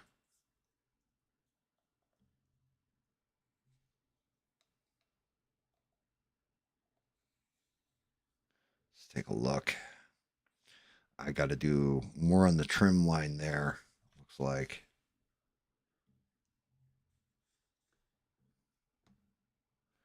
All right, so here's what we're looking at right now for the body. And if we look at a comic, let's take a look at our reference. I'm going to say he is looking pretty Sinestro.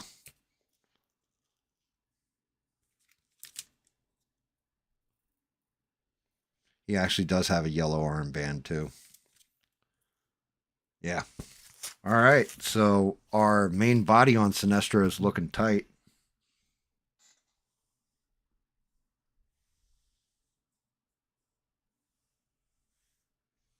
Since I decided to finish shopping, there was no choice in that matter.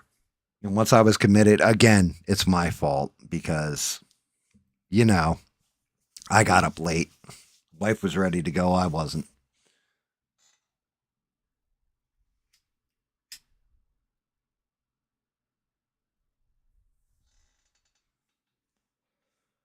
Man, what I got? 5 people watching. Let me see if I can find this shit, guys.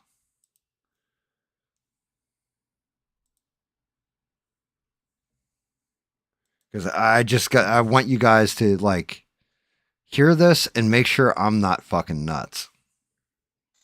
I mean, not any nuttier than I should be.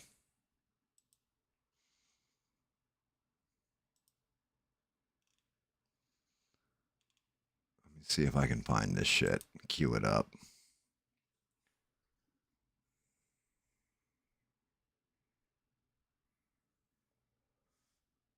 That was a day ago. Let's see if I'm trying to find this. I think it was this. This is why your regular cargo pants. We'll get that commercial muted. Let me see if I can find this shit. I'm gonna say it's this one.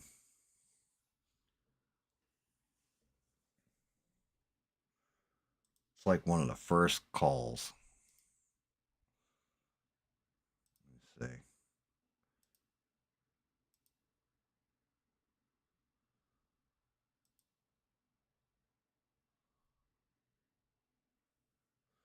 Let me see. Solitary. That gets to Apple again to say. All right, he's reading super chats. 99 who says. You actually got a bunch of super chats this round, it looks like. I would just look at her. I would see her overall. Okay, here we go. I think I found it, guys. Pretty good. I mean, I can actually cue this shit up because. 99 who says the father. All right.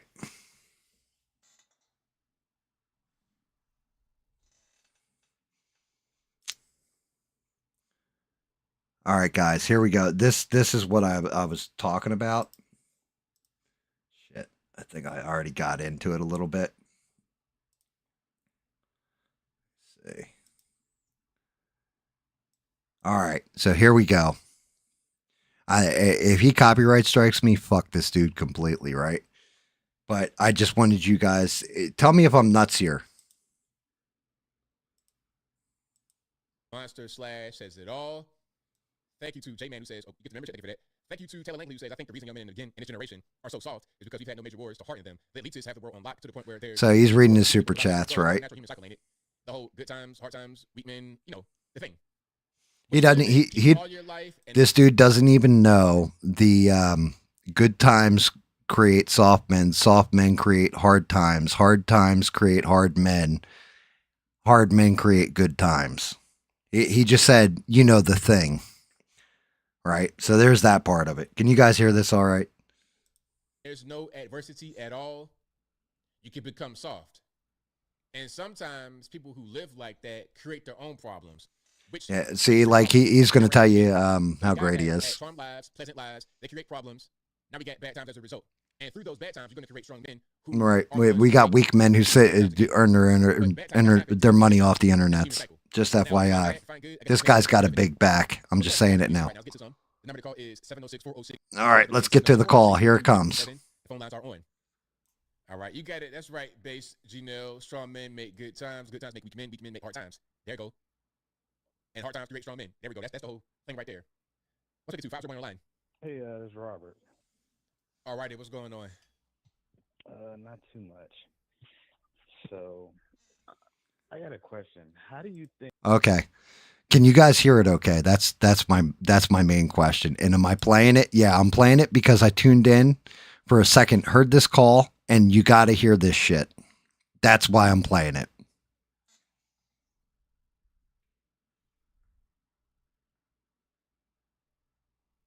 It wasn't a joke at Biden. He actually didn't know what the fucking full line was, which is why he reads it later and goes, yeah, there you go. There's the whole thing right there. He couldn't remember that little bit. But let me know, can you guys actually hear this shit?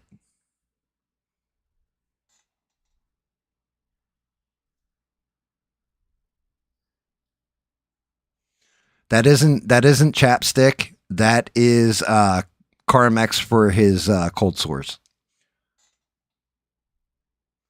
Yeah, the volume is low. I agree. Unfortunately, I think I'm at 100%. Let me see. I might be able to. This works sometimes. I tried turning up the volume a little bit. I don't know if it's going to work though. I think Pam Bondi is doing? She's doing well. She's doing pretty good. I mean, she could be doing better, maybe, but she's doing pretty good right now, in my humble opinion. Okay. So he asked, how do you think Pam Bondi's doing? He immediately says, she's doing, good, blah, blah, blah, in my humble opinion. I think, in my opinion, she needs to be replaced because, for better or worse, and I don't agree with anything that Biden or his administration did, but when they went after people, and put them in jail. There's been a whole year of her in different cases where she hadn't done anything. Like the Letitia James case was a toss-up, and she got off on that. And then you got all of these other people where they barely, get them indicted. I mean, I don't know. I don't think she's doing a good job. Okay. So could you guys hear what the caller said? Just FYI. He basically said, she could let Letitia James off. She's not indicting people. You can say whatever you want about the Biden administration, but at least they put people in jail.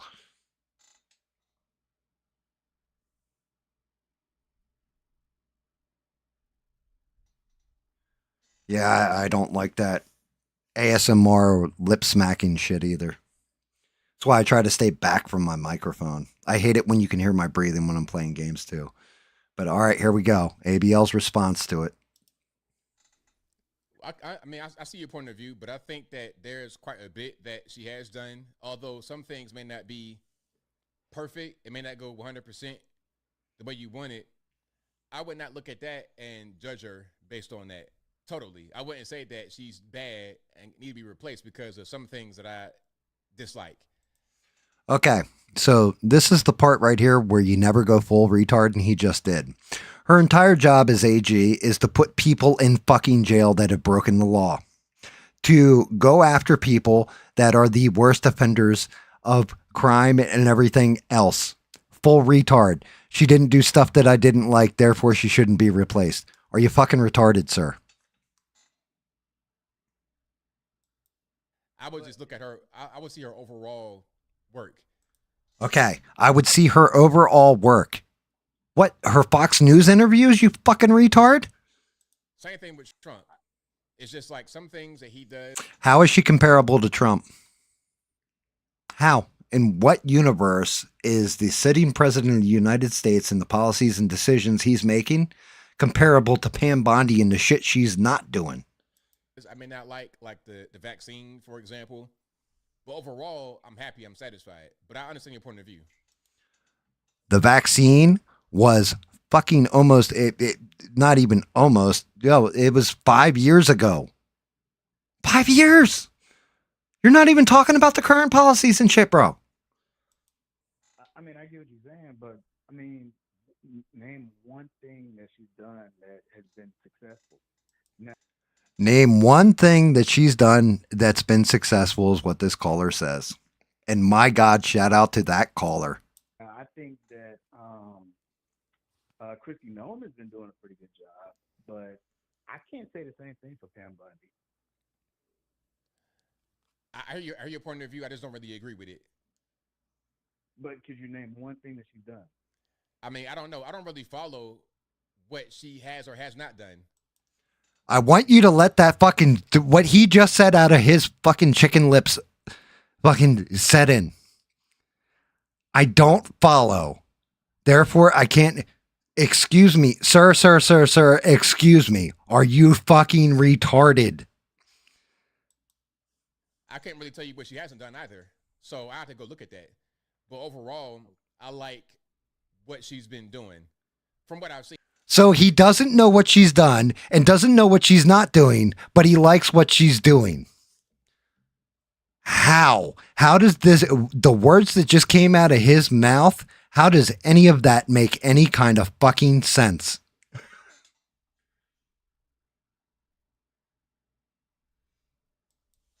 I can't tell you everything, but from what I've seen, I like what she's been doing. From what I've seen, I like what she's been doing, but I have no idea what she's doing and what she's not doing. Okay. If you were The fucking caller gave up.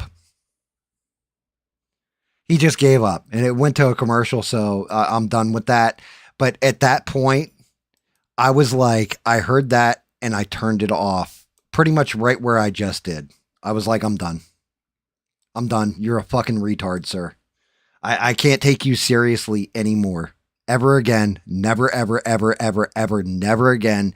You fucking don't know what you're talking about. Fox News didn't give you your talking point, so you don't know what it is. You fucking jackass.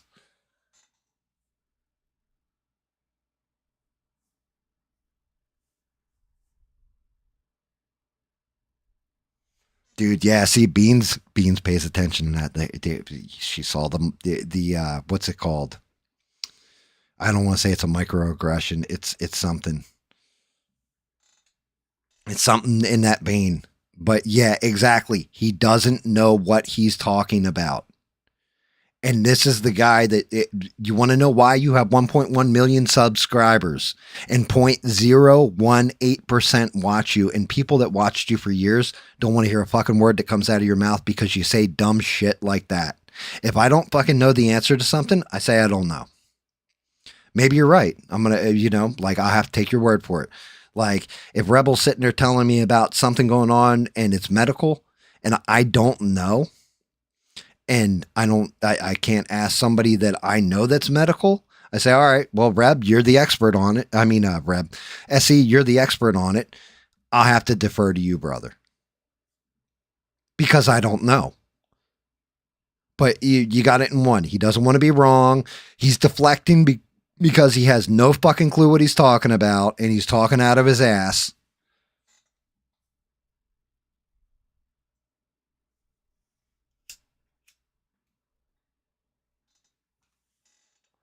I don't do a political show, guys, like at all anymore, right? We don't talk politics. We don't talk religion now. We've already, like, I'm good on that shit for a lot of different reasons and stuff I've told you and other stuff I haven't, right? If my show was based on nothing but politics, specifically covering an administration, whether it be Biden's or Trump's at this point, right? Like, I would know everything going on with it because I would have to, because I would feel that I was disappointing my audience if I didn't know the answers to certain things. It's not that fucking difficult. You do 2 shows a week. They last 3 hours at a time. Right now, I'm already over. Well, actually, no, I'm not. Normally I'd be over 5 hours. Now I'm only over 4 hours in and talking shit about stuff I know about, right? If I don't know, then I defer because I don't know everything. Like Bob said, I like feeling like I'm the smartest guy in the room. I like feeling like I'm smart or, kind of clever and smart, but there's a lot of shit I don't know about. And I like learning about it if I don't know about it, because that's just being respectful to my audience in part. And also because I like to learn things. This arrogant cocksucker thinks he has the answers to everything, but doesn't know what the fuck he's even talking about. And it's his entire livelihood. He's a DEI hire, guys.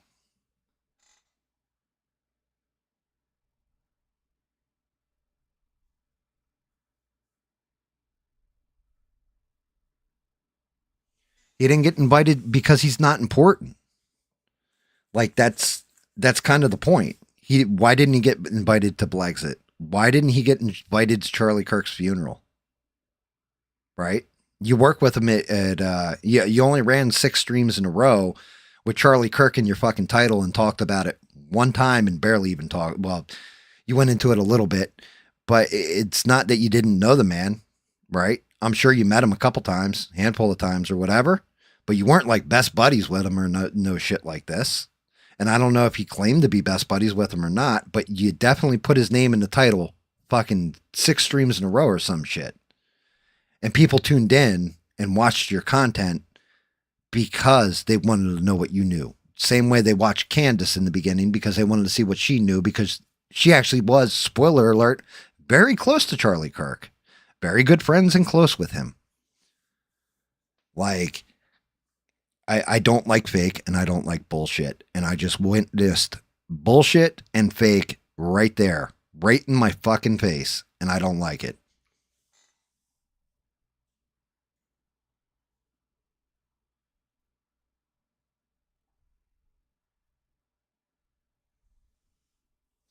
But you like, anytime I think I'm, maybe I should give it another look. Maybe I'm wrong, because Devin's in there constantly. Good old Devon is in there every fucking stream, gives him money or $5 to get the rah-rah, I guess. Bob goes in there. So I felt like, hey, maybe I should drop in, I drop in and I say immediately, this is the only thing I saw was that phone call. And I turned it off. And I was like, yeah, this is why I don't watch your shit anymore. You are not even educated on the topics you want to preach about. And I was like, you are like, this should be insulting to your fucking audience. I've only got like 5 people watching or something like that right now. 6 people watching, I think. Right? I've got a small audience. I don't bullshit any of you guys. I just tell you like it is. And some of you get pissed off at me. Some of you guys like what I got to say, whatever. But I'm honest with you. Sometimes I'm a fucking dumbass, right? That's fine. That's fine. I could not know something. I could not be educated or up to date on something. And I ask you guys, explain what you mean by this. Tell me about this, because I learn. And then I'll investigate it on my own. That shit right there, like, honestly, is insulting to me.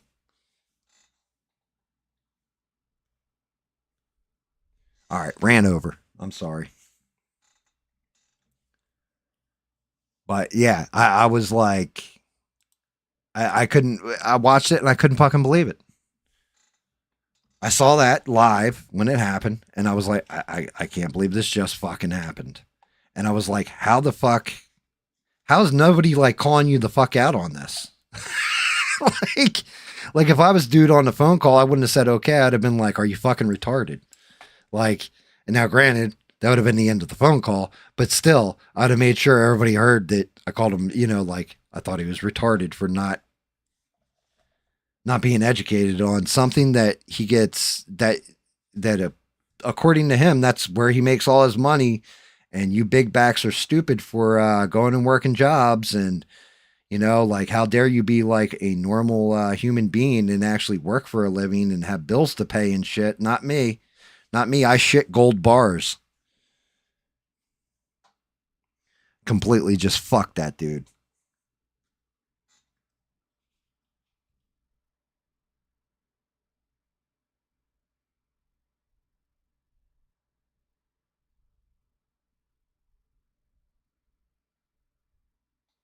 Oh yeah, dude. Yeah, that's a whole thing. It's yeah. He blames white women for a lot of his stuff. In other words, he's tried to like get laid by a couple of them, and it didn't work out for him. Actually, to tell you the truth, the only time I think he's actually had sex in his life, in my opinion, and again, just my humble opinion, was when he got married for like 2 months there or whatever. That's what I think.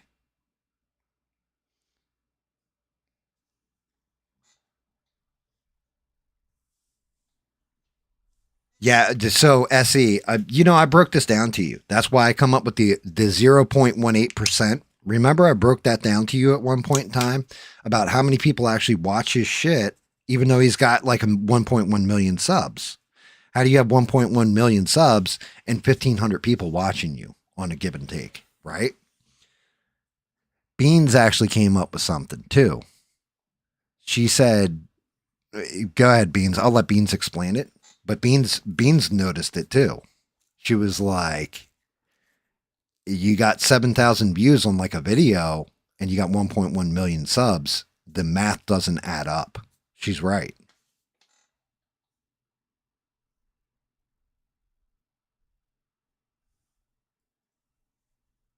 Yeah. Yeah, but Beans noticed that shit too. Like immediately noticed that and was just like, yeah, it's this. Now, here's the other thing, right? Here's a curious thing to me. Every person I ever watch that has over 1 million subscribers, you know what they always have in the background? A big shiny gold play button. How come he never got his play button?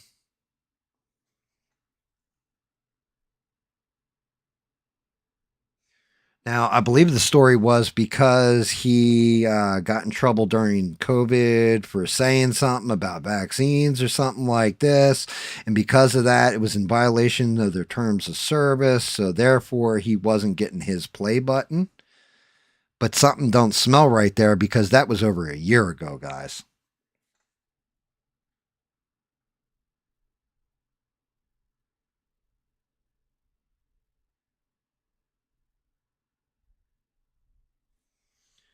I smell bullshit.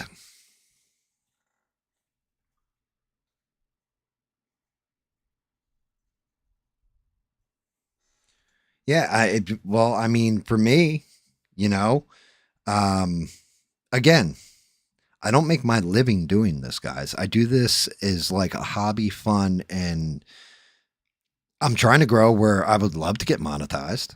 That would be awesome. Get it to pay for projects, for paint, and all this other stuff. That'd be cool, right? But I don't need it to pay my fucking bills. If I did, then maybe we would be going about this a whole different way. Maybe, I would throw my hat in one ring or another when it comes to left or right politics and really just go off, go ham, right? Be one of these rage jockeys or whatever to try and get my numbers up and all this kind of shit, right?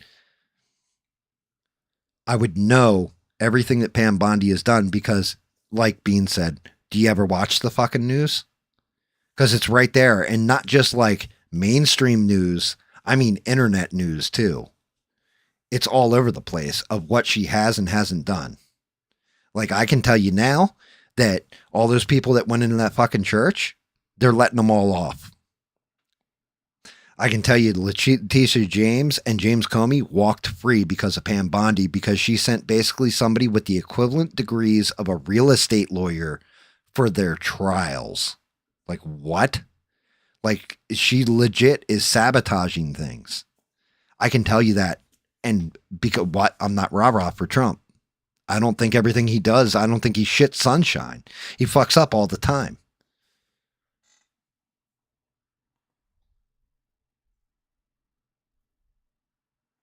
Okay. I can address that one too, SE. So, in order to make bank, you need about 500,000 views to make, I think it was like $500. I think that's what it was. 500,000 views will make you $500. Live stream, most of your money comes from people buying membership, super chat, super stickers. And even then, if somebody sends you a $10 super chat, YouTube takes 30% right off the top. And then, so now you're left with $7. Out of that $7, 1/3 of that has to go to the government because you're a 1099 contractor. Okay. He's not getting $500, $220, you know, like he might get a $10 or $20 here or there, but mainly they're like $2, $5. You're not making fucking, you're basically, you know why he eats one meal a day? Because if he ate two, he'd go bankrupt.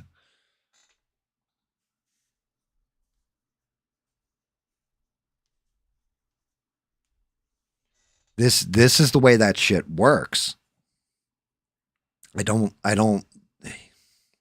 like it. It fucking pisses me off because there are guys like SE. I would love to see SE in that position with 1,000,001 subs, 1.1 million subs, and his engagement would be through the fucking roof. His retention on people watching would be through the goddamn roof, right? Tim Pool, just his website alone makes $4 million a month. Just his website alone from people that pay that $10 for that extra little Timcast website makes him $4 million a month. Tim Pool makes a shit ton of money. God bless Tim Pool. I don't like him. I don't like his content anymore. I think he's kind of an asshole. Actually, no, I really think he's an asshole. But it doesn't matter what I think. He still makes that bank. D-Day Cobra, he gets like, it's like ka-ching, $200, $500, $300 super chats. Every show, he's like ranked number 15 in the country for all of 2024 on his fucking super chats. And that's just one channel. He's making like $250,000 easy.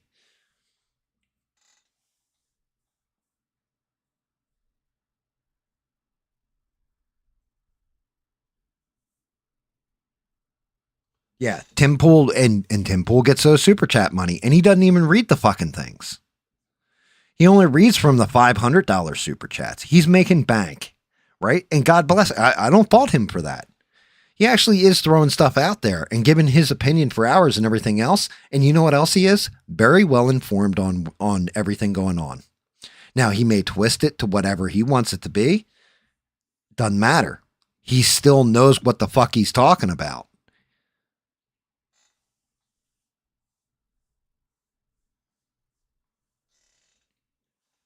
Yeah. So I honestly don't know how ABL actually is making his money. Maybe sucks dick on the side. Oh, I'm not supposed to say that. Allegedly.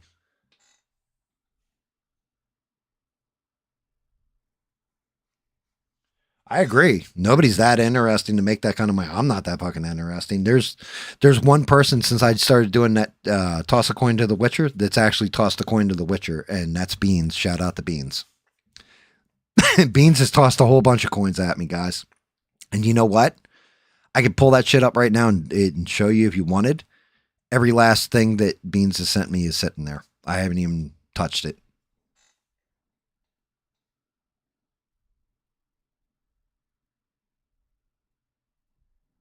He gets the super chat money, but all right, look. 1099 contract, or is it a 1099? I think it's 1099 contractor, right? Which is what YouTube labels you as. One, right off the top, YouTube takes 30% of whatever you make. Then because they report to the government, to the IRS, and it makes you a subcontractor, right? It's a contractor's tax bracket, which means 1/3 of whatever you make gets paid to the government. So 1/3 of $7, whatever that is, goes to the government. And if you don't pay those taxes, then they'll take all of it, right? Eventually, because it compounds with interest. You want to pay quarterly on that shit. Whatever's left over is what goes in your pocket.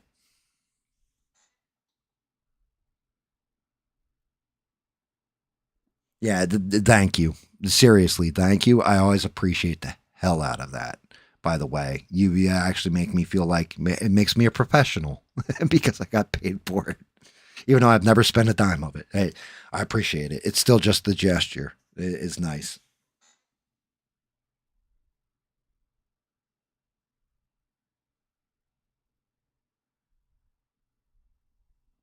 Yeah, for his opinion, you're right. He's not reporting anything. He doesn't have people out there doing journalism.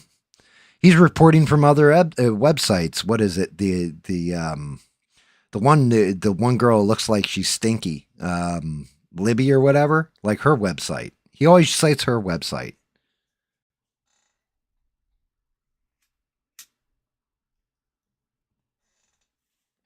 But this is that again. It goes back to it's the bullshit. I can't deal with that.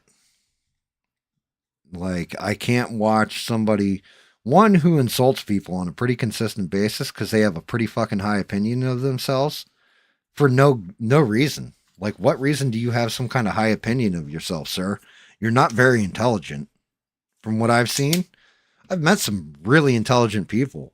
Tell you the truth, half the people that come into my damn chat could probably dance circles around you if you actually debated them on a topic and didn't have control of the microphone where you could silence their fucking voice whenever they start making a point.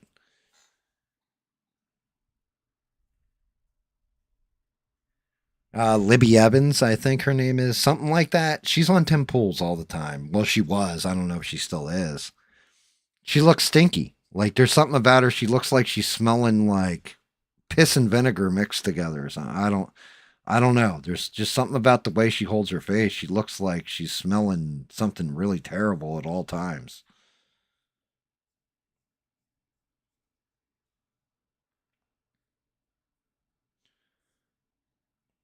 It's like the prime millennial or some shit like that she's in charge of.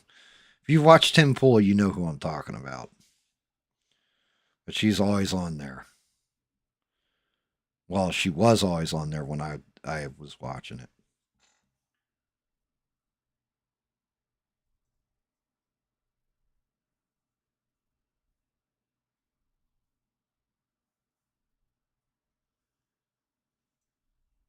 Yeah, she runs something. It's like it's something millennial is in there. And he always cites whatever that site is. The prime millennial, the pagan millennial, whatever the fuck it's called. Post millennial. That's what it's called.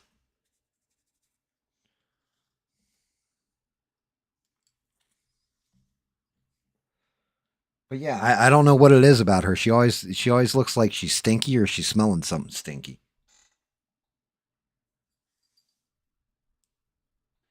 $10.99 NEC. Thank you. That's it right there.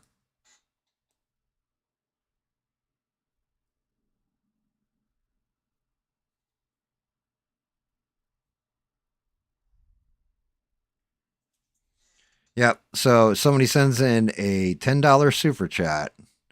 That means you walk away with $5. Somebody sends you a $5 super chat. You walk away with $2.50. So, there's how the fuck do you actually make a living? Riddle me this, Batman. How high on the hog are you living at that rate? Even if you got 20 of those fucking things in one night, 20 times 5 is $100. That's nowadays that won't even keep your lights on in your house, let alone the heater running.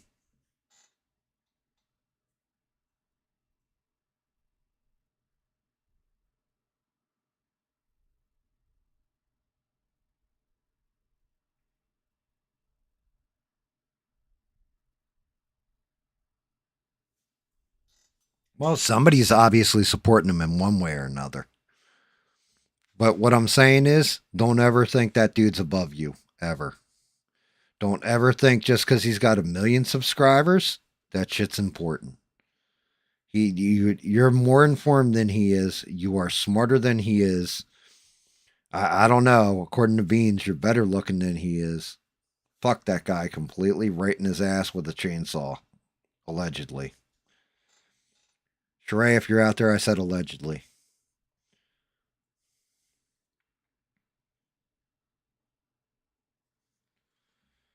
I mean, one of my bigger things is when you got guys like Rebel saying, I don't go in there anymore.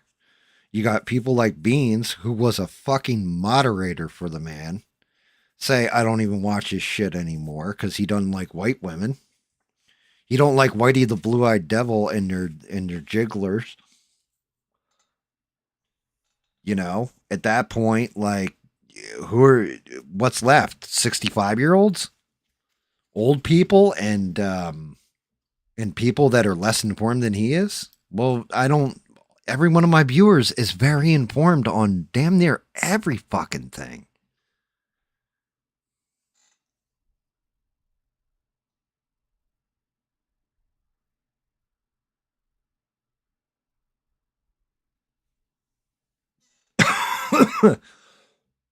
I watched D-Day Cobra explain Rumble. He said it's not even worth your time unless you get a deal with Rumble where they make you an exclusive offer from them. He's like, the rest of it, like, you can have a couple thousand people watching, you don't get paid shit.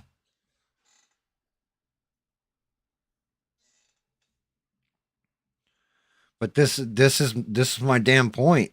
Like, don't ever let somebody like that tell you how smart they are, or try to. It's basically, you're not smart. You are not a smart person. If you have to tell me 12 times in a show how smart, see, but I'm smart. See, but I'm smart. See, but I'm smart. You're not smart. You're telling yourself that because you obviously feel like a fucking idiot. Because you have to reaffirm it to yourself that you're intelligent and the people watching are stupid and have to learn from you. Like I said, fuck that guy completely. I'm sorry, guys. It just, shit like that angers me. And then, you know, like guys like SE, it's discouraging to him when he watches and he's like, man, this dude's got 1,000,001 subs. And then, you know, but never thought about the math behind it before. And then SE's just like, damn, man, like I can't get there. SE, I don't mean you completely. Like, I'm just saying, I'm using you as an example, or me, right? Like, if I didn't know any better, it would be discouraging to me too. But anybody who does YouTube, that shit could be real discouraging to you where you don't even want to try anymore because you're like, man, I can never reach that height. Yo, that guy ain't even reaching that height. He's got 1,500 people watching a live stream. What does that fucking tell you? 0.018% of your audience is watching what you say. And you do 2 streams a week. And you can't, maybe you'll go up to 0.02%. Oh, good job, fuckface.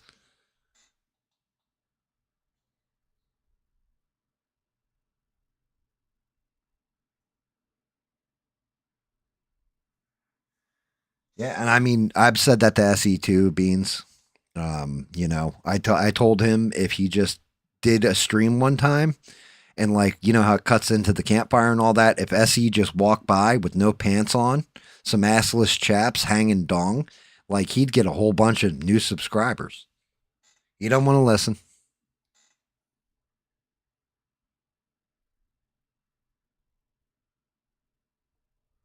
I can imagine. I wish I had caught Rebel's streams. I've never seen Rebel's streams live.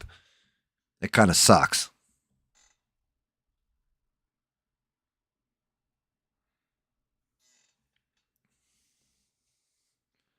Like, I'm not gonna lie, you're one I would throw my full-throated support behind too, Reb.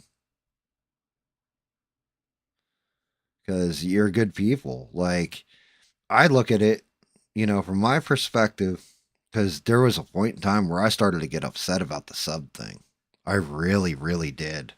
Where I was like, damn, I'm gaining a sub, losing a sub, gaining a sub, losing a sub. And I started to get, like, embroiled in that shit. Like, damn, like, am I really pissing people off where they don't want to watch my shit anymore and they're just unsubbing from me? And then I had to take a hard look at myself and being like, yeah, sometimes I do. I really do piss people off where they fucking want to unsub. But I'm not going to change.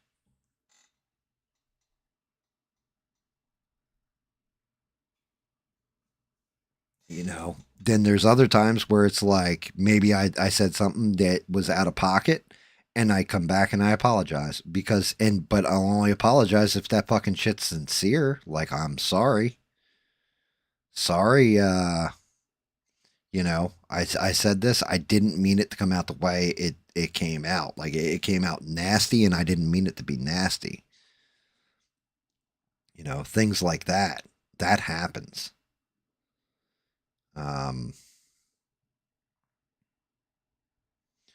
But I got to the point where I realized I'm like, look, yeah, I keep putting out content. If people like it and I'm saying good shit and the context is good, the painting is good, I'm doing good things, then more people are going to watch.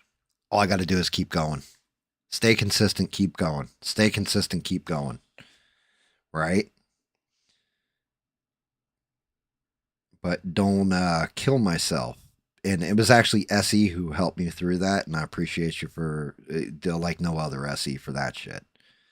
Because you flat out were like, bro, just keep hanging in there. You're doing all right. Like, you don't understand. You're doing the right thing. It's just a matter if that algorithm picks you up. Just a matter if the right person catches you and then all of a sudden starts running their mouth about your channel. Keep going, brother.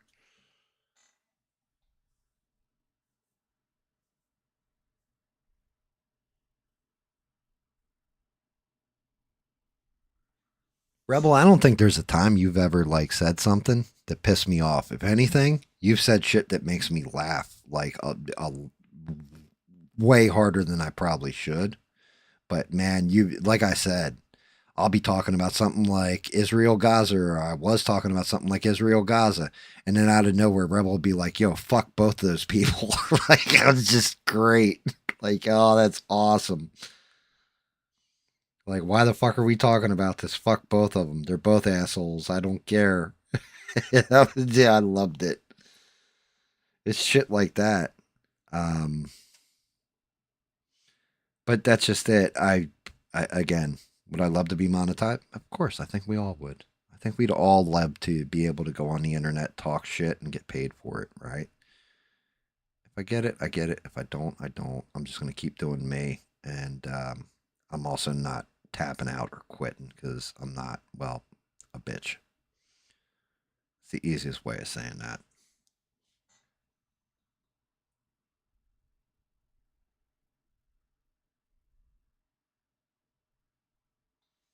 Yeah, but that's just it. I don't ever want to be Mr. Beast. Be honest with you, I don't want to be ABL either, or Tim Pool, or I don't want to be any of these fucking people, right? Like, I don't want that to be. Would I love to get that money in? Yeah. Would I want that responsibility? Well, that's debatable. Then you have to, like, I don't watch my language right now. I tell you guys how I feel, all that. You got to be a little bit more diplomatic, I guess, is the best way of putting it. And you got to remember, too, it's not like I'm 20 years old and starting this shit, or like 18 or 16 or something. I'm fucking 50, guys. I'm an old ass man. Time goes quick. So maybe there'll come a point in time where my neck fucks up to a point where I can't paint anymore. Or, you know, maybe I lose the rest of my fucking teeth and can't talk right. Who knows? Maybe I give myself throat cancer with cigarettes. You never know what's going to happen.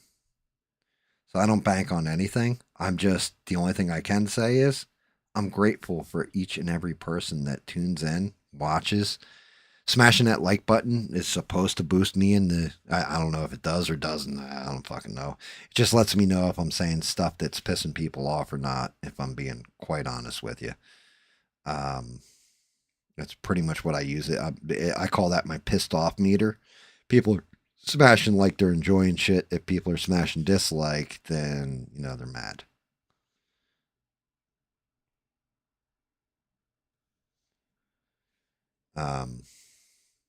I don't know. I'm just grateful that I have anybody that tunes in and watches. You know, Stranded told me last night, I was like, I'm probably going to be late tomorrow night. She's like, yeah, I might not be able to make it because I got work or whatever. Shout out to Stranded. I even told her then, you got to take care of work first. You know, don't worry about my silly little show. You got you got bigger fish and more important things to do. This shit'll be here, you know. Yeah, you always got to replay if you really give a fuck what I had to say about something, but just you know, no, I'm always appreciative that you guys tune in at all. You know, I see guys that are the smaller streamers and they have like one person or nobody watching. A lot of times it's them watching their own fucking stream, so I could be in that boat.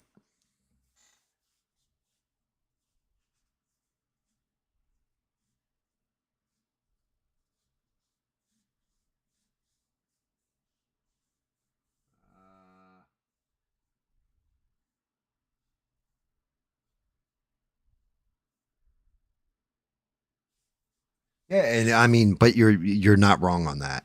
I get you. I took the point exactly as you laid that out. Even if you know Rebels kind of like blast Mr. Beast, who fucking makes a shit ton of money. You know, but I took your point on that. Yeah, you're not wrong either. He kept going. Like he didn't just like throw in the towel or like it wasn't like, oh look, I'm majorly famous and everybody gives a you know, like I just started out and I'm already at 1,000,001 subs. Famously, apparently the Haktua girl, she collapsed. She got that viral fame for like that minute or whatever, cashed in on it, and smart thing she did because that fame went away. Like Hawk 2 is going to have to start Hawk 2ing, and that's the way I'm going to put that one. Because if she was basing everything like I'm going to stay famous forever, she's fucked.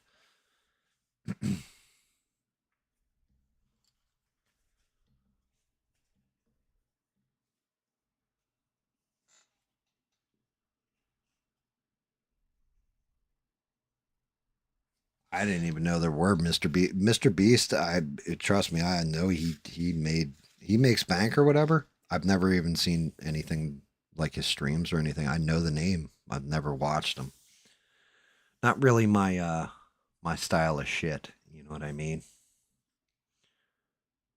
Not really my forte, I guess. Yeah, one guy I watch all the time, or used to watch all the time, and I watch him here and there still, is Dr. Disrespect. I always liked him. I always thought he always cracked me up. Like his whole gimmick. Kind of a weird ass dude, but I always liked the gimmick with the sunglasses and the mullet and everything else, and talking about how he's the 2-time winner of the Blockbuster, even though he never, that's completely fictitious. I always thought that was funny as hell. He always cracked me up with that.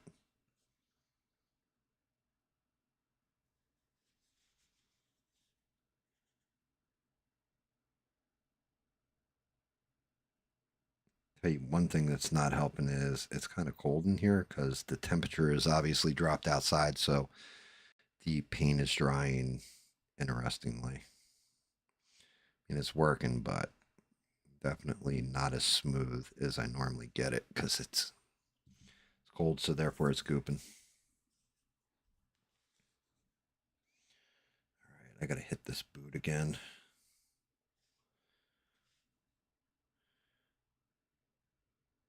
The hardest part for Sinestro is still to come, which is that damn head.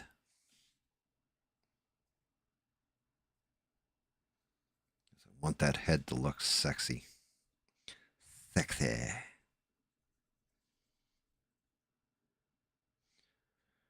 Shit, I forgot to eat fucking dinner. So busy running, jumping on a live stream, I haven't eaten yet. I'm fucking hungry. Trying to think what I bought while I was shopping that I can just grab and munch on.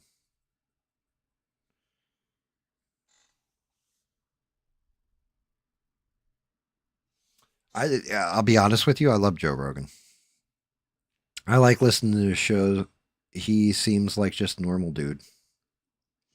He just seems like average dude. Just chilling and having conversations. Changes positions on stuff. You know what I mean? Like as as he hears stuff or talks to different people, his opinions evolve in different ways. I think Rogan, like, I think the whole charm to Rogan is he's honest. Like, he's honest even when he fucks up or whatever. He kind of comes out and admits he fucks up, right? Like, he treats it like he's surprised that he has a podcast. You know what I mean? That kind of thing. Or that his podcast is as big as it is. He doesn't treat it like he's Mr. Big Time and Mr. Fancy Pants because he's got a bunch of people listening to him. He actually is kind of humble by it. Like, he just acts like he's doing a podcast and, well, somebody's going to listen to it. I've never seen him big time anybody.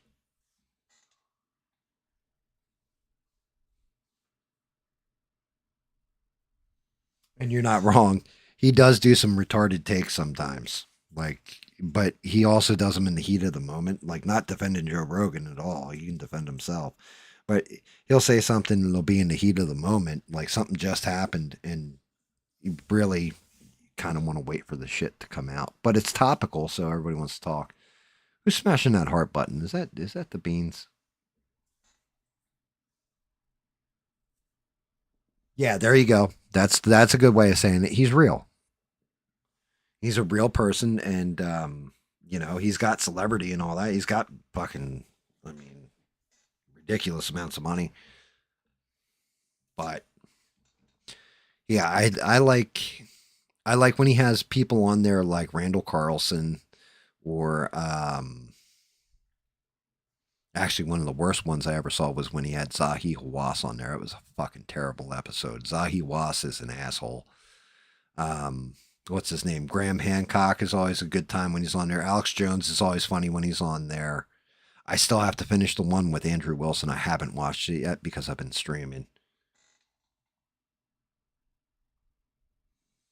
Yeah, he has good guests on. Like I said, Sean Ryan is my go-to now. Like, I usually, even if I don't like the guest he has on, I'll still check out Sean Ryan's show.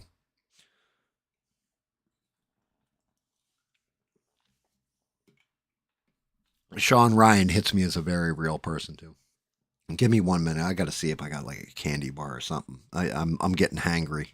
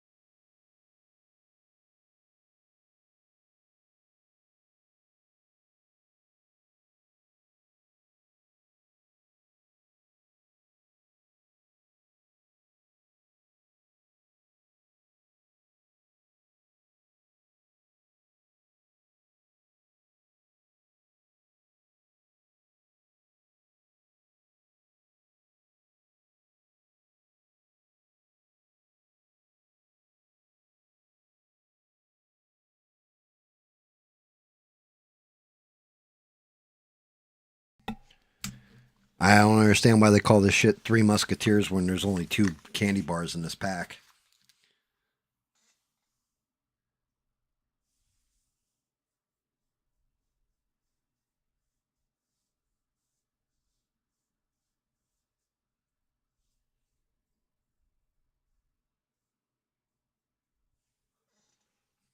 Yep. Beans has admitted she's a sycophant for Joe Rogan, too. Everything he says, she 1,000% agrees with all the time. Nobody agrees with anybody 100% of the time. Anybody who does, you call him Lindsey Graham and then just see where the war is.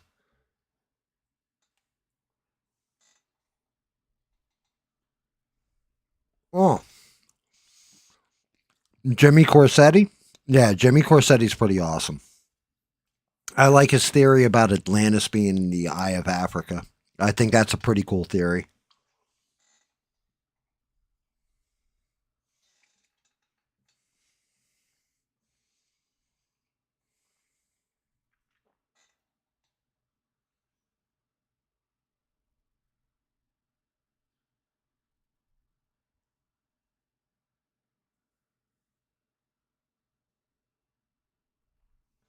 Yeah, well, I mean that Gavin Newsom wants to be president bad. He's not going to. Spoiler alert: he may be our next president.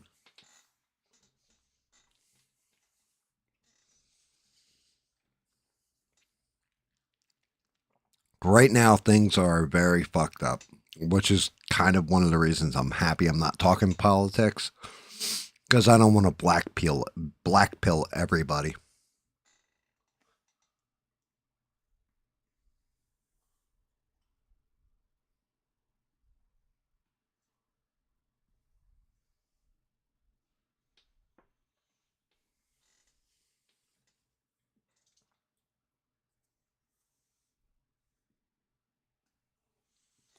Yeah, I don't like that either.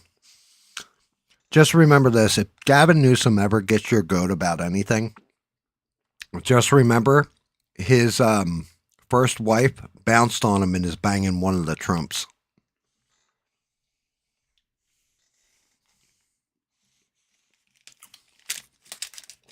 Just saying.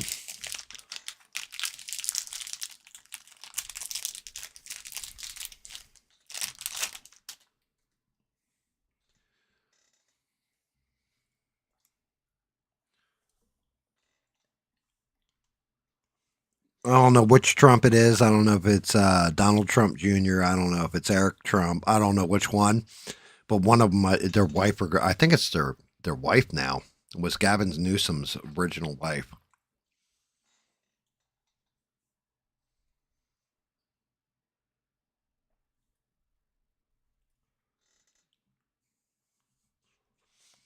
Don't count them out.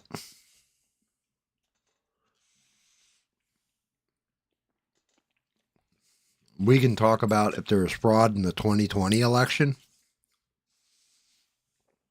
But the whole thing is, I still say more people voted against Trump than for Biden. Like, people were pissed off about the whole COVID thing with Trump. That's why he got in office. And I think people were so pissed off with Biden, that's why Trump got back into office.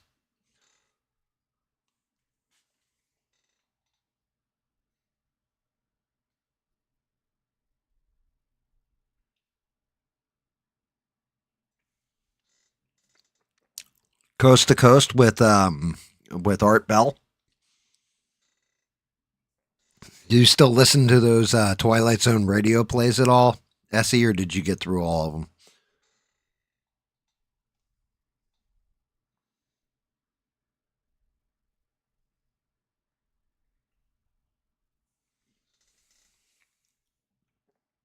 He pissed off a bunch of people, but to be honest with you, pissing off people doesn't matter.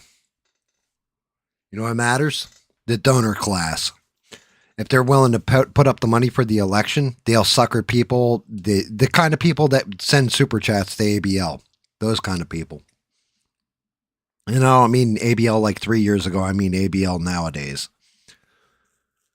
There's always a sucker willing to part with their money and their vote.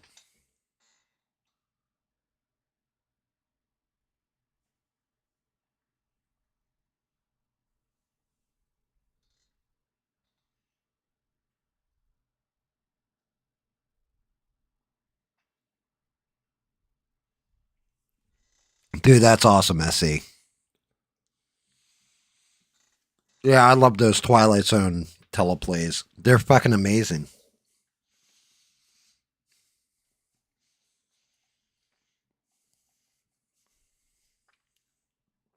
Some of the people they got voice acting those are just they're great. Chris MacDonald, I think his name is McDonald. I can't remember. Dude who plays Shooter McGavin. He does a lot of voice work on them. So does Lou Diamond Phillips. Yeah, it's good stuff. And every one of them was an original Twilight Zone episode, except for there's one or two that aren't. Like there's one where there's a bunch of nanites or whatever. That one isn't. That wasn't Twilight Zone from back in the day. So more modern one. But yeah, I love that. And then Art Bell, yeah, I've listened to damn near every one of his amazing callers a bunch. Art Bell's always just like fucking brilliant with it too. Because Art Bell says it, I never let the truth get in the way of a good story. So you'll hear shit like Mad Mike Mardigan, I think his name was. He was like, he said that he moved through time, like he time traveled and built like a electrical transformer in his house and all this kind of shit. It's always interesting.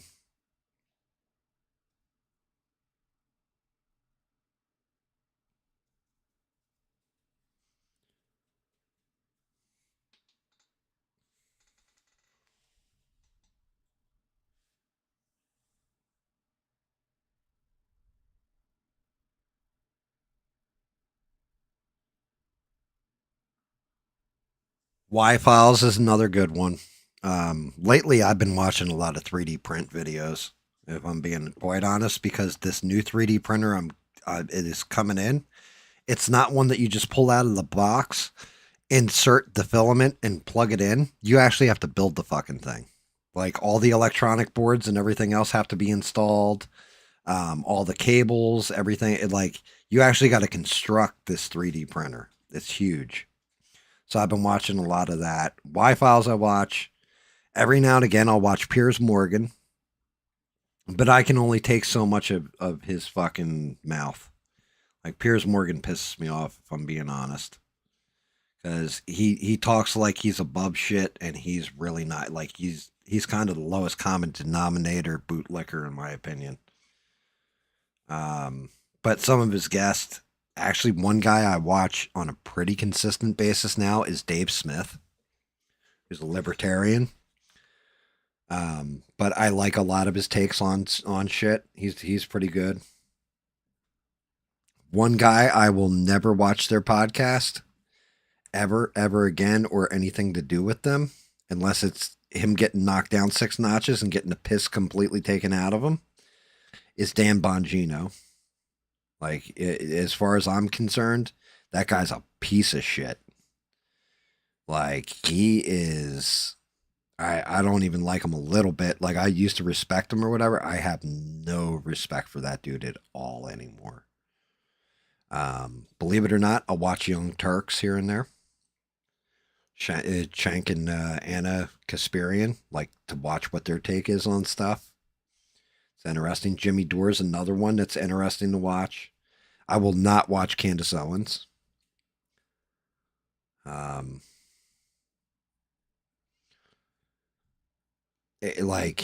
Man, there's a lot that I would watch. I don't watch anything to do with Fox News either anymore, guys. Like, at all. Not unless it's like breaking, nuclear strike in Iran or some shit. I'll turn on Fox News for that. But I'm done with Fox News too. Like, I won't watch any of their shit. I won't watch CNN. I won't watch MSNBC. I refuse to watch them.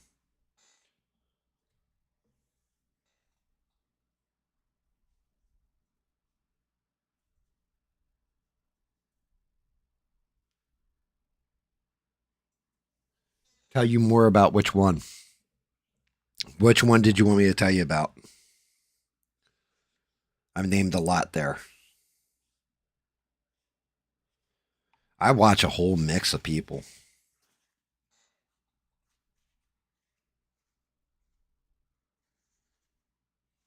Yeah, I have stuff running 24/7 when I'm playing games or whatever, and I'm not streaming.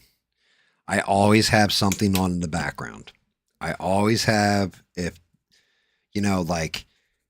there is something going on in the White House or something like that, and I feel it's important, I'll have that shit playing in the background.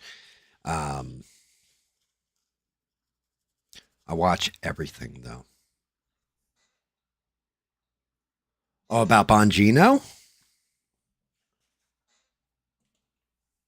You want me to tell you about Dan Bongino? So the thing was, when Dan Bongino, Cash Patel first went in there, I fully respected both of them and everything else, right? Bongino doing the whole, listen, Epstein killed himself. I'm telling you, he killed himself. I kind of lost a little bit of respect for him, but still thought like, hey, look, you're playing in the system. You've got to abide by said system and you've got to do your thing. Right?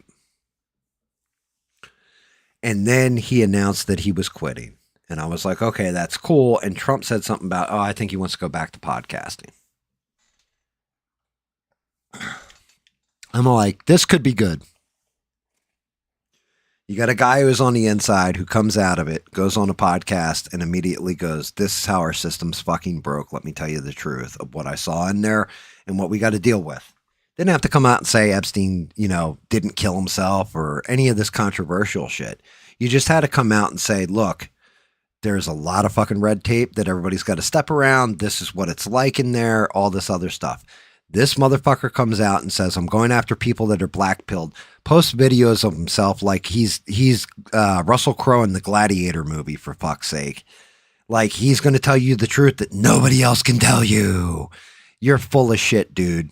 Okay? You're complicit in the Epstein files. You had the power to actually do some shit in Washington. You were the deputy director of the FBI and you didn't do shit with the job. You know what you did? You whined because you weren't allowed to take your wife to work with you on Monday. Like, what the fuck are we doing here? Like, you fucking piece of shit.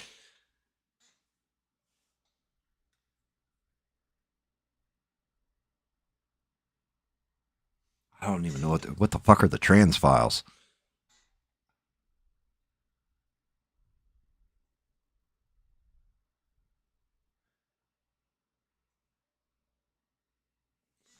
But yeah, when it comes to Dan Bongino, so now he's out and he's going to tell you how all these people are against the Trump administration, why and all. Shut your fucking mouth, dude. You're part of the reason why people are against the Trump administration. You're part of the failure in our system, and you proved that if you're going from a regular ass person, and going into a system that everybody expected you to change it because you're speaking out against the injustices before you get in there. You get out and now you're going to rah-rah for the Trump administration on the outside, but you're not going to call out all the fuck-ups and hiccups and screw-ups that are going on there that are obvious for every American citizen to see. You are not only a truth teller, you're a fucking liar and a coward. And I don't abide by either of those because I'm neither of those two things.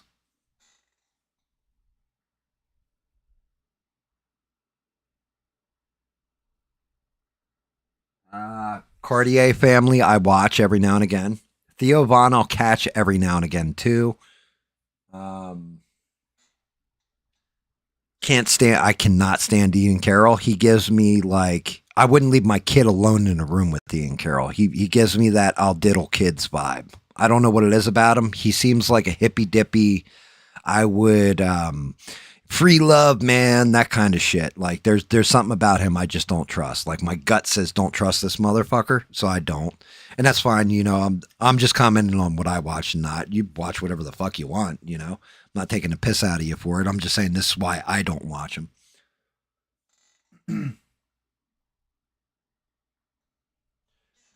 Well, that's just it. You can't be a truth teller and then sign a non-disclosure agreement. Because then you can't tell the whole truth, right? So he can miss me with that nonsense. It's not that. It's he actively, he thinks he's cooler than he is. He thinks he's tougher than he is. He thinks he's better than he is. And to be honest with you, at one point in time, everybody fucking bought it. But then I watched what happened when he was in when he actually had the ability to do something, to arrest people and put them away, and did nothing.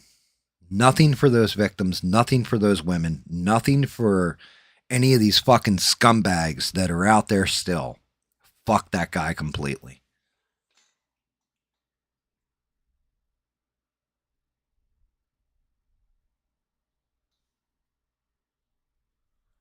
Rebel, you know what? Rebel's got it right there.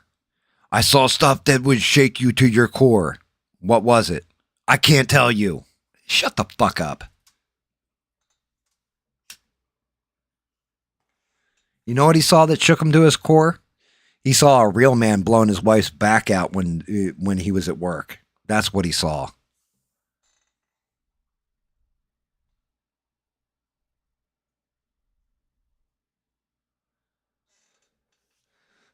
Fucking asshole.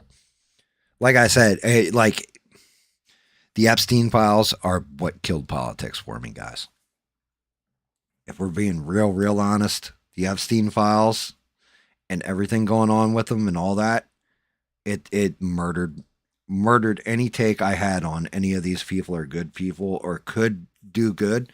There's only a few of them. That I'm still like, well, Thomas Massey being one of them. Actually, I fucking can't stand the guy. I think he's kind of an asshole. But shout out to him for the Epstein files too, was Ro Khanna.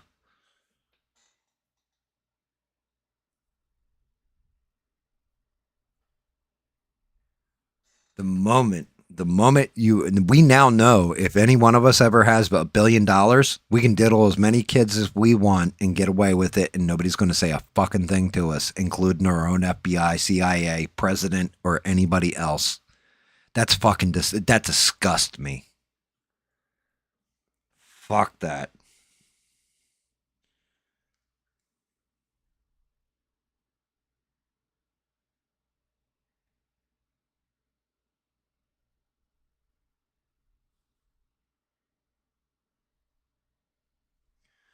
If I were like deputy director or director at the FBI and those Epstein files, I had any access to them at all and started going through them and seeing some of the names and shit going on with it. And they're like, yeah, but you can't tell anybody. I'd be like, well, looks like I'm getting my ass locked in Gitmo.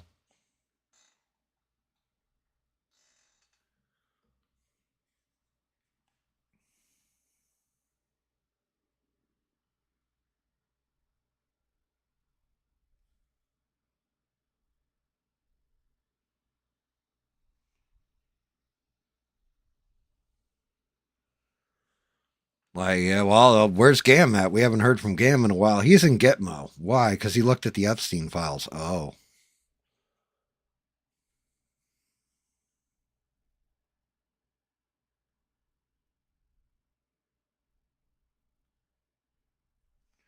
And then when you figure out that, you know, the reason why they're not releasing them is because some of these people are friends with some of these other people, that makes it 10 times worse.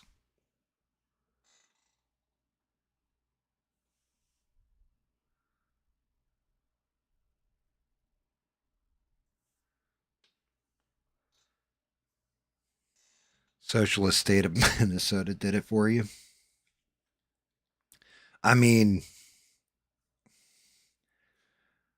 I was pretty sure, and maybe you guys can correct me if I'm wrong. Isn't the policy of the United States that we don't negotiate with terrorists? I'm just asking for a friend, but isn't that kind of like our official policy is we don't negotiate with terrorists? Well, if you don't negotiate with terrorists, why are you negotiating with fucking terrorists? Because those are domestic terrorists. I don't, man, I got to stop talking. I'm going to get myself kicked off YouTube. I almost started to go full ham there.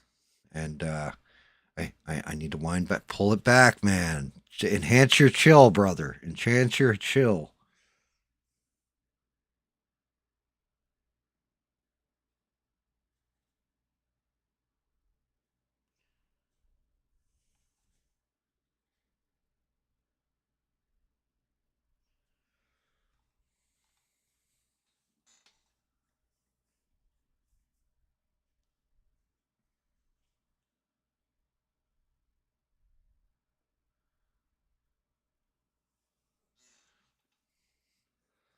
Dear Lord. Yeah, I gotta chill, guys. I almost started going into it.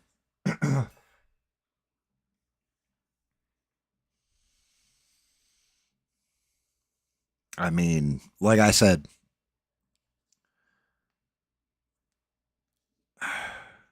if I give my opinions on certain things, I will be thrown right the fuck off this platform.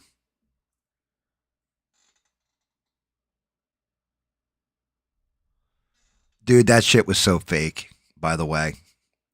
You know, not even trying to get into any side of the political aisle. That was staged and fake as shit. You don't put a guy in full frame the whole time and sit them in the front row, and then all of a sudden they get up and do that shit. That's not how that works. You also don't get a bunch of shit that you don't know what it is thrown on you, because it could be acid, it could be anthrax, it could be anything else. Any kind of 10 different types of poisons, including cyanide, simply mixed in water, and have it thrown on you, and then go, no, just give me 10 more minutes to talk. No, you go wash that shit off immediately and head to the hospital to make sure you're not infected with something.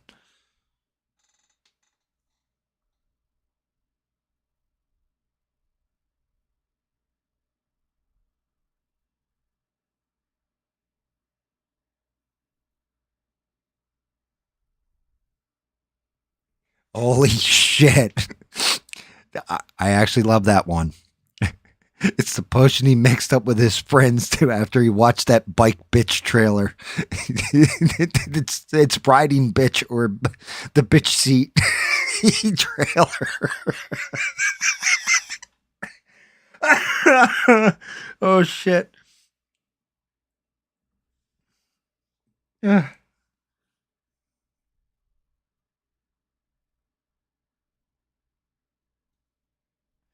God, it looks so that movie looks so fucking bad too.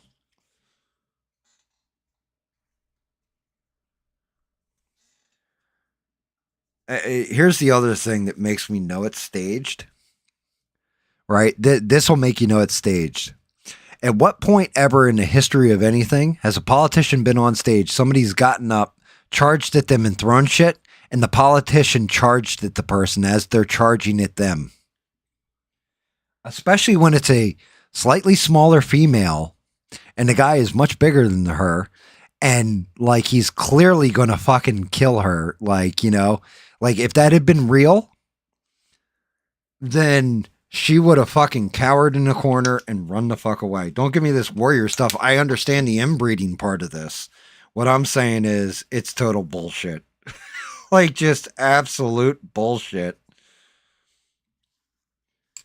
Oh, the DOJ is going to investigate me. Hey guys, I think we might need somebody to run up on stage and throw stuff at me so I can pull like I'm Harvey Dent in the Dark Knight. But Your Honor, I wasn't done asking questions. Sorry, I saw that movie too, lady.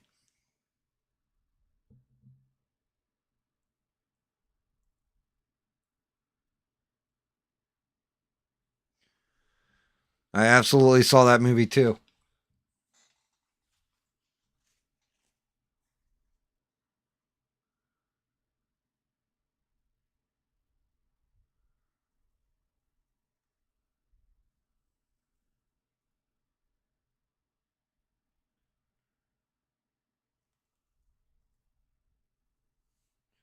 Yep.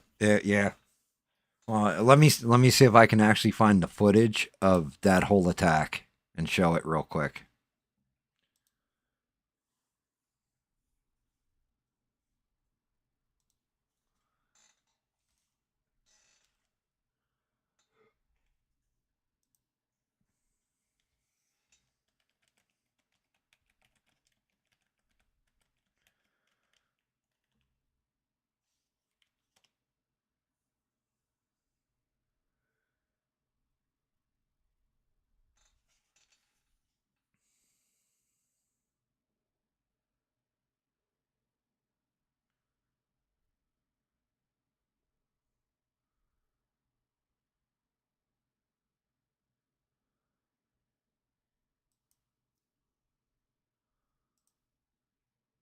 Grammarly is the reason.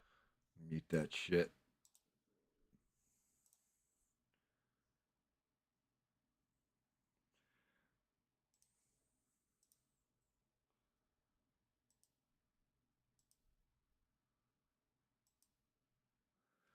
All right, guys, you guys want to see this Ilhan Omar attack?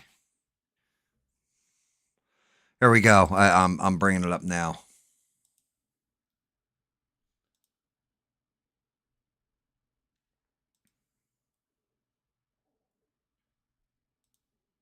I'm trying to anyway.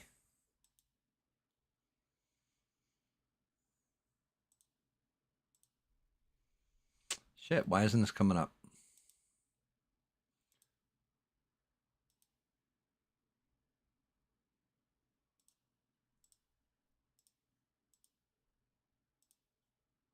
All right, here we go, guys. You guys ready to see the Ilhan? Let's watch the Ilhan Omar attack.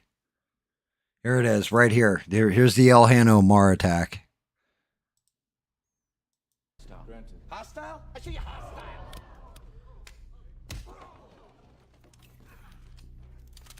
See right here. Carbon fiber, 28 caliber, made in China. If you want to kill a public servant, Mr. Maroney, I recommend you buy American. Get him out of here. But Your Honor, I'm not done. Yep. See, look, that was the same attack right there. That was it. That was the Ilhan Omar attack, guys. That's how it actually went down.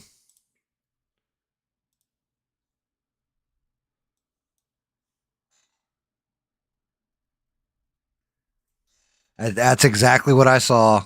You know, that's exactly how she handled it.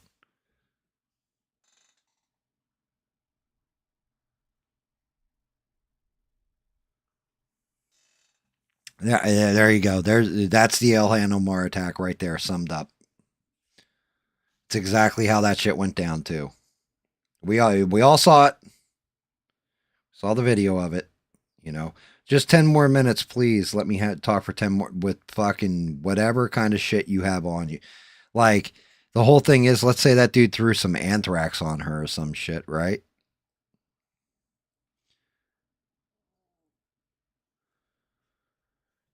Like, and she stood there with that anthrax on her and infected everybody that was listening to her. Man, you'd be liable for it. There's a reason why that shit is bullshit and fake.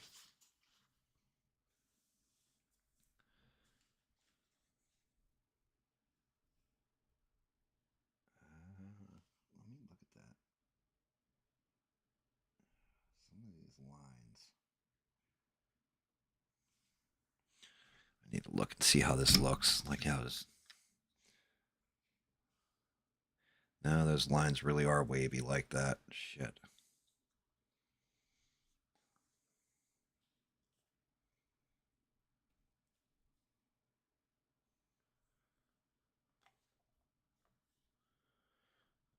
see. What does he look like with his arms back? Do I got the right arm? No, I don't.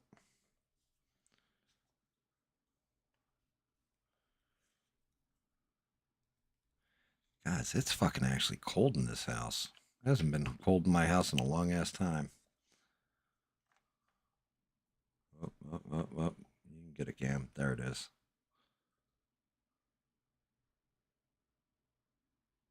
Sinestro is looking pretty good.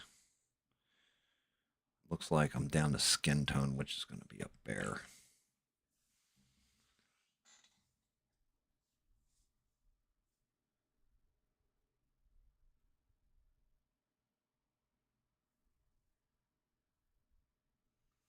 Bananas and rice. Who's bananas and rice?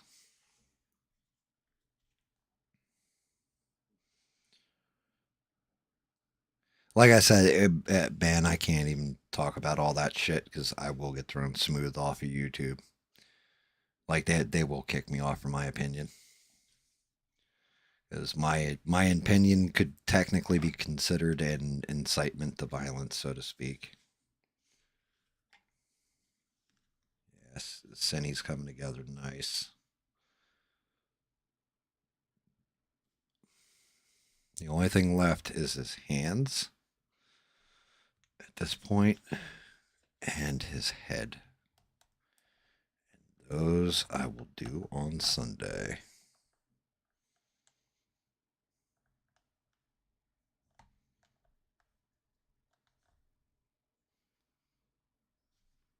Just want to see how he is stacking up.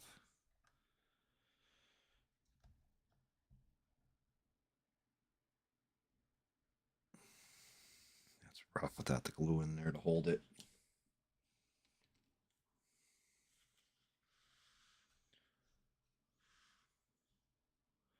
I also think I'm going to go white on his lantern too. Let me see. I'm going to do that. I'm going to pop my camera free actually, just so I can do this. This is where we're at with it, guys. I think it's coming together nice, though. Hold on, let me turn on this light a little bit. Turn this light off so I don't get any shine.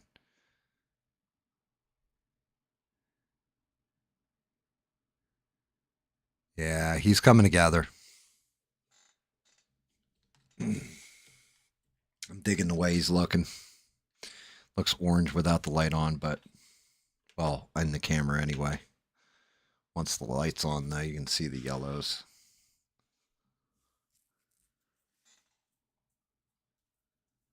I did decide on yellow. You know why? I had the conversation with the wife, and I was debating back and forth, and she goes, well, what do you think?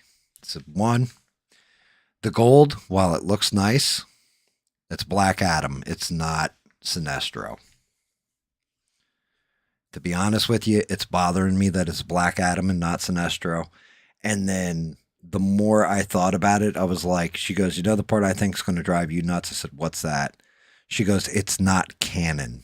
He never wore a gold embroidered outfit in any of the comics you probably ever read. It was always yellow and black. I said, you know, went through my head, and you're absolutely right. I'm going with the yellow.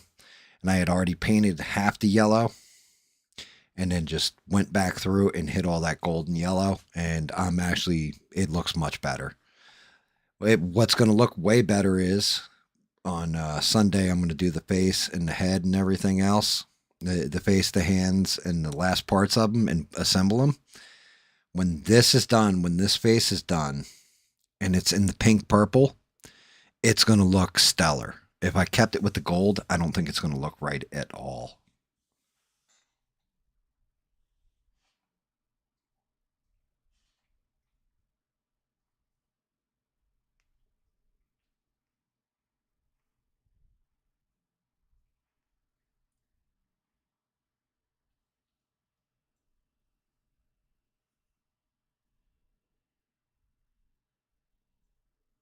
So, yeah, but you know, that chick, according to ABL, that woman's probably telling the truth.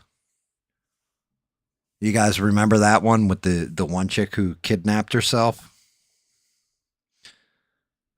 Remember, he was like, oh, yeah, this 100%, like, I don't know why people are saying this is fake. This is 100% real. And then it turned out the chick was full of shit and they arrested her. Like I said, fucking shit like that. You know, I just remembered this. I had completely forgotten about this. Oh, God damn it. Thank God I haven't glued to anything yet.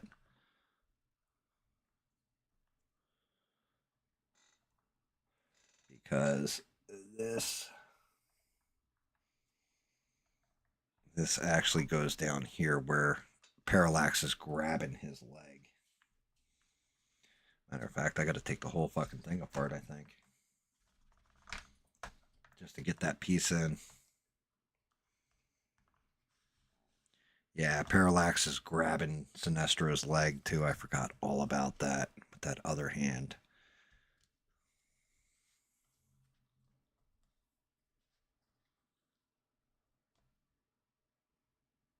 Adds a whole different dimension when you realize, like, he's got a grip on Sinestro.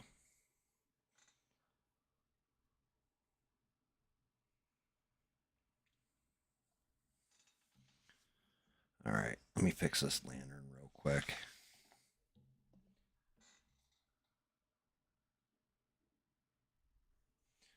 He doesn't like white folk because his dad probably left his mom for a white woman. I mean, I'm not saying that's actual factual or I have some kind of insider knowledge, but it would make sense to me. His mom probably looks like you smash her face into like some fresh cookie dough. You have some Gorilla cookies. But no, like legitimately, I think you're right. At first, I've always thought that the reason why he doesn't like white women is because they've always blown him off. Like, I think that could be why. Because white women will not sleep with him.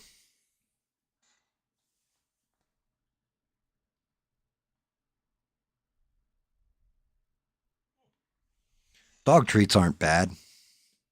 Hell, Riggs on Lethal Weapon used them to help quit smoking.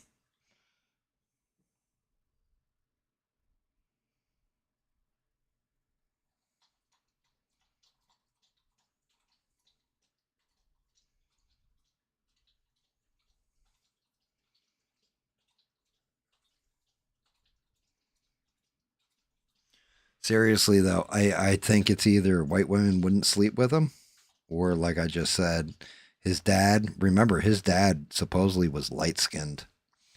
So his dad might have shacked up with a white woman.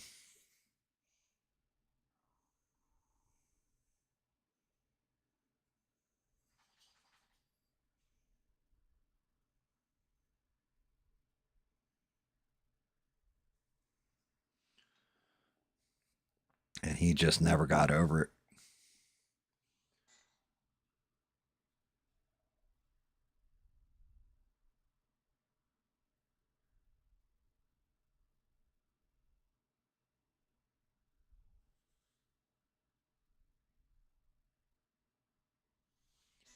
I didn't say all, did I? I mean, I'm sure there's 65-year-old grannies that would sleep with ABL. They'd be unsatisfied 65-year-old grannies, but, you know, allegedly. But they'd still do it.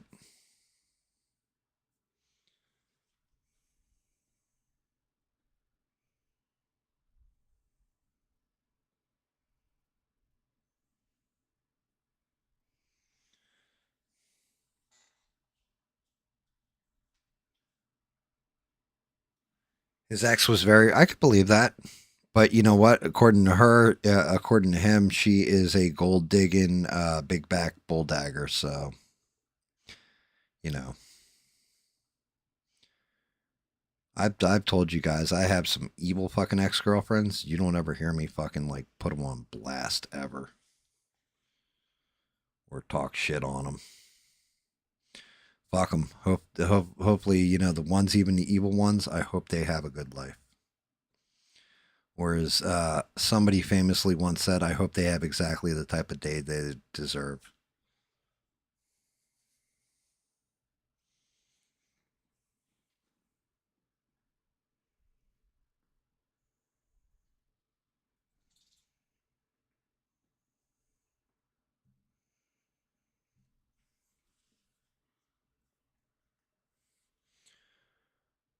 But yeah, I mean, I don't know. All I can tell you is that playing that clip earlier, you guys all heard the same shit I heard, right? Like, I'm not crazy on that one. Like, I'm not insane. I'm not just like making shit up in my head. Like, it was legitimately like you said a whole bunch of nothing with a lot of words.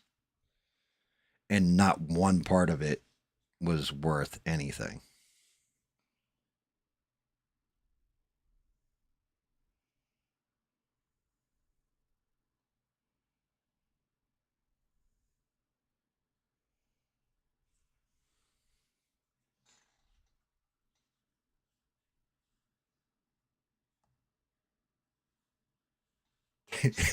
God damn Beans.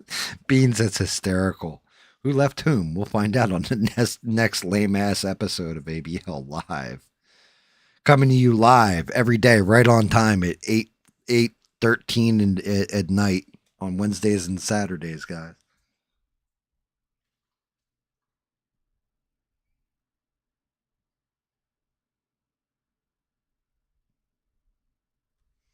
Because it's not like you didn't have a whole fucking week to plan out, you know, exactly what time the show's going to start. So, you know, you had to wait till the last minute. I think there's been like 3 times that I've been late to stream, right? Today being one of them. And I let everybody know the day before, like, how are you late every stream? Like, how is that even possible?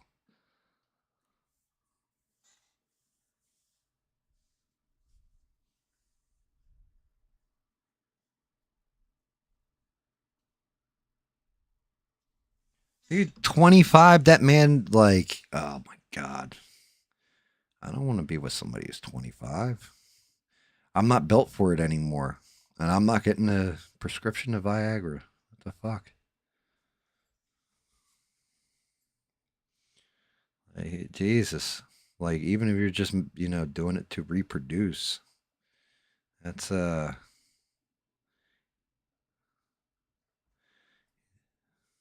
that's ridiculous.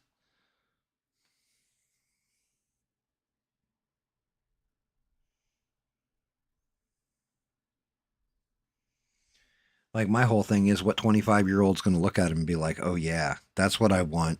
A middle-aged man who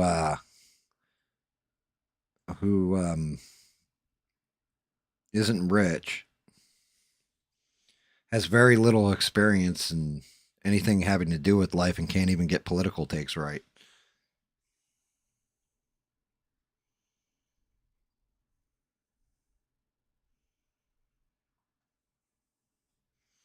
Dude should become a leftist. At least then maybe he'll actually get a girlfriend.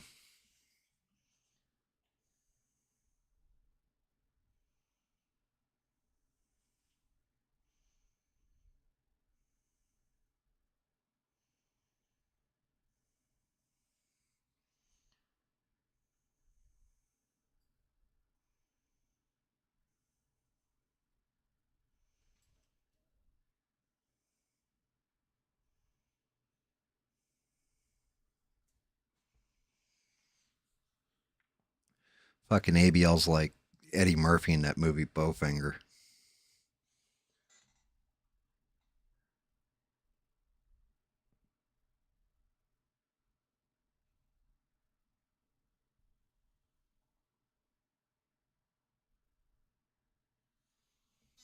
I don't question that man's authority, though. He's from the streets.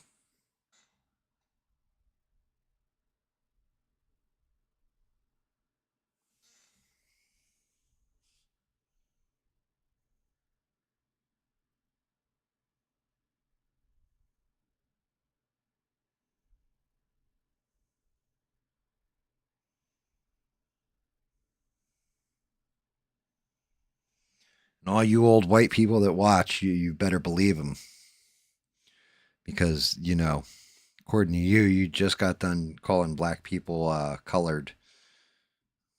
Now, like, you gotta believe this guy. He's from the streets. Like an old white racist people.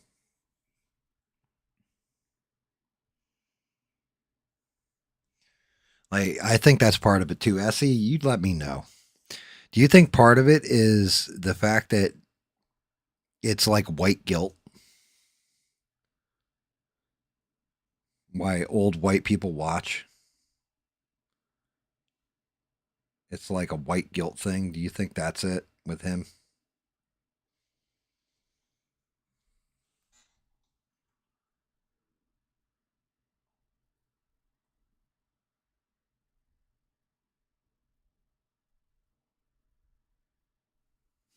I like chocolate ice cream. What's your favorite? Whatever your favorite is. Yeah, well, you know why you want to get somebody that young if you're an older person, right? There's one reason why you would want somebody that young to date or marry, because you have nothing really fucking in common with them. And no, it's not just the booty part of it, right? To make yourself feel young. The reason why is because somebody that young isn't smart enough in the ways of the world, and you can manipulate them. And you can convince them that you are the greatest, that you have all the answers, and you're smarter than everybody else. Because you can basically brainwash and control them.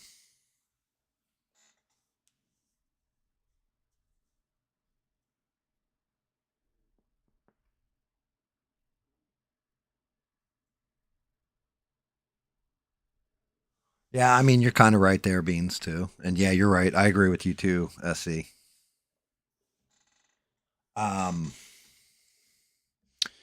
Yeah, but if we actually think about this, that's the main reason why somebody old like that wants somebody that young. Okay, because you want to reproduce and all that kind of stuff. It's really because you can just, they don't know that you're bullshitting them, that you're not everybody's honest. You can lie to them and be like, I make $1 million a year. Look, I got 1,000,001 subs.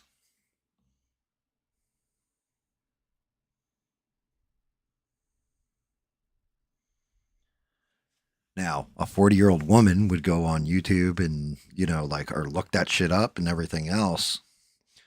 A young girl, a lot of times are just going to go with, oh, well, he's got to be super popular, 1.1 million subs.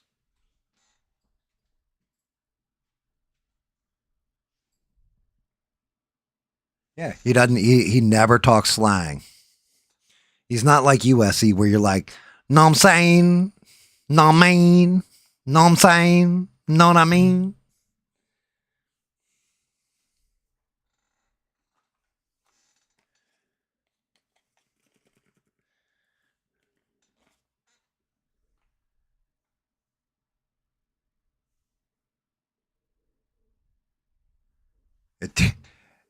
That is the call right there. No woman wants an old ass baby daddy. Women want a rich ass old baby daddy because he's going to die and you get everything.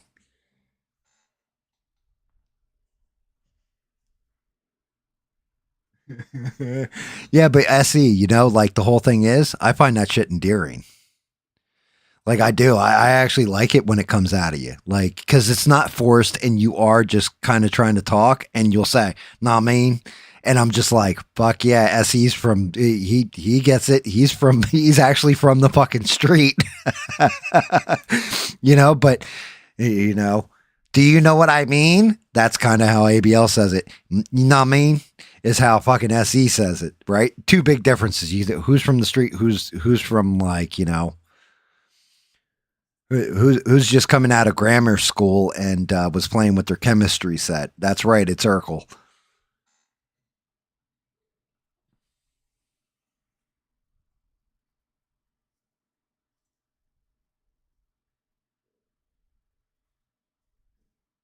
Oh, Jesus. Yeah. Yeah, I agree. Yeah, you definitely know your music better than he does, too. I'm not going to lie on that one.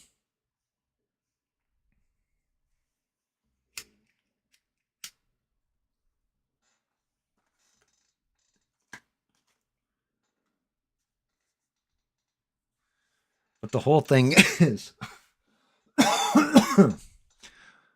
the only time people really want to say they're from the street or I'm from the street or whatever is usually, like I just said it about SE, right? SE doesn't go around saying about himself. It goes back to the whole I'm smart thing, right? Oh, look, I know this because I'm smart. I pay attention. I'm smart, right? You only say that when you're stupid and trying to project that you're smart because you're insecure about not being smart, right? And it's the same thing with the I'm from the street, I'm from the hood, I'm from the, right? If you are not listing off exactly what hood you're from, what hood are you from? Right? Number one. Number two, the only time you really bring that shit up is when you're about to get in a fist fight with somebody. Look, man, I brawled it out on the west side or on the east side of Camden. What you got? Okay. Then you're bringing that shit up. But why? Because you're about to get into it with somebody. He brings it up because it makes him sound tough to the white people that are watching, to the white folk that are uneducated and watching him.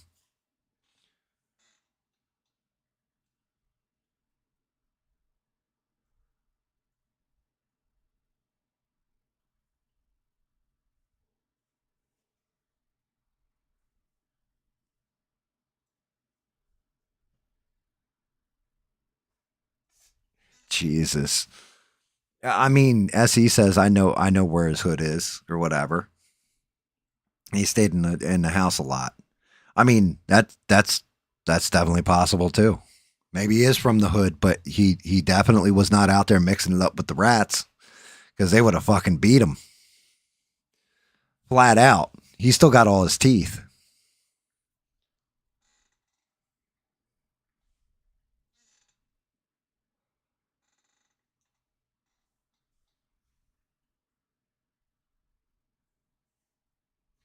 DMX was great. The only thing is he was like a fucking midget. Right? Like, I'm not even throwing shade at DMX. I'm saying no. He was like, the way he would rap in his songs, I always thought DMX was like 6'3", 6'2", 6'3", like, kind of decent, like in shape dude and all this. Man, that guy came out and he came up to like my kneecap. I was like, what the fuck is this? He's a midget.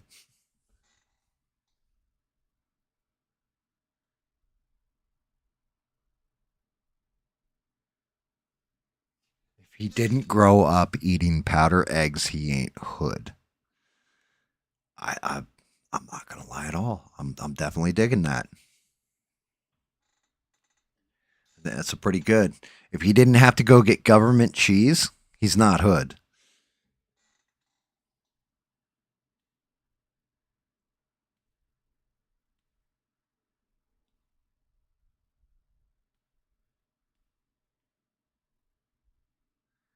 See, SE said the same exact fucking thing I did.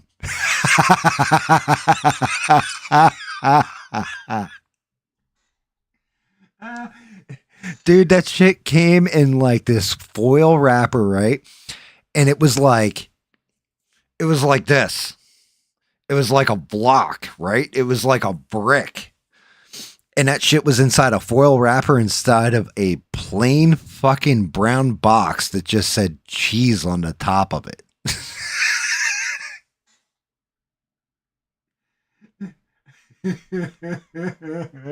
Dude, yeah, the government cheese.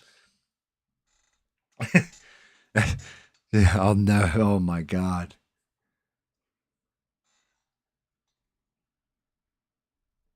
And it was thick as shit. And you couldn't melt that shit like it was Velveeta or nothing. Like, it was fucking, oh. I remember it when I was a kid. Like I said, I definitely had one of them backgrounds.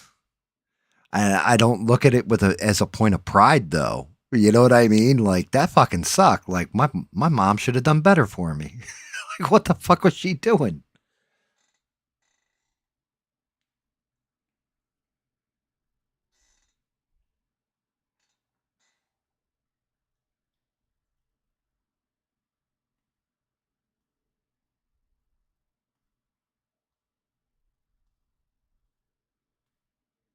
Yeah, it tasted like shit, and yeah, like fucking Reb said. Like, see, Reb grew up poor too.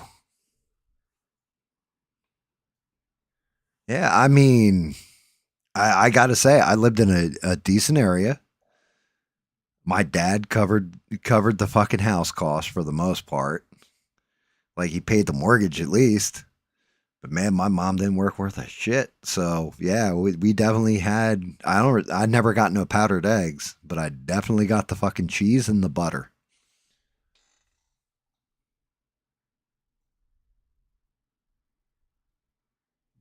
I was malnourished as a child. They didn't give me my proper food sources. You know what I mean? I showed the fucking food pyramid, and I was just like, "Please, sir, can I have some more?" And it was like, "Fuck you, motherfucker."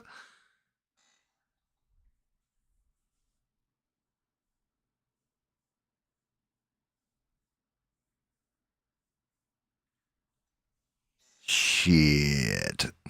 You say that now. Tell you what. Tell you what. That government peanut butter ain't no good.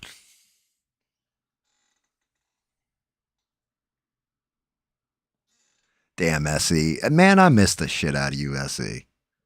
I wish you were in chat because I know you'd be laughing your ass off right fucking now and ripping back. I am so happy to see you in a stream finally again. I haven't seen you in a minute.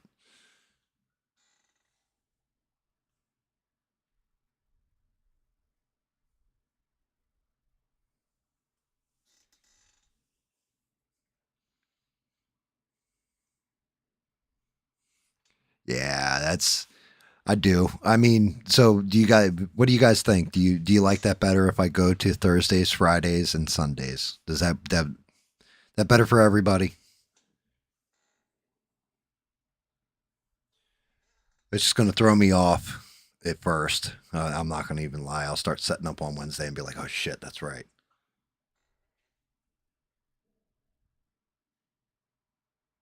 Yeah, dude. Like, man, you, Bob, Beans, and Essie, you, Bob, and Beans could all start like a little colony somewhere. Like, you get the small little homes.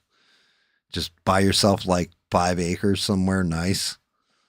Start a little colony for people that are 5'6" and shorter.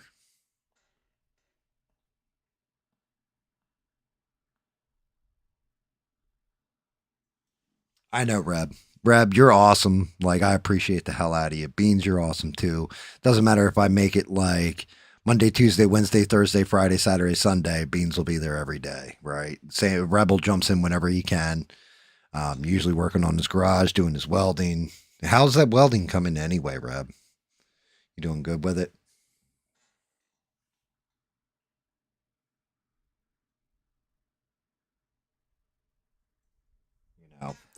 Like, I'm thinking Stranded said that it's better. Fridays are better for her too.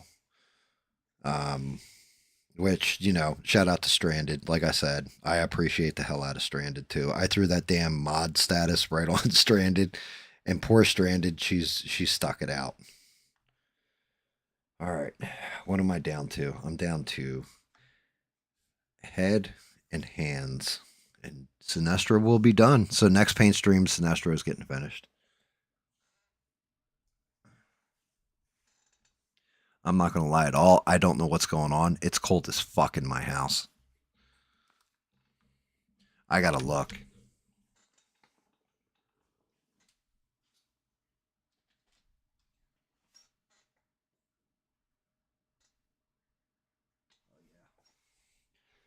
Yeah, it's 29 degrees out. So I'm getting snow the next couple days. Dude, I haven't turned my heater on at all. Like, I don't even have my AC heater isn't even set to run at all. Like, I've got that shit. It's set at like 20 degrees or some ridiculous number.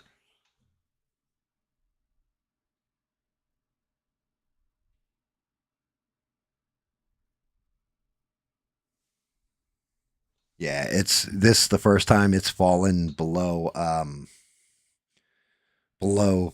30 in the past whatever since the snow shit started. It's the first time outdoors. It was snowing in places. It was like 50 degrees outside. Oh yeah, dude. I am definitely dripping the faucet because man, PVC piping for the plumbing, that shit will fucking break in a second.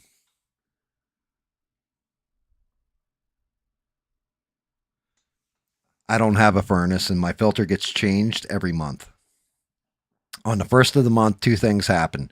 My dog gets his flea medicine, like he has a pill he takes that also protects him not just from fleas and stuff like that, but also if he comes in contact with animal feces, so he doesn't catch diseases from deer or the outdoor cats or any of that shit.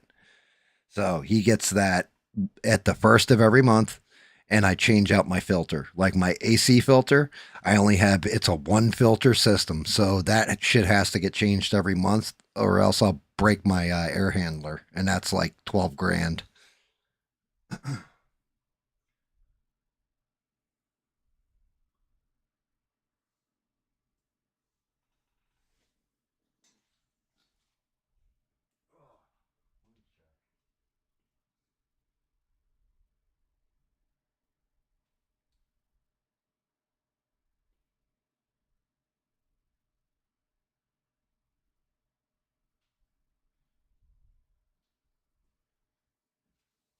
You guys talking about that shit made me get up and make sure my faucet was on.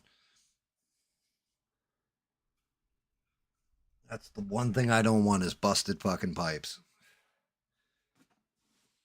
Because thank God they're not. If they were copper pipes, man, I'd be fucked. I'd have to call a plumber because I don't know how to do the copper without burning through the copper.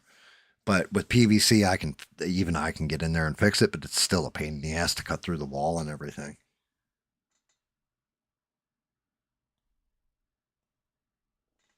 If you do yours every second payday, that's smart. Yeah, I set mine to the first of the month. I actually have like 3 filters that I always keep on hand. And then first of every month, I pull that fucker down, put the new one up. One, because, well, we do smoke in the house, even though we probably shouldn't. And 2, like I said, single filter system on a central air is dangerous. Like you can fuck that up real easy. And while I can do minor troubleshooting on a HVAC unit, I can't replace shit on it. Like I can replace minor things on it, but not the major things. I'm not that skilled.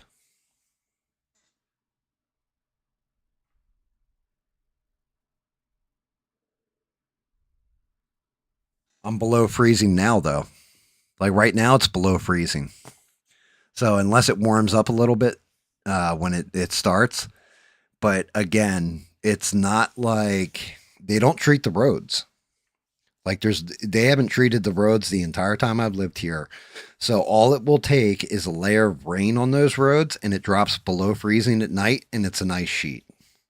And that shit will last into the next day. And it's dangerous as fuck because people down here can't drive in the snow worth a fuck.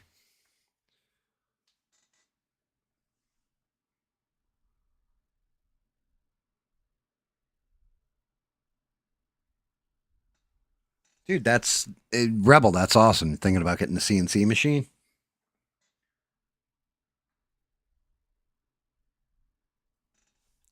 Did anybody tell her that it was 30 degrees and that is below freezing? What?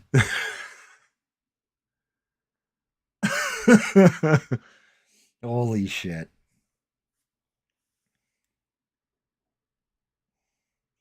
I did see one thing with Candace Owens that had me in tears, laughing so hard. She said that Charlie Kirk was a time traveler and that he went to Xavier's School for the Gifted, or a school that was like Xavier's School for the Gifted. I about pissed myself.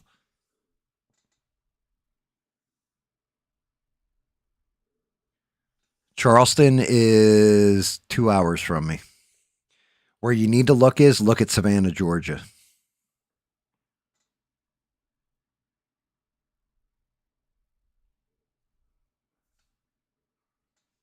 Savannah would give you a more accurate take on where I'm at. Like closer in degrees wise. Charleston's 2 hours away. Or as Bob would say, Charleston.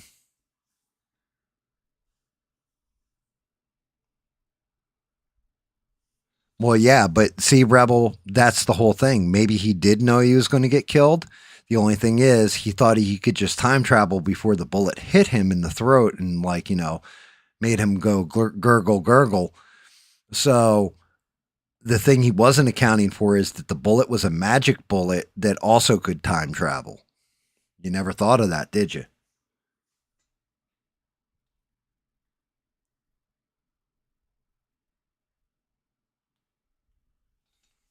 I'm from New Jersey, so shame on them from actually being from Savannah.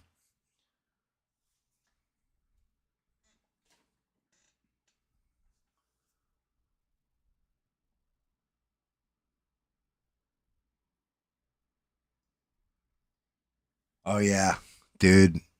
Like people have different addictions. My addiction is definitely nicotine.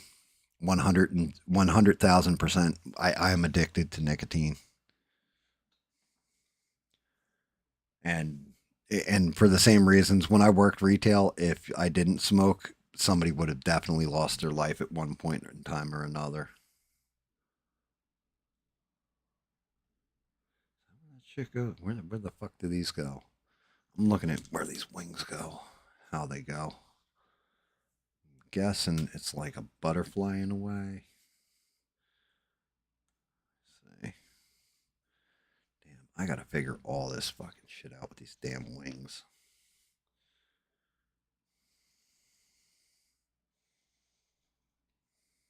I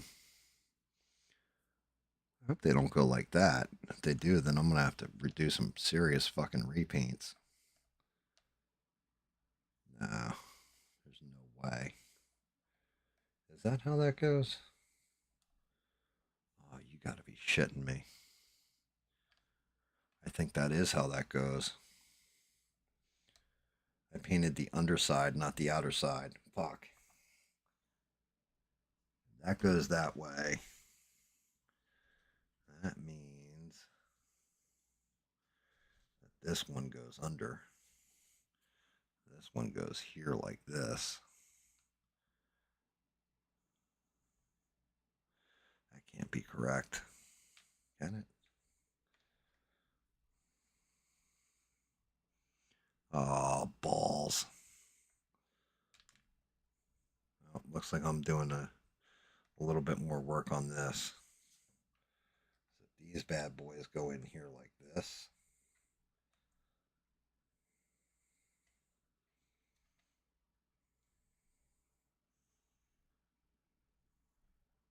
That's exactly what it looks like too. Shit. I'm gonna have to do something. I'm gonna have to flesh that out more like I did on the inside. Fuck. I didn't even think about that until just now. Let's see. This one would go over here like that. Something like that. Does that one go in here?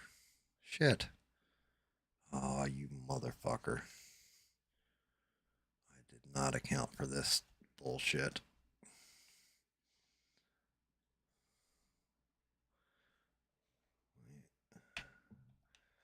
How the fuck? I didn't account for these damn little wingdings.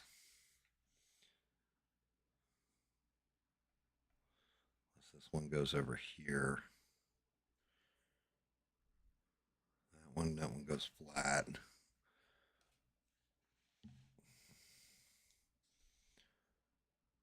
see. Nope. Nope. This has to go here.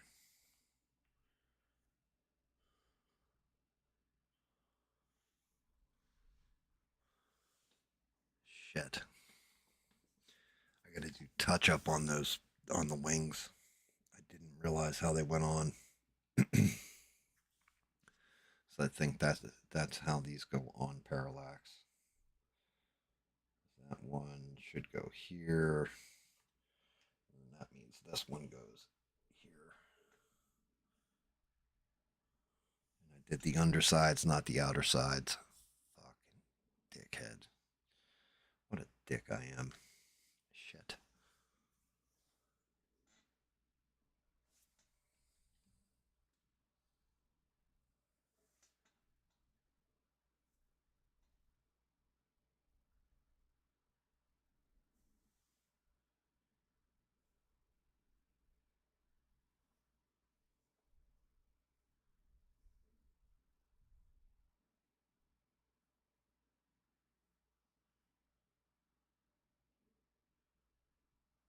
I don't know if you're asking me or her. I've been smoking since I was 13, so you're looking at 37 years. I took a year off, a year or two, but yeah, 37 years roundabouts.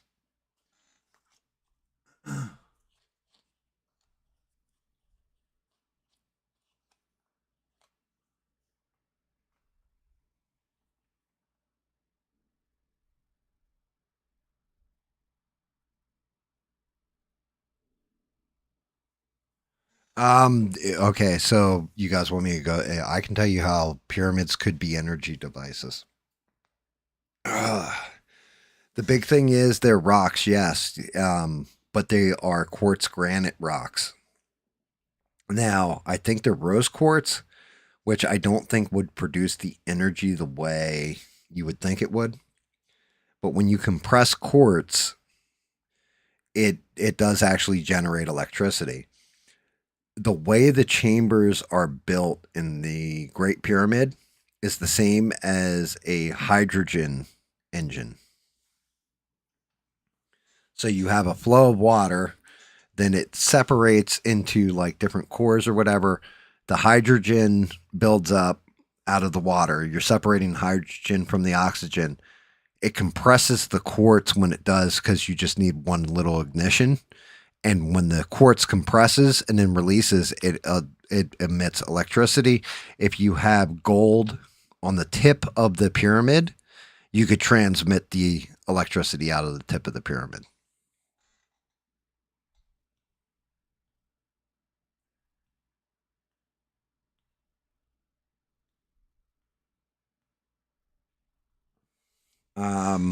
And then as far as like the building of the pyramid, I think they did build part of the pyramid, if I'm being quite honest. The only thing is, I think they built the pyramid on top of something that was already there. I think the pyramid, I think they more or less found the pyramid, settled around it, and then built onto the pyramid. The same way the Sphinx should have the face of a lion, and instead it's got the face of a pharaoh. And if you look, the head is much smaller than the rest of the body. I think that's because they just found the Sphinx with the lion head on it and chiseled it down into a pharaoh.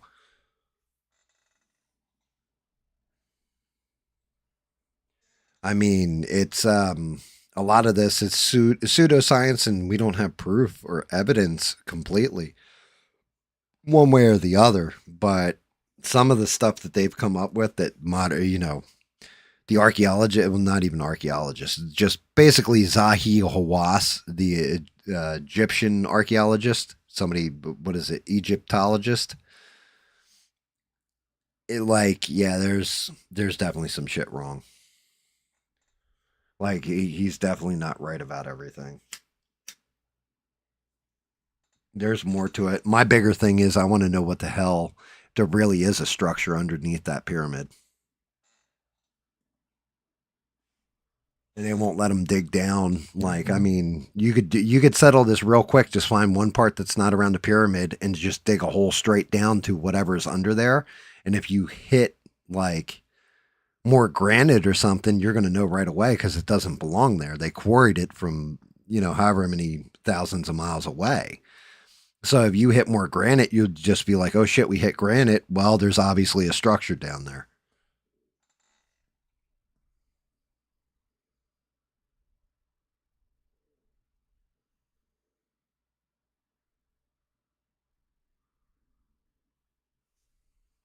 Not my area of expertise either. I can just tell you that it seems the more we learn, the less we actually fucking know. Because we found offshoots of humanity like Denisovans, stuff like this that people didn't think existed. We actually found a tribe of people in a cave that were offshoots of humans that were hobbits. Were actual fucking hobbits.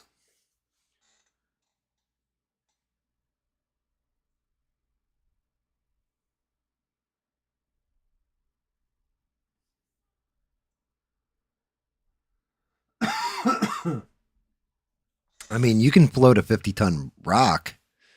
You could actually do that shit. You would have to have it. Man, I'll tell you what. To figure that shit out, though, I want you to think about this. How many times did they load when we find a bunch of rocks in the river where, their first attempt at moving said rock just fell right to the bottom of the river? Like the pontoons weren't big enough or nice enough, and it just went whoosh, right down.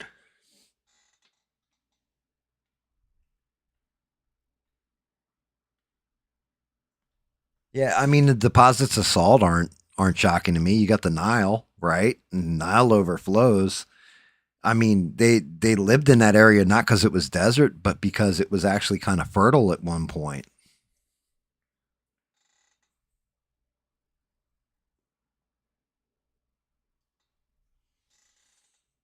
I mean, I look at shit and I wonder about stuff like lost continents, like the lost continent of Mu or Atlantis. I don't think Atlantis was a continent.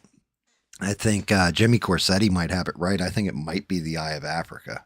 And it just might have been a large trading hub, but then it slipped into legend because a lot of the evidence he presents is very compelling. Like, it definitely needs looking into.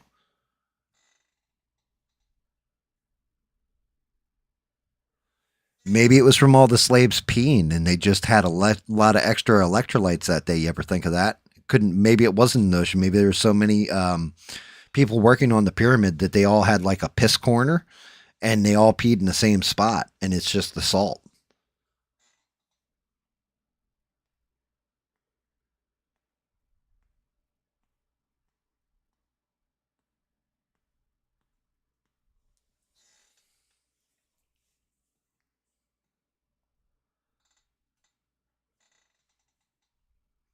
Like, I mean, if all of them were drinking Gatorade back then because it was hot out in that sun when they were pushing those rocks, maybe they all had to pee at the same time and just peed in the same spot and made a salt deposit.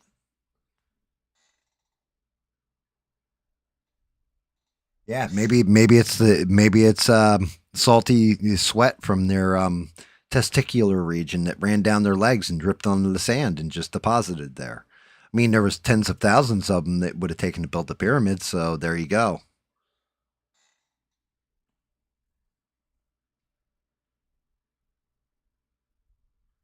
First piss spots of mankind. Yes, exactly.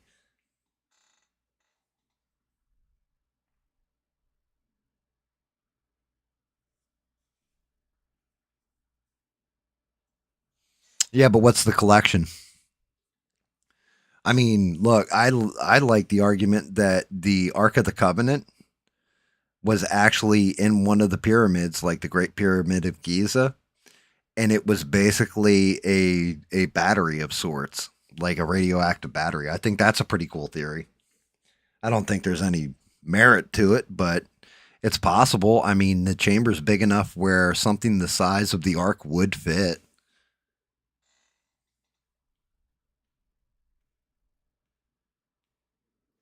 Hey, like I said, we got to eliminate all possible theories. So what I suggest is we get somebody who is well versed in drinking their own pee and get them to eat some of that salt. And if they say, "Hey, this tastes like slave piss," we'll know right away that that's what that salt deposit is. Allegedly. So the theory is, Reb, don't know what it was powering, but the obelisks, those big stone pillars, if they had gold on the top of them, on the tips of them, that the pyramid would be able to transmit the electricity from the top of the pyramid to those obelisks. And then it's basically like an ancient power grid. Now, what they were powering, who knows? I mean, one of the big things, and it's gone missing, was the Baghdad battery. During the invasion of Iraq, all the batteries disappeared, right? But they found it was basically, I can't remember what they used, this diode in the middle of it, but they filled it up with like fermented, like wine or grape juice or whatever, something with a lot of acidity. And then they had the rod that went into it, and it was like a clay pot. And then they had two basically copper leads that it came off of it, and you could electroplate with it. And people had built, like recreated them, and you could actually do electroplating for gold, putting gold on things with it.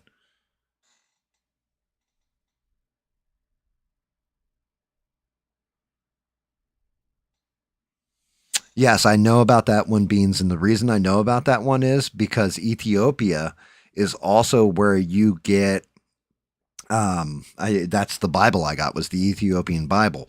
The Ethiopian Bible, they have a Bible there, and it has the Book of Enoch in it, the Book of Jubilees. It has all these extra books that they took out of the Bible, right? But it's supposed to be the complete Bible. And that's in Ethiopia, where they're supposedly storing the ark. One person is set to guard the ark, and they do die of radiation poisoning. That's supposedly a real thing, but nobody has ever seen the ark, and nobody's ever gone near it or been able to test it or any of that shit. So who knows if that's true? My whole thing is I believe half of what I see and pretty much none of what I hear. So You got to, it's an extraordinary claim. It needs extraordinary evidence to prove it.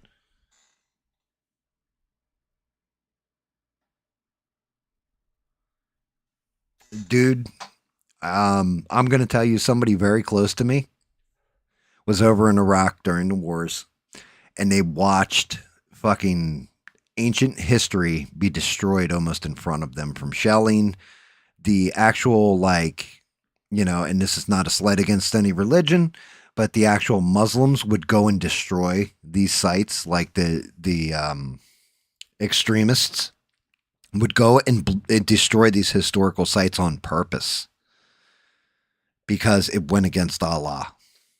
Just saying.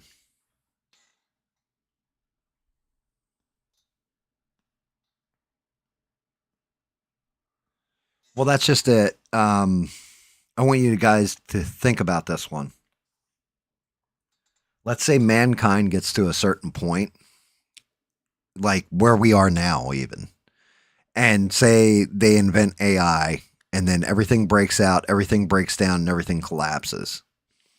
Our entire society would, like, every human gets killed or wiped out down to, like, maybe man, woman, and child, right? Like a couple people, like a handful of people left in the world. You don't have the intelligence. I don't have the intelligence to rebuild a lot of the technology that's out there, right? Most of the nerds are the first one to die because they're weak. They're smart, but they're weak. So they die first. And then the earth swallows that technology over time, and everything else. Man starts over again, being hunter-gatherers, builds up again, and then as we go, we get more technologically advanced again.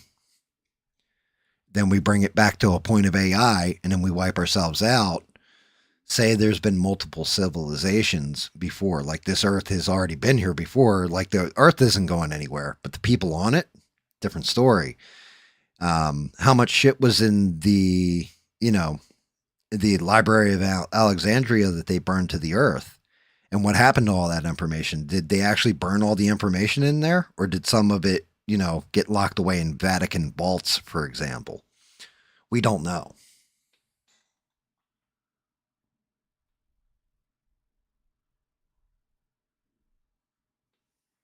Yeah, I mean, I've heard that actually from somebody who was over there and everything else. They went out of their ways to destroy shit because it didn't align with their religion.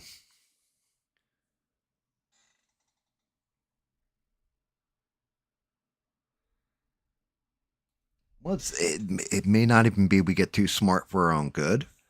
It could be just we fuck with something that we shouldn't fuck with. Like, I don't know, mutating a bat virus so it actually infects people when it would take like centuries for it to actually make that leap naturally. Just saying, and then you end up with a virus that infects like everybody, and then you get locked in a house and everybody dies from it. Things like this.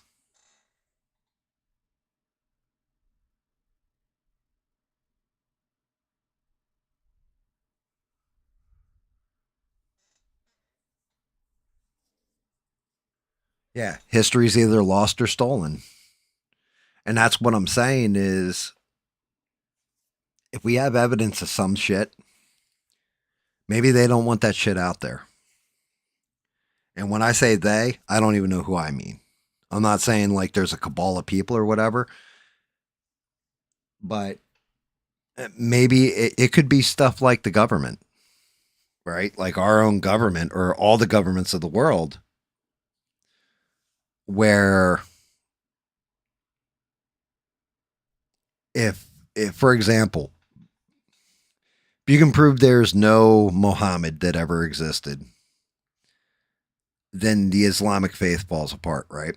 If you could prove there's no Jesus that existed, Christianity would fall apart, and go through all of them. Like Moses was actually just a made up myth by Jewish travelers. And you start destroying these religions. Then what happens? Some people that are staunch into Christianity or Islam or Judaism or whatever Now your faith is basically just some words written on a piece of paper, the equivalent of a Harry Potter novel. You're going to have some people that are going to lose their shit because then they lose faith in their God. It's dangerous. It's one of those things, you know, I've heard that that's part of the reason they know about aliens but have never released it. Now, granted, like I'm just some asshole on the internet. I don't know if this is true or not, but they don't tell you about aliens or don't tell anybody about aliens because it would fuck with some of the religions, and it would also, people would panic.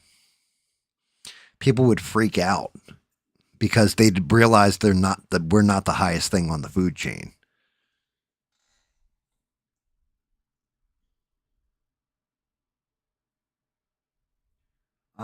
Yeah, that's another thing. Supposedly, well, this is a legit thing too, guys. You can actually look it up. I don't know if anybody's ever figured out, like, you know, the theory of 0 point energy, if that shit's actually somebody's invented something, or a car that could run off of water, for example, things like this.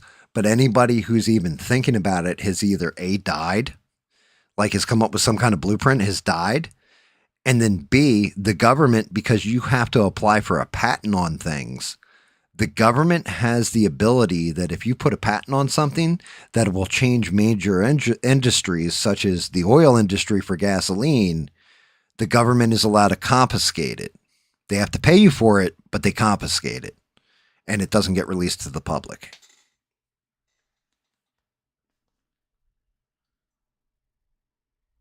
I think one of the big problems that we're seeing is if somebody actually could figure out 0 point energy and just gave it to the world, like just publish it on the internet.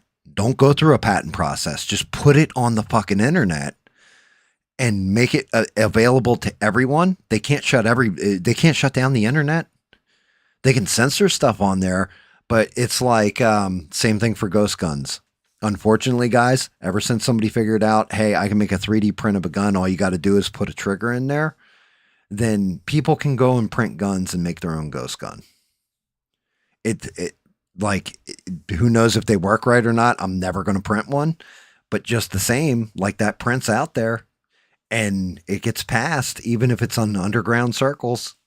So the problem is people get greedy and want to be rich because, you know, I'm going to patent this engine that uses 0 point energy.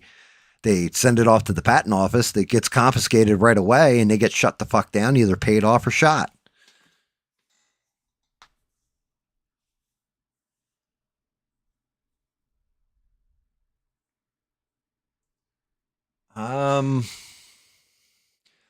I've never seen anything one way or the other. I've never had that kind of level clearance. For one, I'm not smart enough or an engineer they would ever bring me in for alien shit. But I can tell you in the early 2000s, I may or may not have worked on something that I saw test fired later on called Project Athena. Just saying.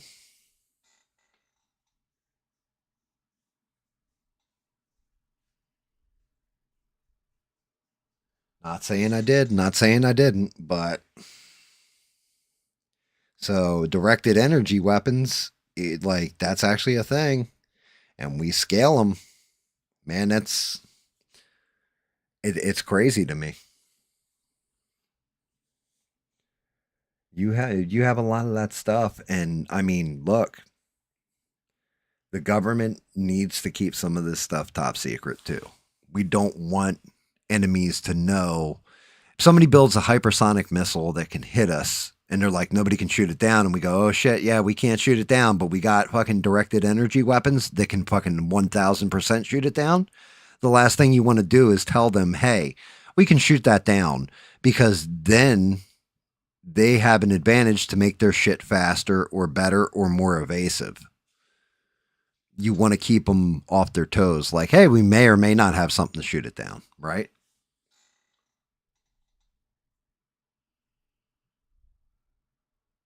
Yeah, there's a lot of CERN's weird.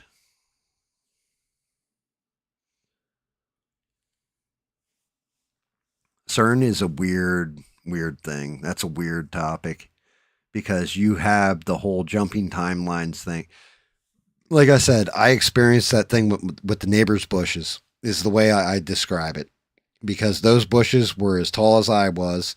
Then I know I did it on a live stream, and it was right when Trump got shot in the fucking ear. Right?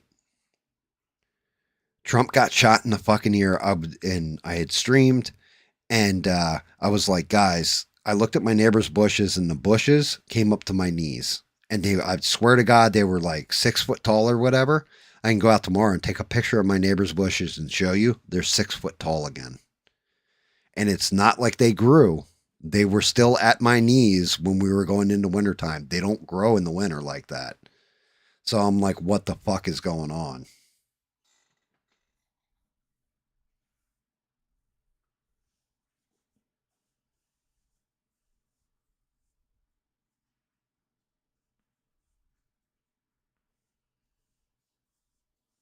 Why do we do trade with countries that can kill us and our enemies? Because our leadership is totally fucked. That's why. Because at one point in time, America was actually, to tell you the truth, if you want the honest answer, it's fucking greed. Greed is why. It's the same reason why when you call tech support, you get, hello, thank you for calling Microsoft Tech Support. My name is Bob. I am totally in Washington and in the America. Right? Because it's cheaper to pay people offshore than it is to pay people in America. They don't get health coverage. They don't get fucking a retirement package. They don't get anything. They just get an hourly rate that's $10 less than probably what the American person would be getting. That's why. And it was the same thing with our fucking manufacturing. At one point in time, think about it. Detroit was the Motor City. They built all the fucking cars there. What happened? All that shit's in China now. Mexico. Why? Because greed. Corporate fucking greed.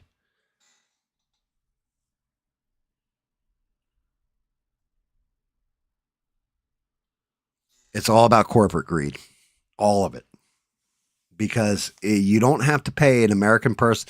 American people expect certain things.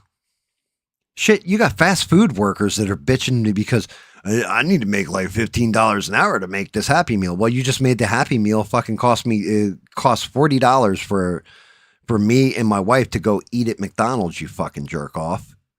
Congratulations, you just fucking priced us right out of the market. Well, it's cheaper to go out and slaughter a cow myself and fucking grind my own hamburger, you dickbag.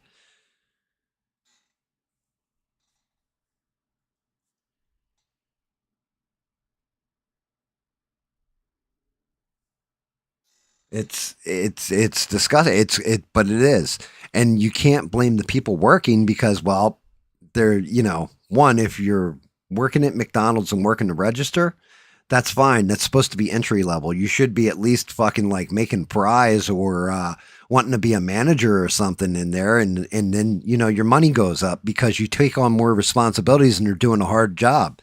They put fucking pictures of the food and words for what the food is on the fucking cash register now. Why? Because people are fucking too stupid to go, oh yeah, Big Mac's 99 cents, 0.99, hit this button for tax, and there you go. That's your total, right? No, they can't do that. You got to have a picture of the fucking Big Mac. You got to press it, and then it'll be like, are you sure you wanted a Big Mac? And it'll be like, no. So why not just come up with a fucking kiosk, fire all these fucking people, right? And then you just go from there. Like you can just come up with a kiosk where I can go in and hit it myself. What the fuck? You trust me enough to go on Amazon and order shit? What, I can't order my own food?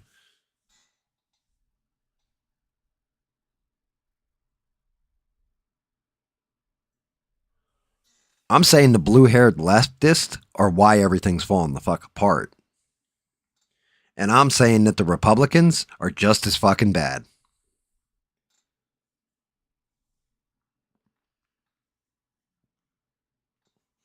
They're man.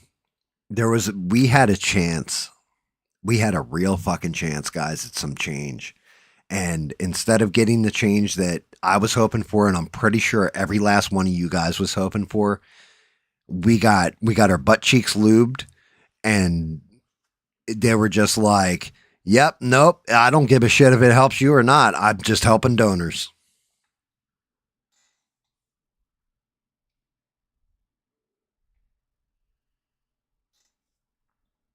I don't think we're in trouble as a species. I think where we're at, I don't think we're in trouble as a species. I think where we're at a point, we're getting to an inflection point where people that you know the whole thing in the Bible where the meek shall inherit the earth, right? That they, I can see there being a revolution real soon. And I don't just mean America. I mean worldwide, where people have had fucking enough, and it becomes almost like, oh God, what is it? What was that shit in France, guys? Help me out here. It's fucking getting late, and I'm talking a lot of shit, so I'm not thinking clearly. Was it the French Revolution, where they took all the rich people and took them out and fucking just like put their heads in fucking guillotines and just just chopped them right off there?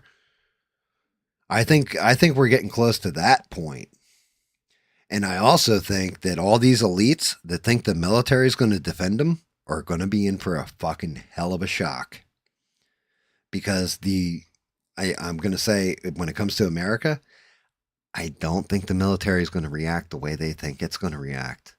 I think it's going to turn on them and be like, that's my father, that's my sister, that's my brother, that's Johnny from Delta Force, that's his sister. Yo, what are you doing? I think it's going to go the opposite way, and I think we're going to see a lot of fucking change, and it's going to be bloody as fuck, and I hope I'm wrong.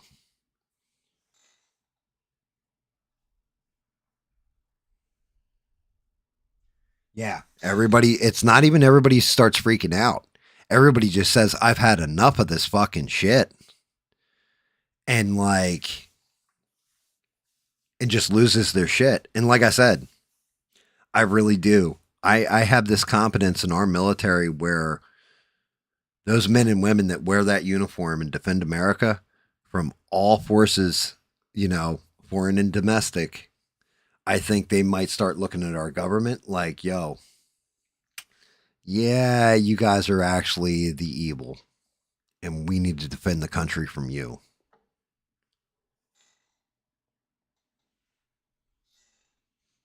I don't want to see a lot of people die. I don't want to see people starving. I don't want to see the world fall apart, go into fucking chaos. This is the last fucking thing.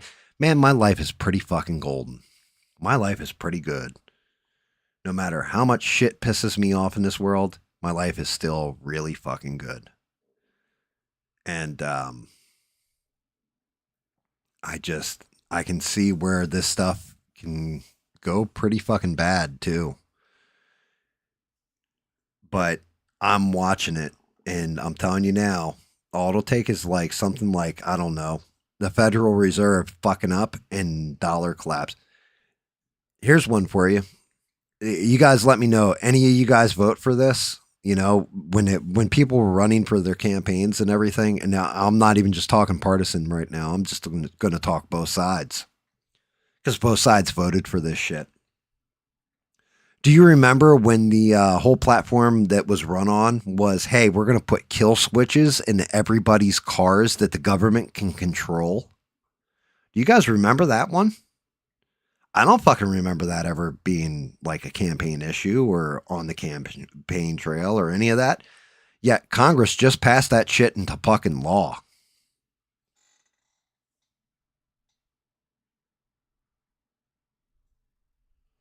Fucking communism? No.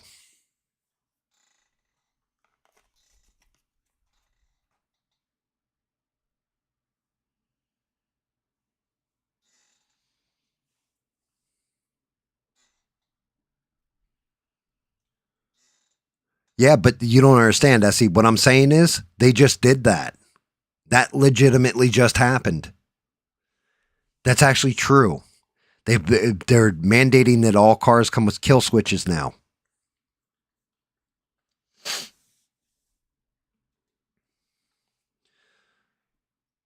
It's just the shit I watch. Like I said, it in a way it black pills me, right? Like there's no hope, but there is hope, and I have that hope in the people.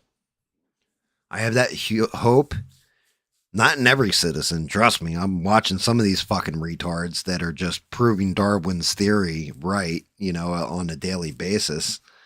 But I have a good hope, and some of the more intelligent and thoughtful people that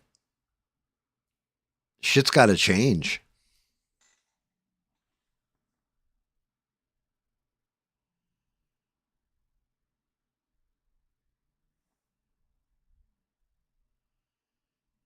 Breathalyzers I don't think they're standard in every car.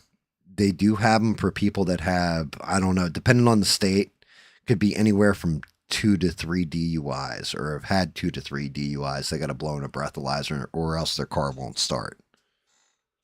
But you know what the workaround for that is, Essie? If I don't drink and you're drunk and you've got that thing in your car, I can go out and blow in your fucking breathalyzer and you just drive off.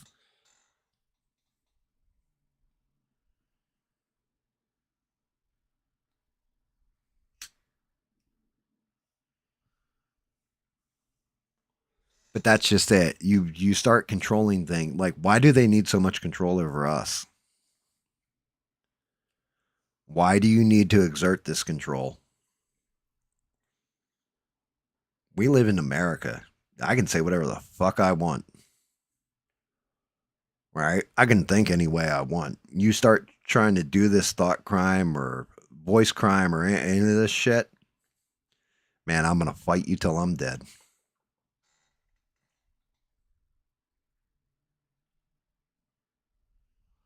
Biden, Trump, they're the same person. One just is louder than the other. Any which way you look at it, it's neither of them running the fucking country. The donors are running the country. The American people, we don't have fuck all to do with controlling anything when it comes to politics. We can only control what we can control, which is ourselves. And some people can't even do that shit correctly.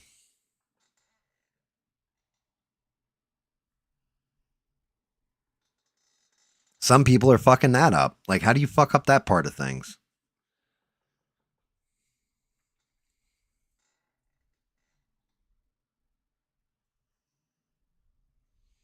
How many people, man. Ooh.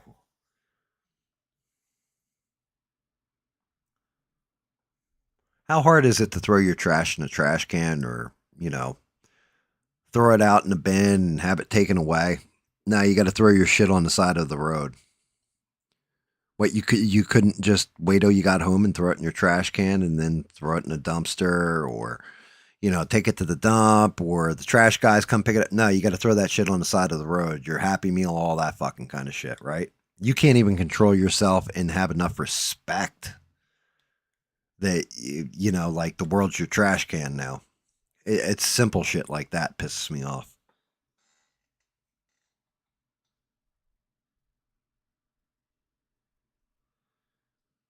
I don't know. I'm blaming all this shit on SE Wolverines, guys. Go to his channel. Make sure you smash like on one of his videos, and then just type the word dickhead into his comment section and tell him GAM sent you.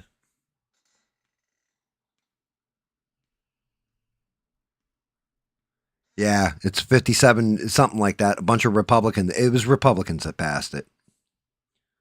They control the House. They control the Senate. Now, granted, the margins are slim, especially with MTG leaving. But yeah, they're the same animal. Don't let them even fucking trick you.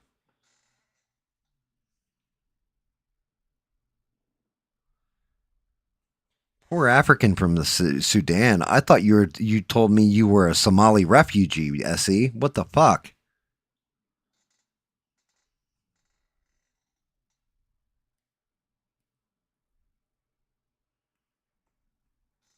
I mean, are you still like Essie? Were you lying to me when you told me you were a lesbian? Like, man, what is real in this world anymore?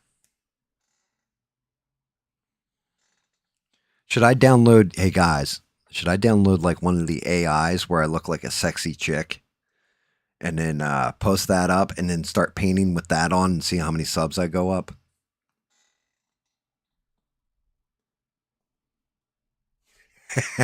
See, goddamn, yeah, I missed you. See, I definitely missed you, brother.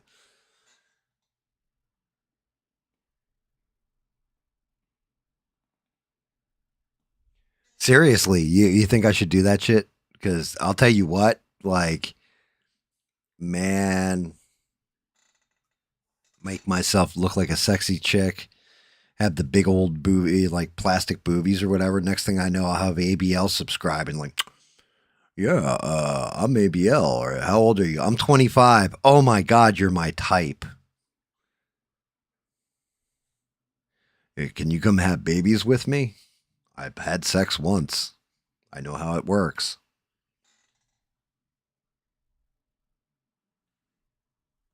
I'll look into it.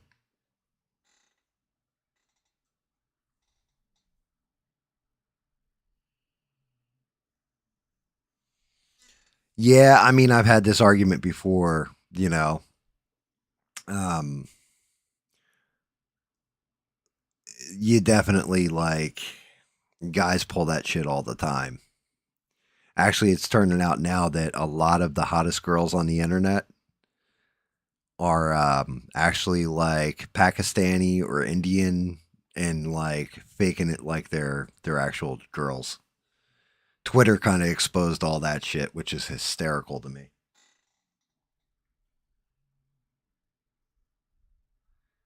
Yeah, there you go, Beans. I'd make myself a skinny black chick, 25 years old, and just like start messaging ABL on the side, right?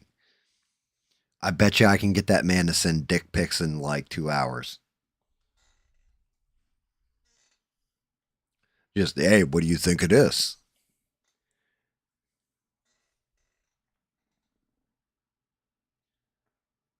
Only rebels like only we would know the truth. You and the rest of the fucking internet.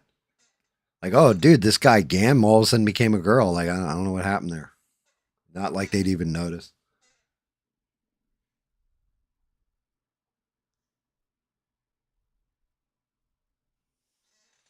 But yeah, I mean, that's just it. This is one of the terrifying things to me about AI, by the way, guys, is that you guys have been here since before, AI really became a thing and in play or whatever. So, I'm real deal. But there's going to definitely be people that are going to be popping up, and the shit's going to be completely fake. Completely fucking fake. People are going to fall for it. You're going to have guys that are going to be spanking it to AI soon.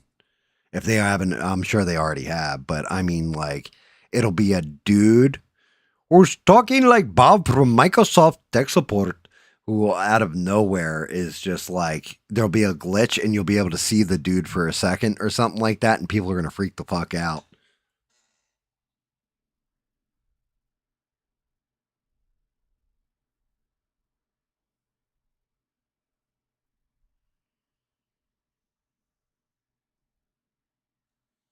Yeah, I mean, look, I'm sorry. I know this is horrible.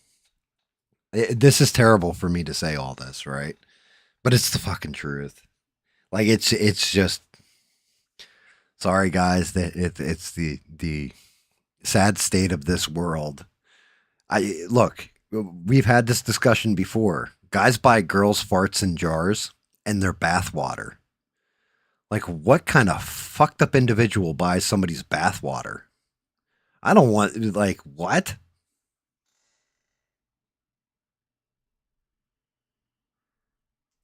Yeah, exactly, Essie. Like, it glitches out like mid-stroke, and you just see like the guy wearing the turban and like with the long fucking like salt and pepper beard, and you can just tell like it's like he looks like Osama bin Laden, and you're just like, oh my god, what am I spanking it to?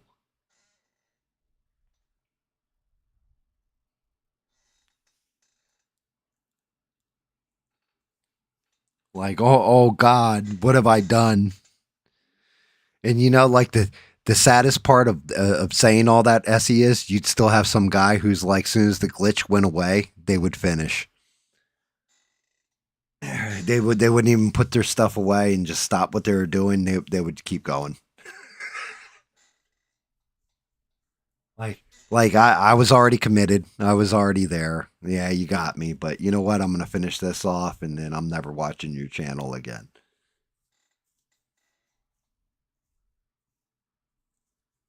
Playing a flute to his snake. Nice.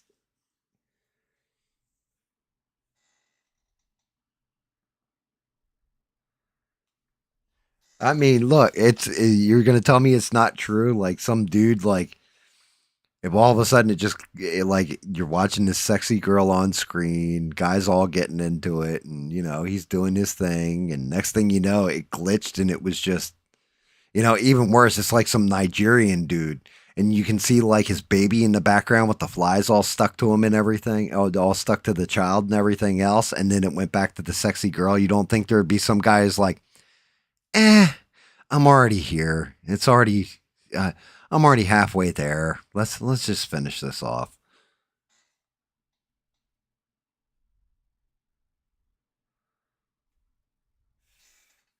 And like the cool part, the one hope I have is that the younger generation.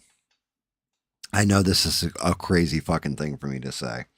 My one hope is that the younger generation is better at discerning what is bullshit and what isn't when it comes to AI and all that kind of stuff. The older generation's the one that's going to get fooled.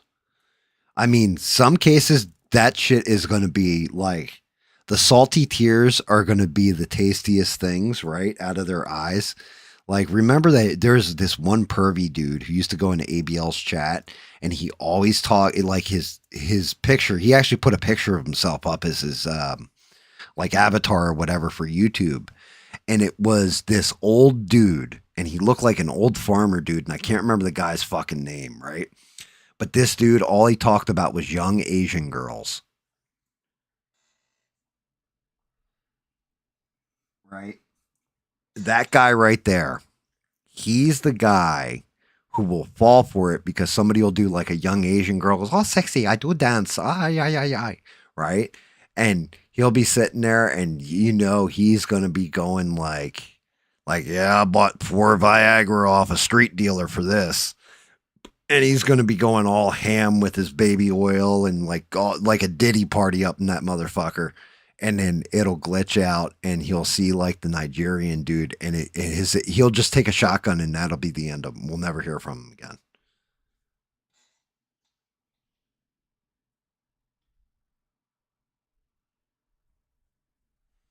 Like he'll just like off himself right there. It'll just be over for him. Like, oh my God, I was going ham to somebody who looked like ABL, only like he was actually from the streets.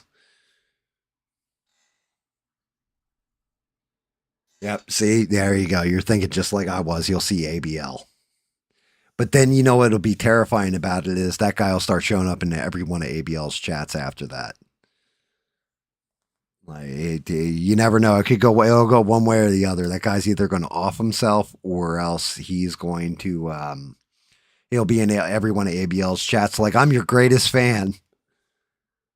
Sitting there with it, with like he'll have like a box of Kleenex and awful shit, guys. Awful shit.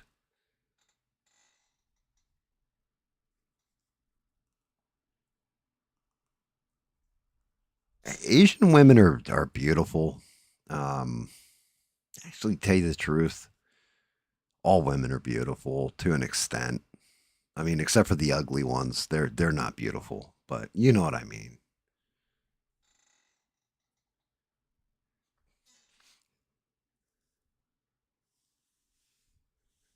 All women are beautiful except for the ugly ones, guys.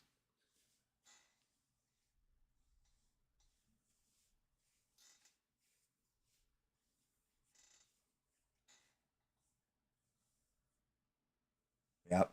See, as he's with me, he likes them all too, except for the real ugly ones. And I mean, you know, Essie even likes the ugly ones too. He just has an extra shot or two, and then he likes the ugly ones as well. You know, Essie what he does is like it's like this right here, right? Like let me see if I can put this on the camera. He just starts looking at him like this, and all of a sudden everything's beautiful to him. Like, you know, he'll drink until he sees this, and it's just all multicolored and all fucked up looking, and he's just like, wow, you're kind of hot.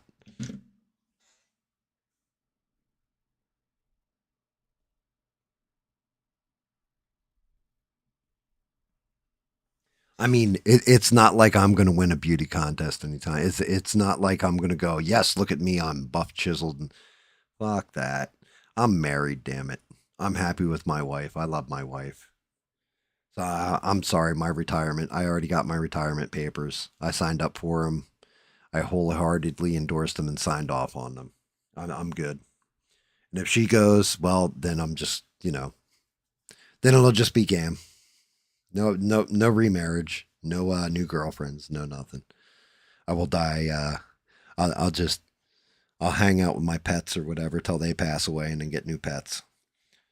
But yeah, no replacements on the wife ever. That's a never ever. That's one I can say never ever.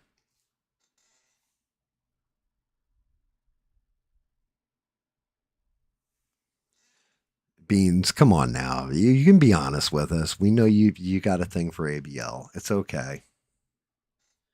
It's the way he likes to insult you all the time and treat you like shit and all that.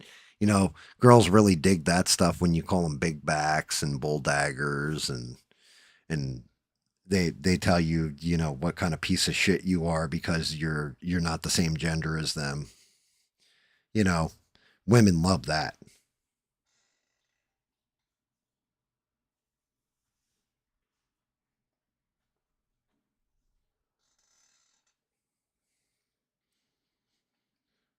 I always forget about the bull dagger one.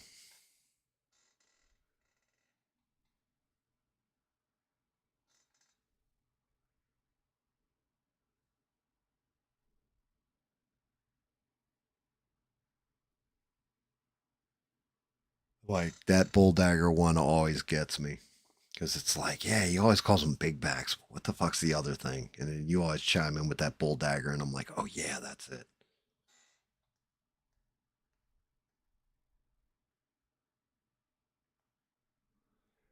You know what that is? I figured that out. It took me a while to figure out how that actually works. Like, well, I mean, my wife loves me, and I'm clearly an asshole, so. But, you know, at least I'm a loyal, honest asshole. There's that. But I figured out how that works with the bad boy because and it's not older women, not girls, but women come to the conclusion eventually that I can't change somebody. I'm taking them for who they are.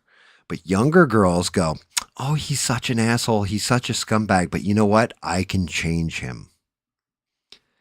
That's what that is. I can change him. And I'm going to give you guys a spoiler alert. You can't fucking change him.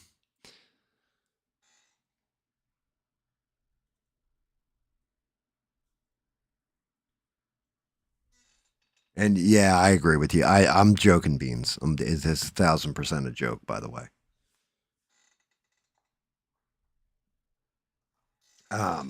But yeah, that's the whole thing I've noticed with girls with bad boys or whatever. It's usually younger ones, and it's usually they think they can change that person or that they're going to make that guy theirs alone and he won't be bad to them. It's this misguided belief, but older women and women in general realize right off the rip, like, dude's an asshole. Now, unless they're using them for sex, that might be one thing, right? Because there are, and don't get it messed up. There's women who do that and whatever. That's They're allowed to do it. You know, guys do it all the time. Why can't women do it? But at the same point in time, it's usually younger girls that are like, I can change this person into who I want them to be, instead of realizing, nope, that's who that person is. Take them for what they are.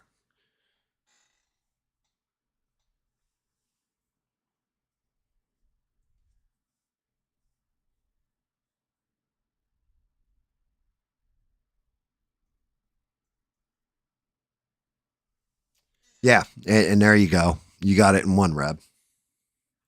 It's something where, well, I don't know what you see in that guy, right? Like, he's an asshole to everybody. What do you see in this dude? And they turn around and it's like they think they can change him into something that you're never gonna. It's almost like, to guys, it would be the equivalent of, oh my God, look at that Mustang riding across the plain, right? Like a horse. I can take this wild Mustang. It's going to take me a while, but I can break them and make them into who I want. Like I can make them into my horse, and then I can ride them and I'll be faster than everybody else. Same equivalent.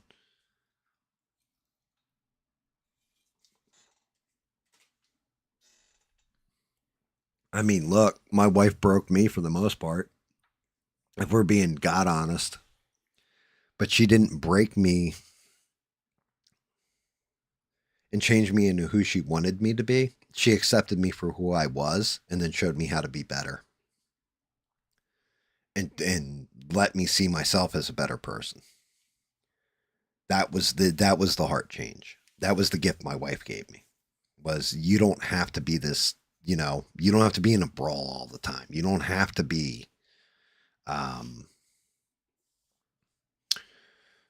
you don't have to be a womanizer and all that. You don't have to be drinking all the time.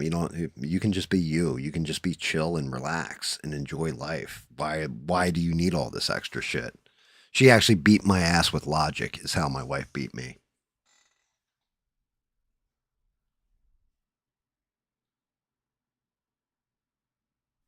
I've known my wife since kindergarten. And we dated in 8th grade. My wife loved me her entire life since she was a little girl. I didn't know what I wanted out of life. My wife knew exactly what the fuck she wanted, which is why we broke up. We went our separate ways. We lived separate lives. And then when we were adults, we lost touch. And then as adults, we caught up. And when we caught up and got back together, that was pretty much game over. But yeah, she's known me my whole life. She knew me when I was a little kid. Some of her favorite memories. Yeah, she has true story. My wife actually has something from, I think it was 1st or 2nd grade. A teacher wrote to her mother, and she kept the note. Like, this is one of those things women do real well that men are terrible with. She kept the note that this teacher sent home to her mother, saying that she was getting in trouble in school. Yeah, like, I have to keep separating her from this little boy, me, right? And it says my name on there because he keeps doing things that distract her in class and making her laugh and giggle out loud. I always made my wife laugh. That was the whole thing. I always made her happy.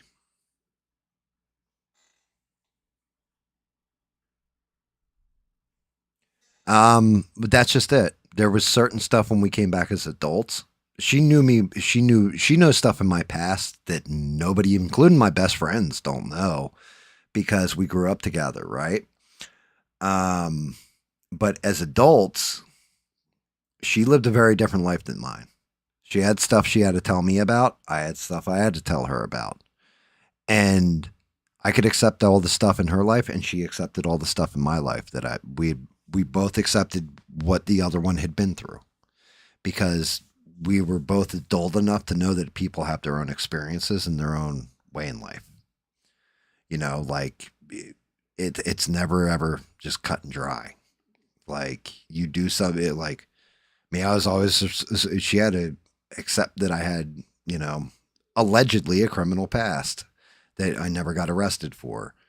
I had to accept things about her past, but we both accept them like blindly because at the core, I look at my wife and I see the girl I met that I dated in 8th grade.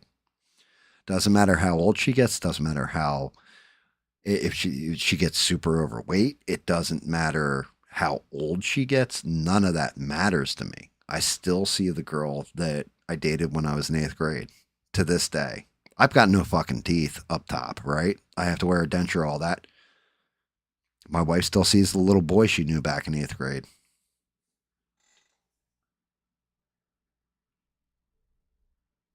I never caught crabs, dude. My one buddy, Matt, dude, that cat he caught crabs from this girl one time, right? And it was like, oh, damn, bro, it's just nasty or whatever. He caught crabs, and I'll never forget. Next thing you know, he's like, yeah, I got to go buy more lotion or whatever. What the fuck? He was still sleeping with the chick.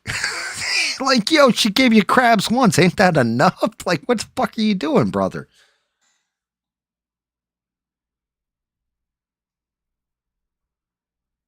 Unless you're a time traveler, you have no choice to accept it. It's not even just that, man. Yeah, I mean, you're not wrong. You're not wrong with that statement. And my wife has a saying of you know, beauty fades and plastic crumbles, right? But the whole thing is, I don't care. Like, my wife could have her face burned off in a car accident, you know, or if somebody could take a blowtorch to her. I'd still love my wife the same way. Her outer appearance is not who she is. It's who she is that I love. She's my balance. You know, she keeps me in fucking line. She legit made me a better person. All round better human being. Not like I was like an evil motherfucker or something. I mean, there was a point in time where I kind of was an evil bastard, but you know, it wasn't like I was an evil dude, but she made me into a good person. Like, she actually did. And just by, I mean, my wife will say this thing and it cracks me up every time she says it. I raised you better than your mom did, right? Like, she'll say shit like this, but it's the truth. She loved me in spite of myself. And because of that, I could look at myself through her eyes and actually give a fuck about myself, where I didn't really give a shit about myself at all. And then on top of it, then you got the kids too, right? Like, kids change everything too. They made me into a better person. They made me into a better person in a whole different way.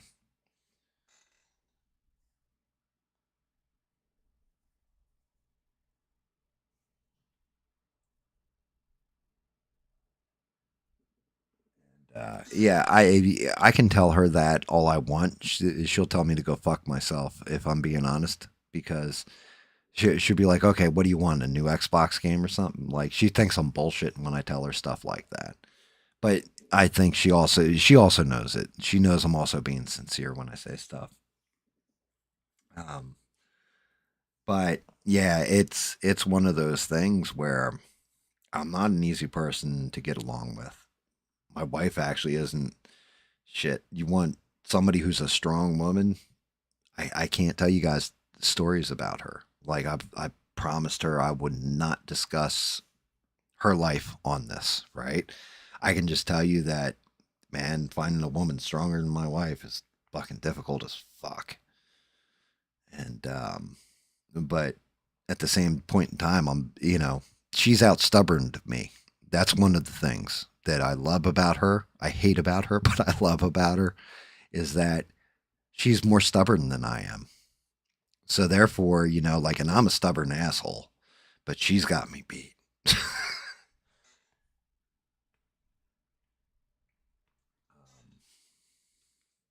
It's just one of those things where we all forget that sometimes, and like, I like to joke and everything else, but we really do forget.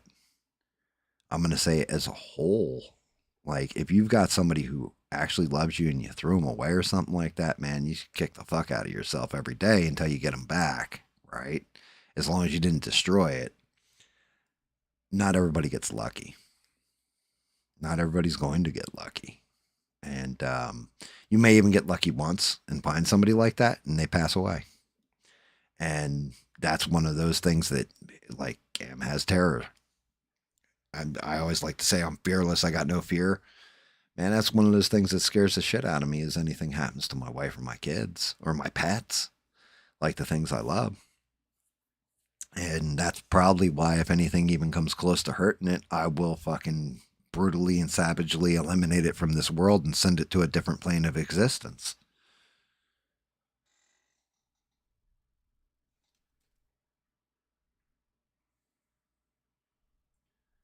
Good morning, Stranded. Great to see you, lady. Sinestro is almost nailed out. I got to do the face and the hands. I'm going to save that. Stranded, I'm going from Wednesday, Thursday, Sundays to, Wednesday, Thursday, Sunday. We're going to start doing Thursday, Friday, Sunday coming up next week. And the consensus is that Fridays are better than Wednesdays. I mean, unless you guys want to do Wednesday, fucking Friday, Sunday, which I don't know. I don't know if I like that. I kind of like Thursday. I kind of like the ownership of Thursday. I've always had Thursday.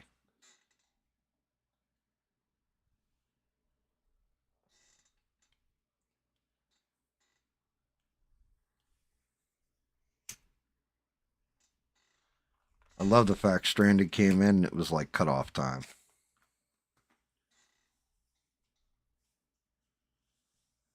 I don't know. I don't know how I'd feel about doing Wednesday, skipping a day, Friday, skipping a day, Sunday, and then 2 days. Yeah, I don't know if I like that. I kind of like the 2 days together. And then the way I'm looking at it too is if I'm printing out models and doing shit like that, Monday, Tuesday, and Wednesday off would be 3 days straight run.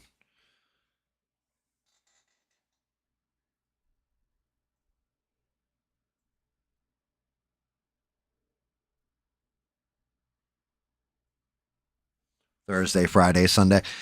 Yeah, I mean, it seems like it's easier on you, Stranded. It's easier on Beans. It's easier, like Rebel said, he'll be here whenever, he can be, which is awesome. I do love Rebel being in here.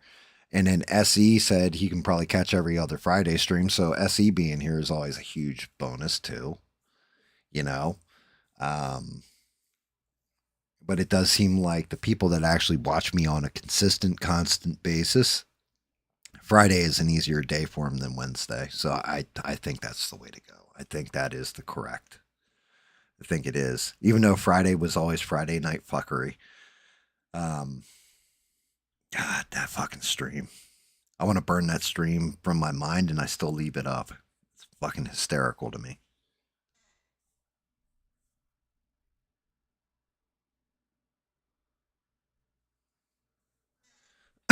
Well, I got a secret for you. You may be 13 inches with negative temps.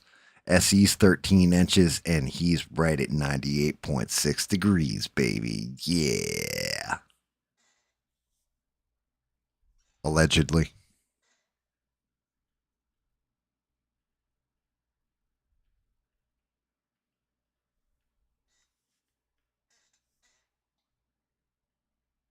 Thursday, Friday, Sunday. Okay. Then you know what? It's locked in.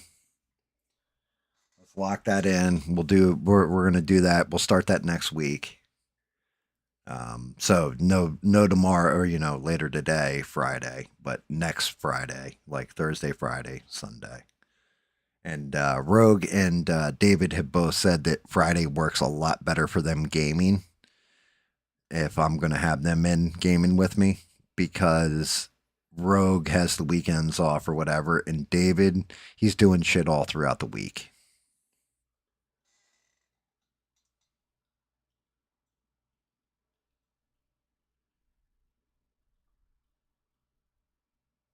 Yeah, I mean, man, for me, like legitimately, it's really the audience. I like doing the streams and all that. I love my painting stuff. It forces me to paint and everything else, Essie, when I'm doing the paint streams, right? I think my painting's gotten better too. As I'm going, my shit's getting better. Like I can see it and I'm just like, I'm starting to get right where I want to be with this, or at least starting to hit that cusp of where I want to be and then going to take it over the top.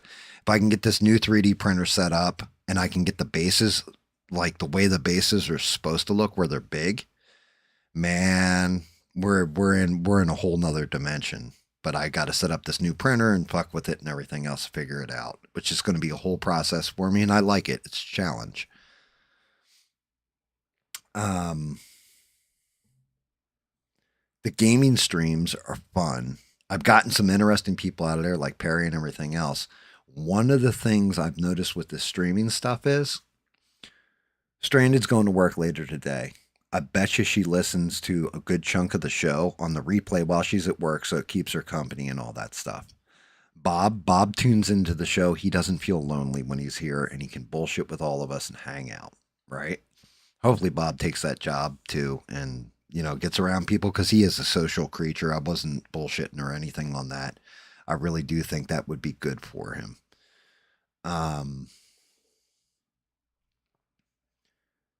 Rebel jumps in. He always hits me with the Twitter stuff. All that stuff, has fun time. You got all these different people that come in and everybody has a different thing. Beans listens while she's at work or whatever. And sometimes it cracks her up and keeps her going through work, I'm sure. We have all these different things and all these different people that are listening. And in a way, I kind of feel like, not like I'm forced to do this, but it's a good thing I do this because sometimes people just need to fucking laugh. And sometimes some of the shit I say is outrageous and fun to laugh at.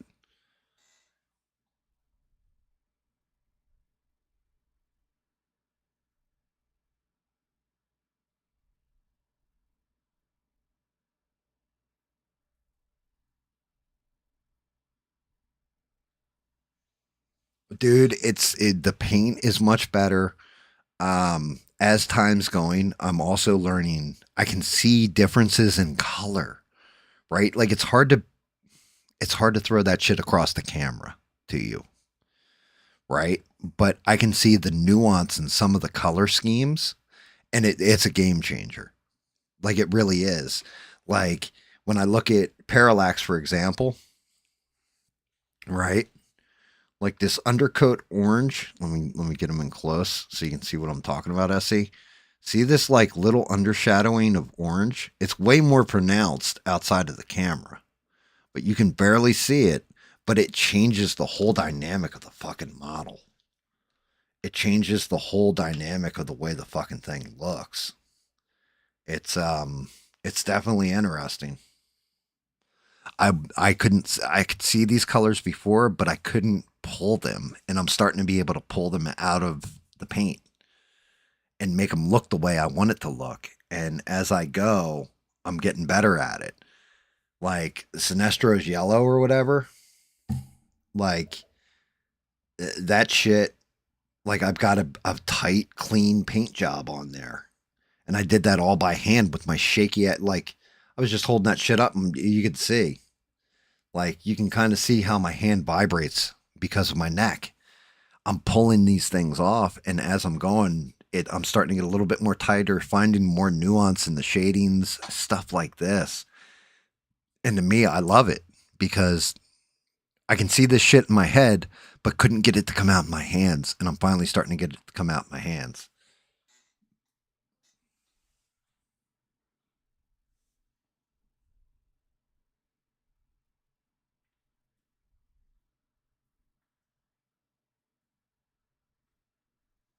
You're laughing at me and David talking shit. Yeah. Like I said, like shout out to Rogue, David, even Smurf. Shout out to him too. Like there's shit that comes out of our mouths while we're playing those games that's fucking hysterical sometimes. I'd love to do it with my one buddy Twisted and his brother Johnny. The only problem is, man, like there's some shit that flies out of Twisted's mouth you guys probably wouldn't want to hear.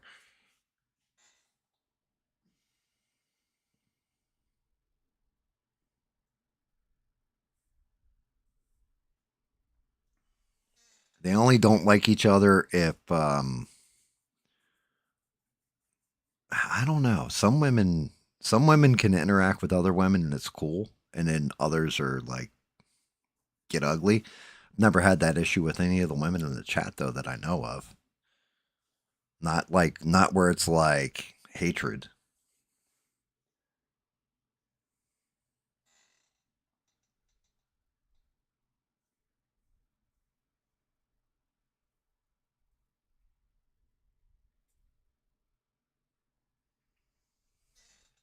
But that's just it.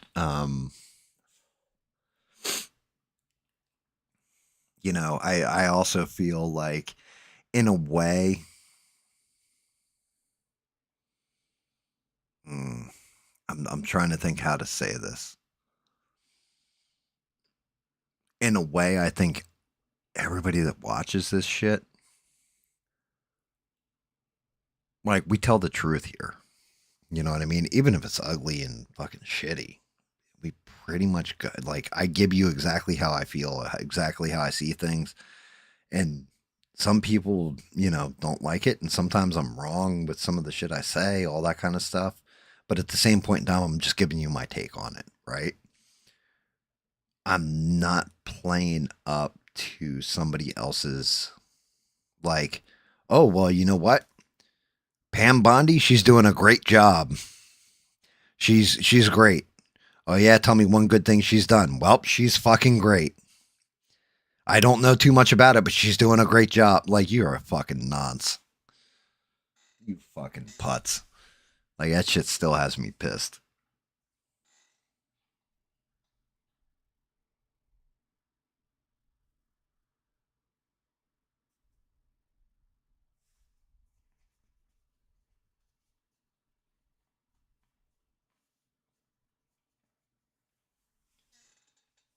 Oh, damn. How the hell are we gaining viewers? It's like 4 something in the morning.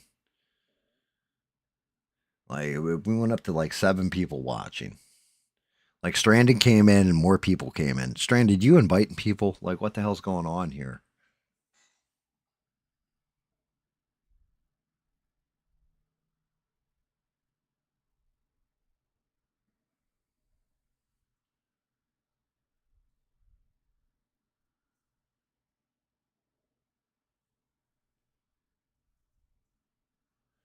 Do I think who was, you know, hold on. What the fuck did SE just say? Do you think he knew or knows and was, that's what you put in SE, I'm not sure what.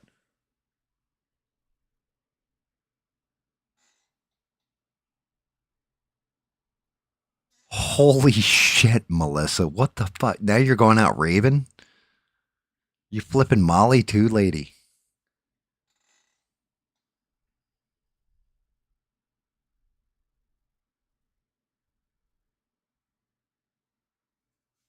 Do I think ABL was bullshitting that with that guy? No, I don't think he knew what the fuck. Like, I think he was being honest with the guy. He honestly doesn't know, because even though you're a political commentator that's supposed to be talking about politics and following everything that, you know, your quote unquote godsend administration's doing, he doesn't even know what the fucking administration's doing. I bet you if you asked him about something to do with some of the foreign affairs that are going on, or the valuation of the dollar and what's going on with that and everything, he'd have no fucking clue. He doesn't even research shit, dude. He goes on TikTok or Twitter and finds whatever is popular out there and then presents it, as long as it's in a good light that plays into the people that want to be rah-rah about one side of the aisle. That's what he does. There is a point in time where I swear to God, he would watch the Daily Wire. Right? Because everything Ben Shapiro would talk about, he would talk about later. I'd be like, what the fuck? Am I watching the same show? The only thing I was waiting for, at one point, I thought he was going to come out and say he was Jewish. Like, it was fucking insane.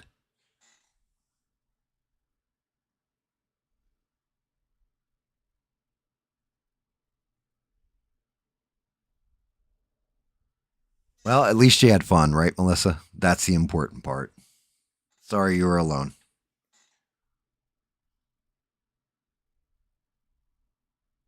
Hey, Beans is crashing.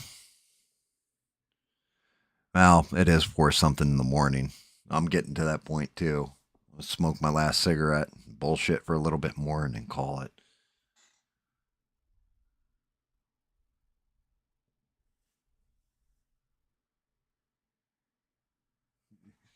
He like unzips his face and Ben Shapiro steps out. It's really me, guys. I just came here to tell you a bunch of stuff.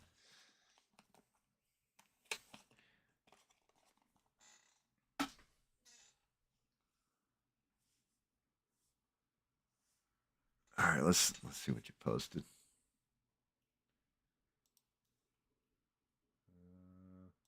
Voice chat.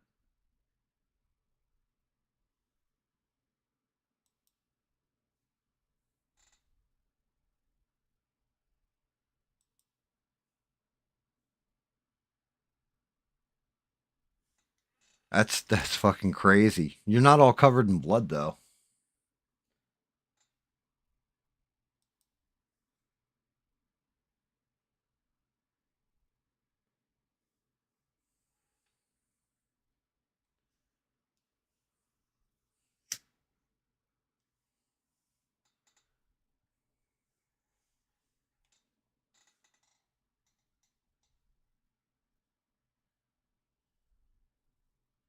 Hey, you know what? It wasn't my fault.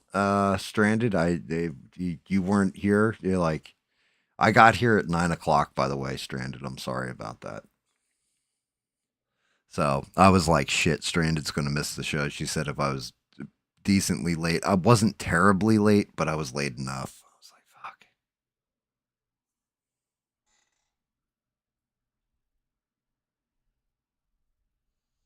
Stood by security. Nice, smart.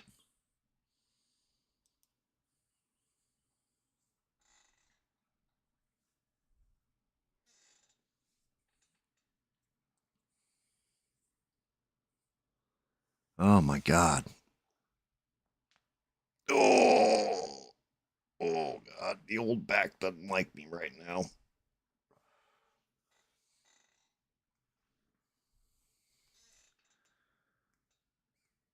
Yeah, guys, we need to. Damn, I can't believe I'm almost done Sinestro. I'm actually excited. He's coming out pretty much how I envision him. Although now I kind of feel like I want to reprint this piece because it's got some rough spots, or I might, at the very least, I might have to go and sand this because I didn't realize this was going to be the side sticking out and facing. So it's not as smooth.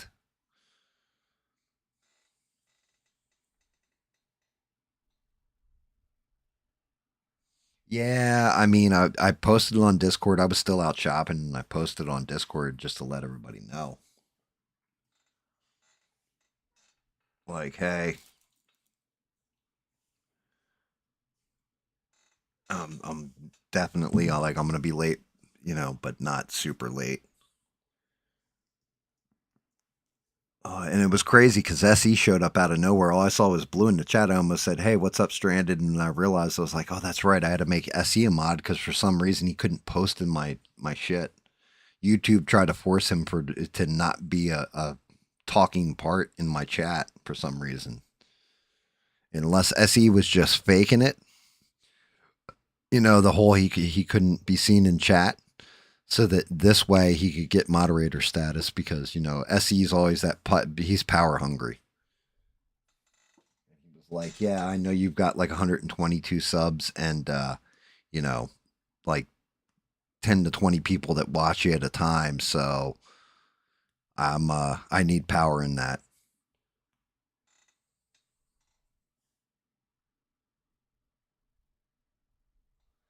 Have a great day at work, Stranded, and don't take shit from anybody, lady. Enjoy the replay. You're going to have some funny shit in there. It's even funnier if you get to read the chat. I tried to read the chat back sometimes just so this way it comes through on the voice for people that are watching it as a podcast or what have you.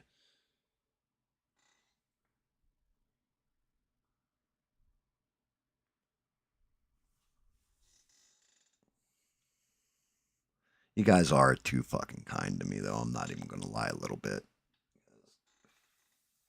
I don't know if I'd put up with my shit this long either.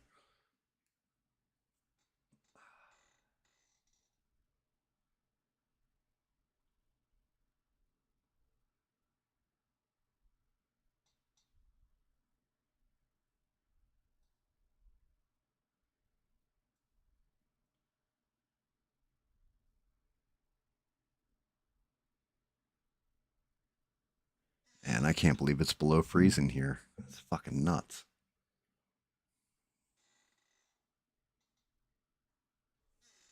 It's definitely the end of the night, guys. It's the end of the night and everyone's sleepy.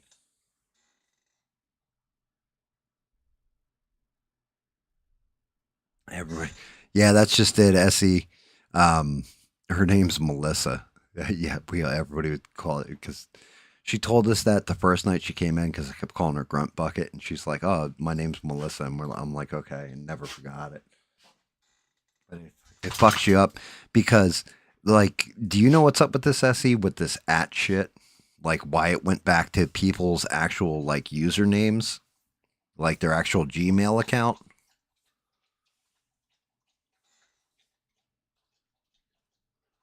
Have a good night, Reb. Yeah, I'm wrapping up, brother. I mean, I appreciate you. Thank you for sticking in for as long as you did on the show, bro. That was awesome. One of these days, maybe I got to get you up in the Discord and talking shit.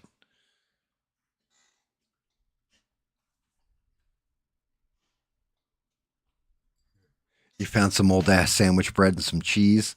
Is it that government cheese? That thick ass fucking tasteless cheese?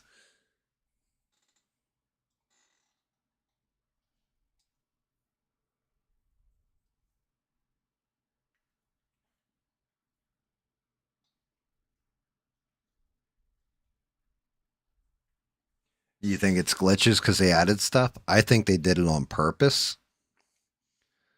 So their AI can you can't pull the AI as hard if it's a set. You know what I mean? So this way, if somebody's talking like real nasty, then they can just ping you out right on your email instead of like, because you could change your name to whatever once a week. So it's an easier way to nail people.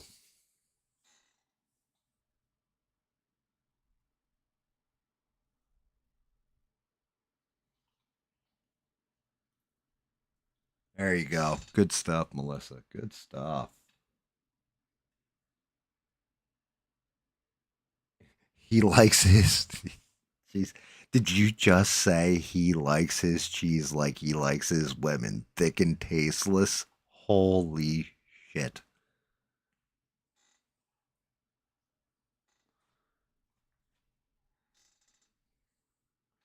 I can't beat that one, I don't think. That one was fucking pretty good.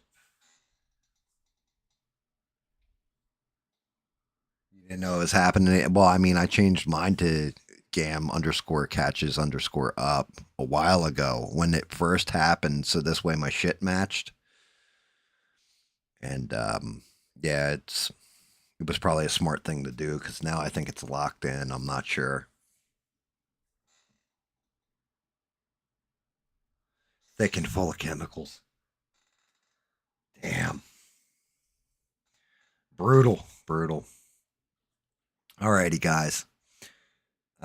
Finishing out my cigarette. It is almost 4:30 in the morning. I think it's a good place to stop. It's been a good show. It's been a good stream. Appreciate every one of you. Shout out to Beans. Thank you for always tossing coins to your Witcher and being cool. Shout out to Rebel. Been here all night. SE, man. I thank God. I missed you, brother. Shout out to Bob, who was actually in and talking. Take the job, Bob. Take the job. Melissa, thank you for jumping in. Appreciate the hell out of you. Keep sending over those works in progress and your actual finished work. That stuff's epic. You do a great job. You're a good artist. Shout out to Strandon, came in out of nowhere. Shout out to David, too, making a little cameo in the beginning of the stream. And all the rest of the misfits who drop in and out. Brogue, Eugene. Hopefully Eugene gets on that, haters eat these nuts. I've been hyping that shit up for a while now, and he still hasn't done it. Sucker. But I appreciate you guys. You guys are awesome. I'll be back Sunday, 8 p.m. Eastern Standard. We'll finish off Sinestro and then either on to Atrocitus or Super Mario Brothers. I'm not sure if I want to do another Lantern right away. But I appreciate every last one of you. I wouldn't do this shit without you guys. And, you guys are all amazing. Stay amazing and hang in there. I'll see you guys Sunday. Everybody have a great Friday, Saturday. And don't take shit from anyone. Good night, guys.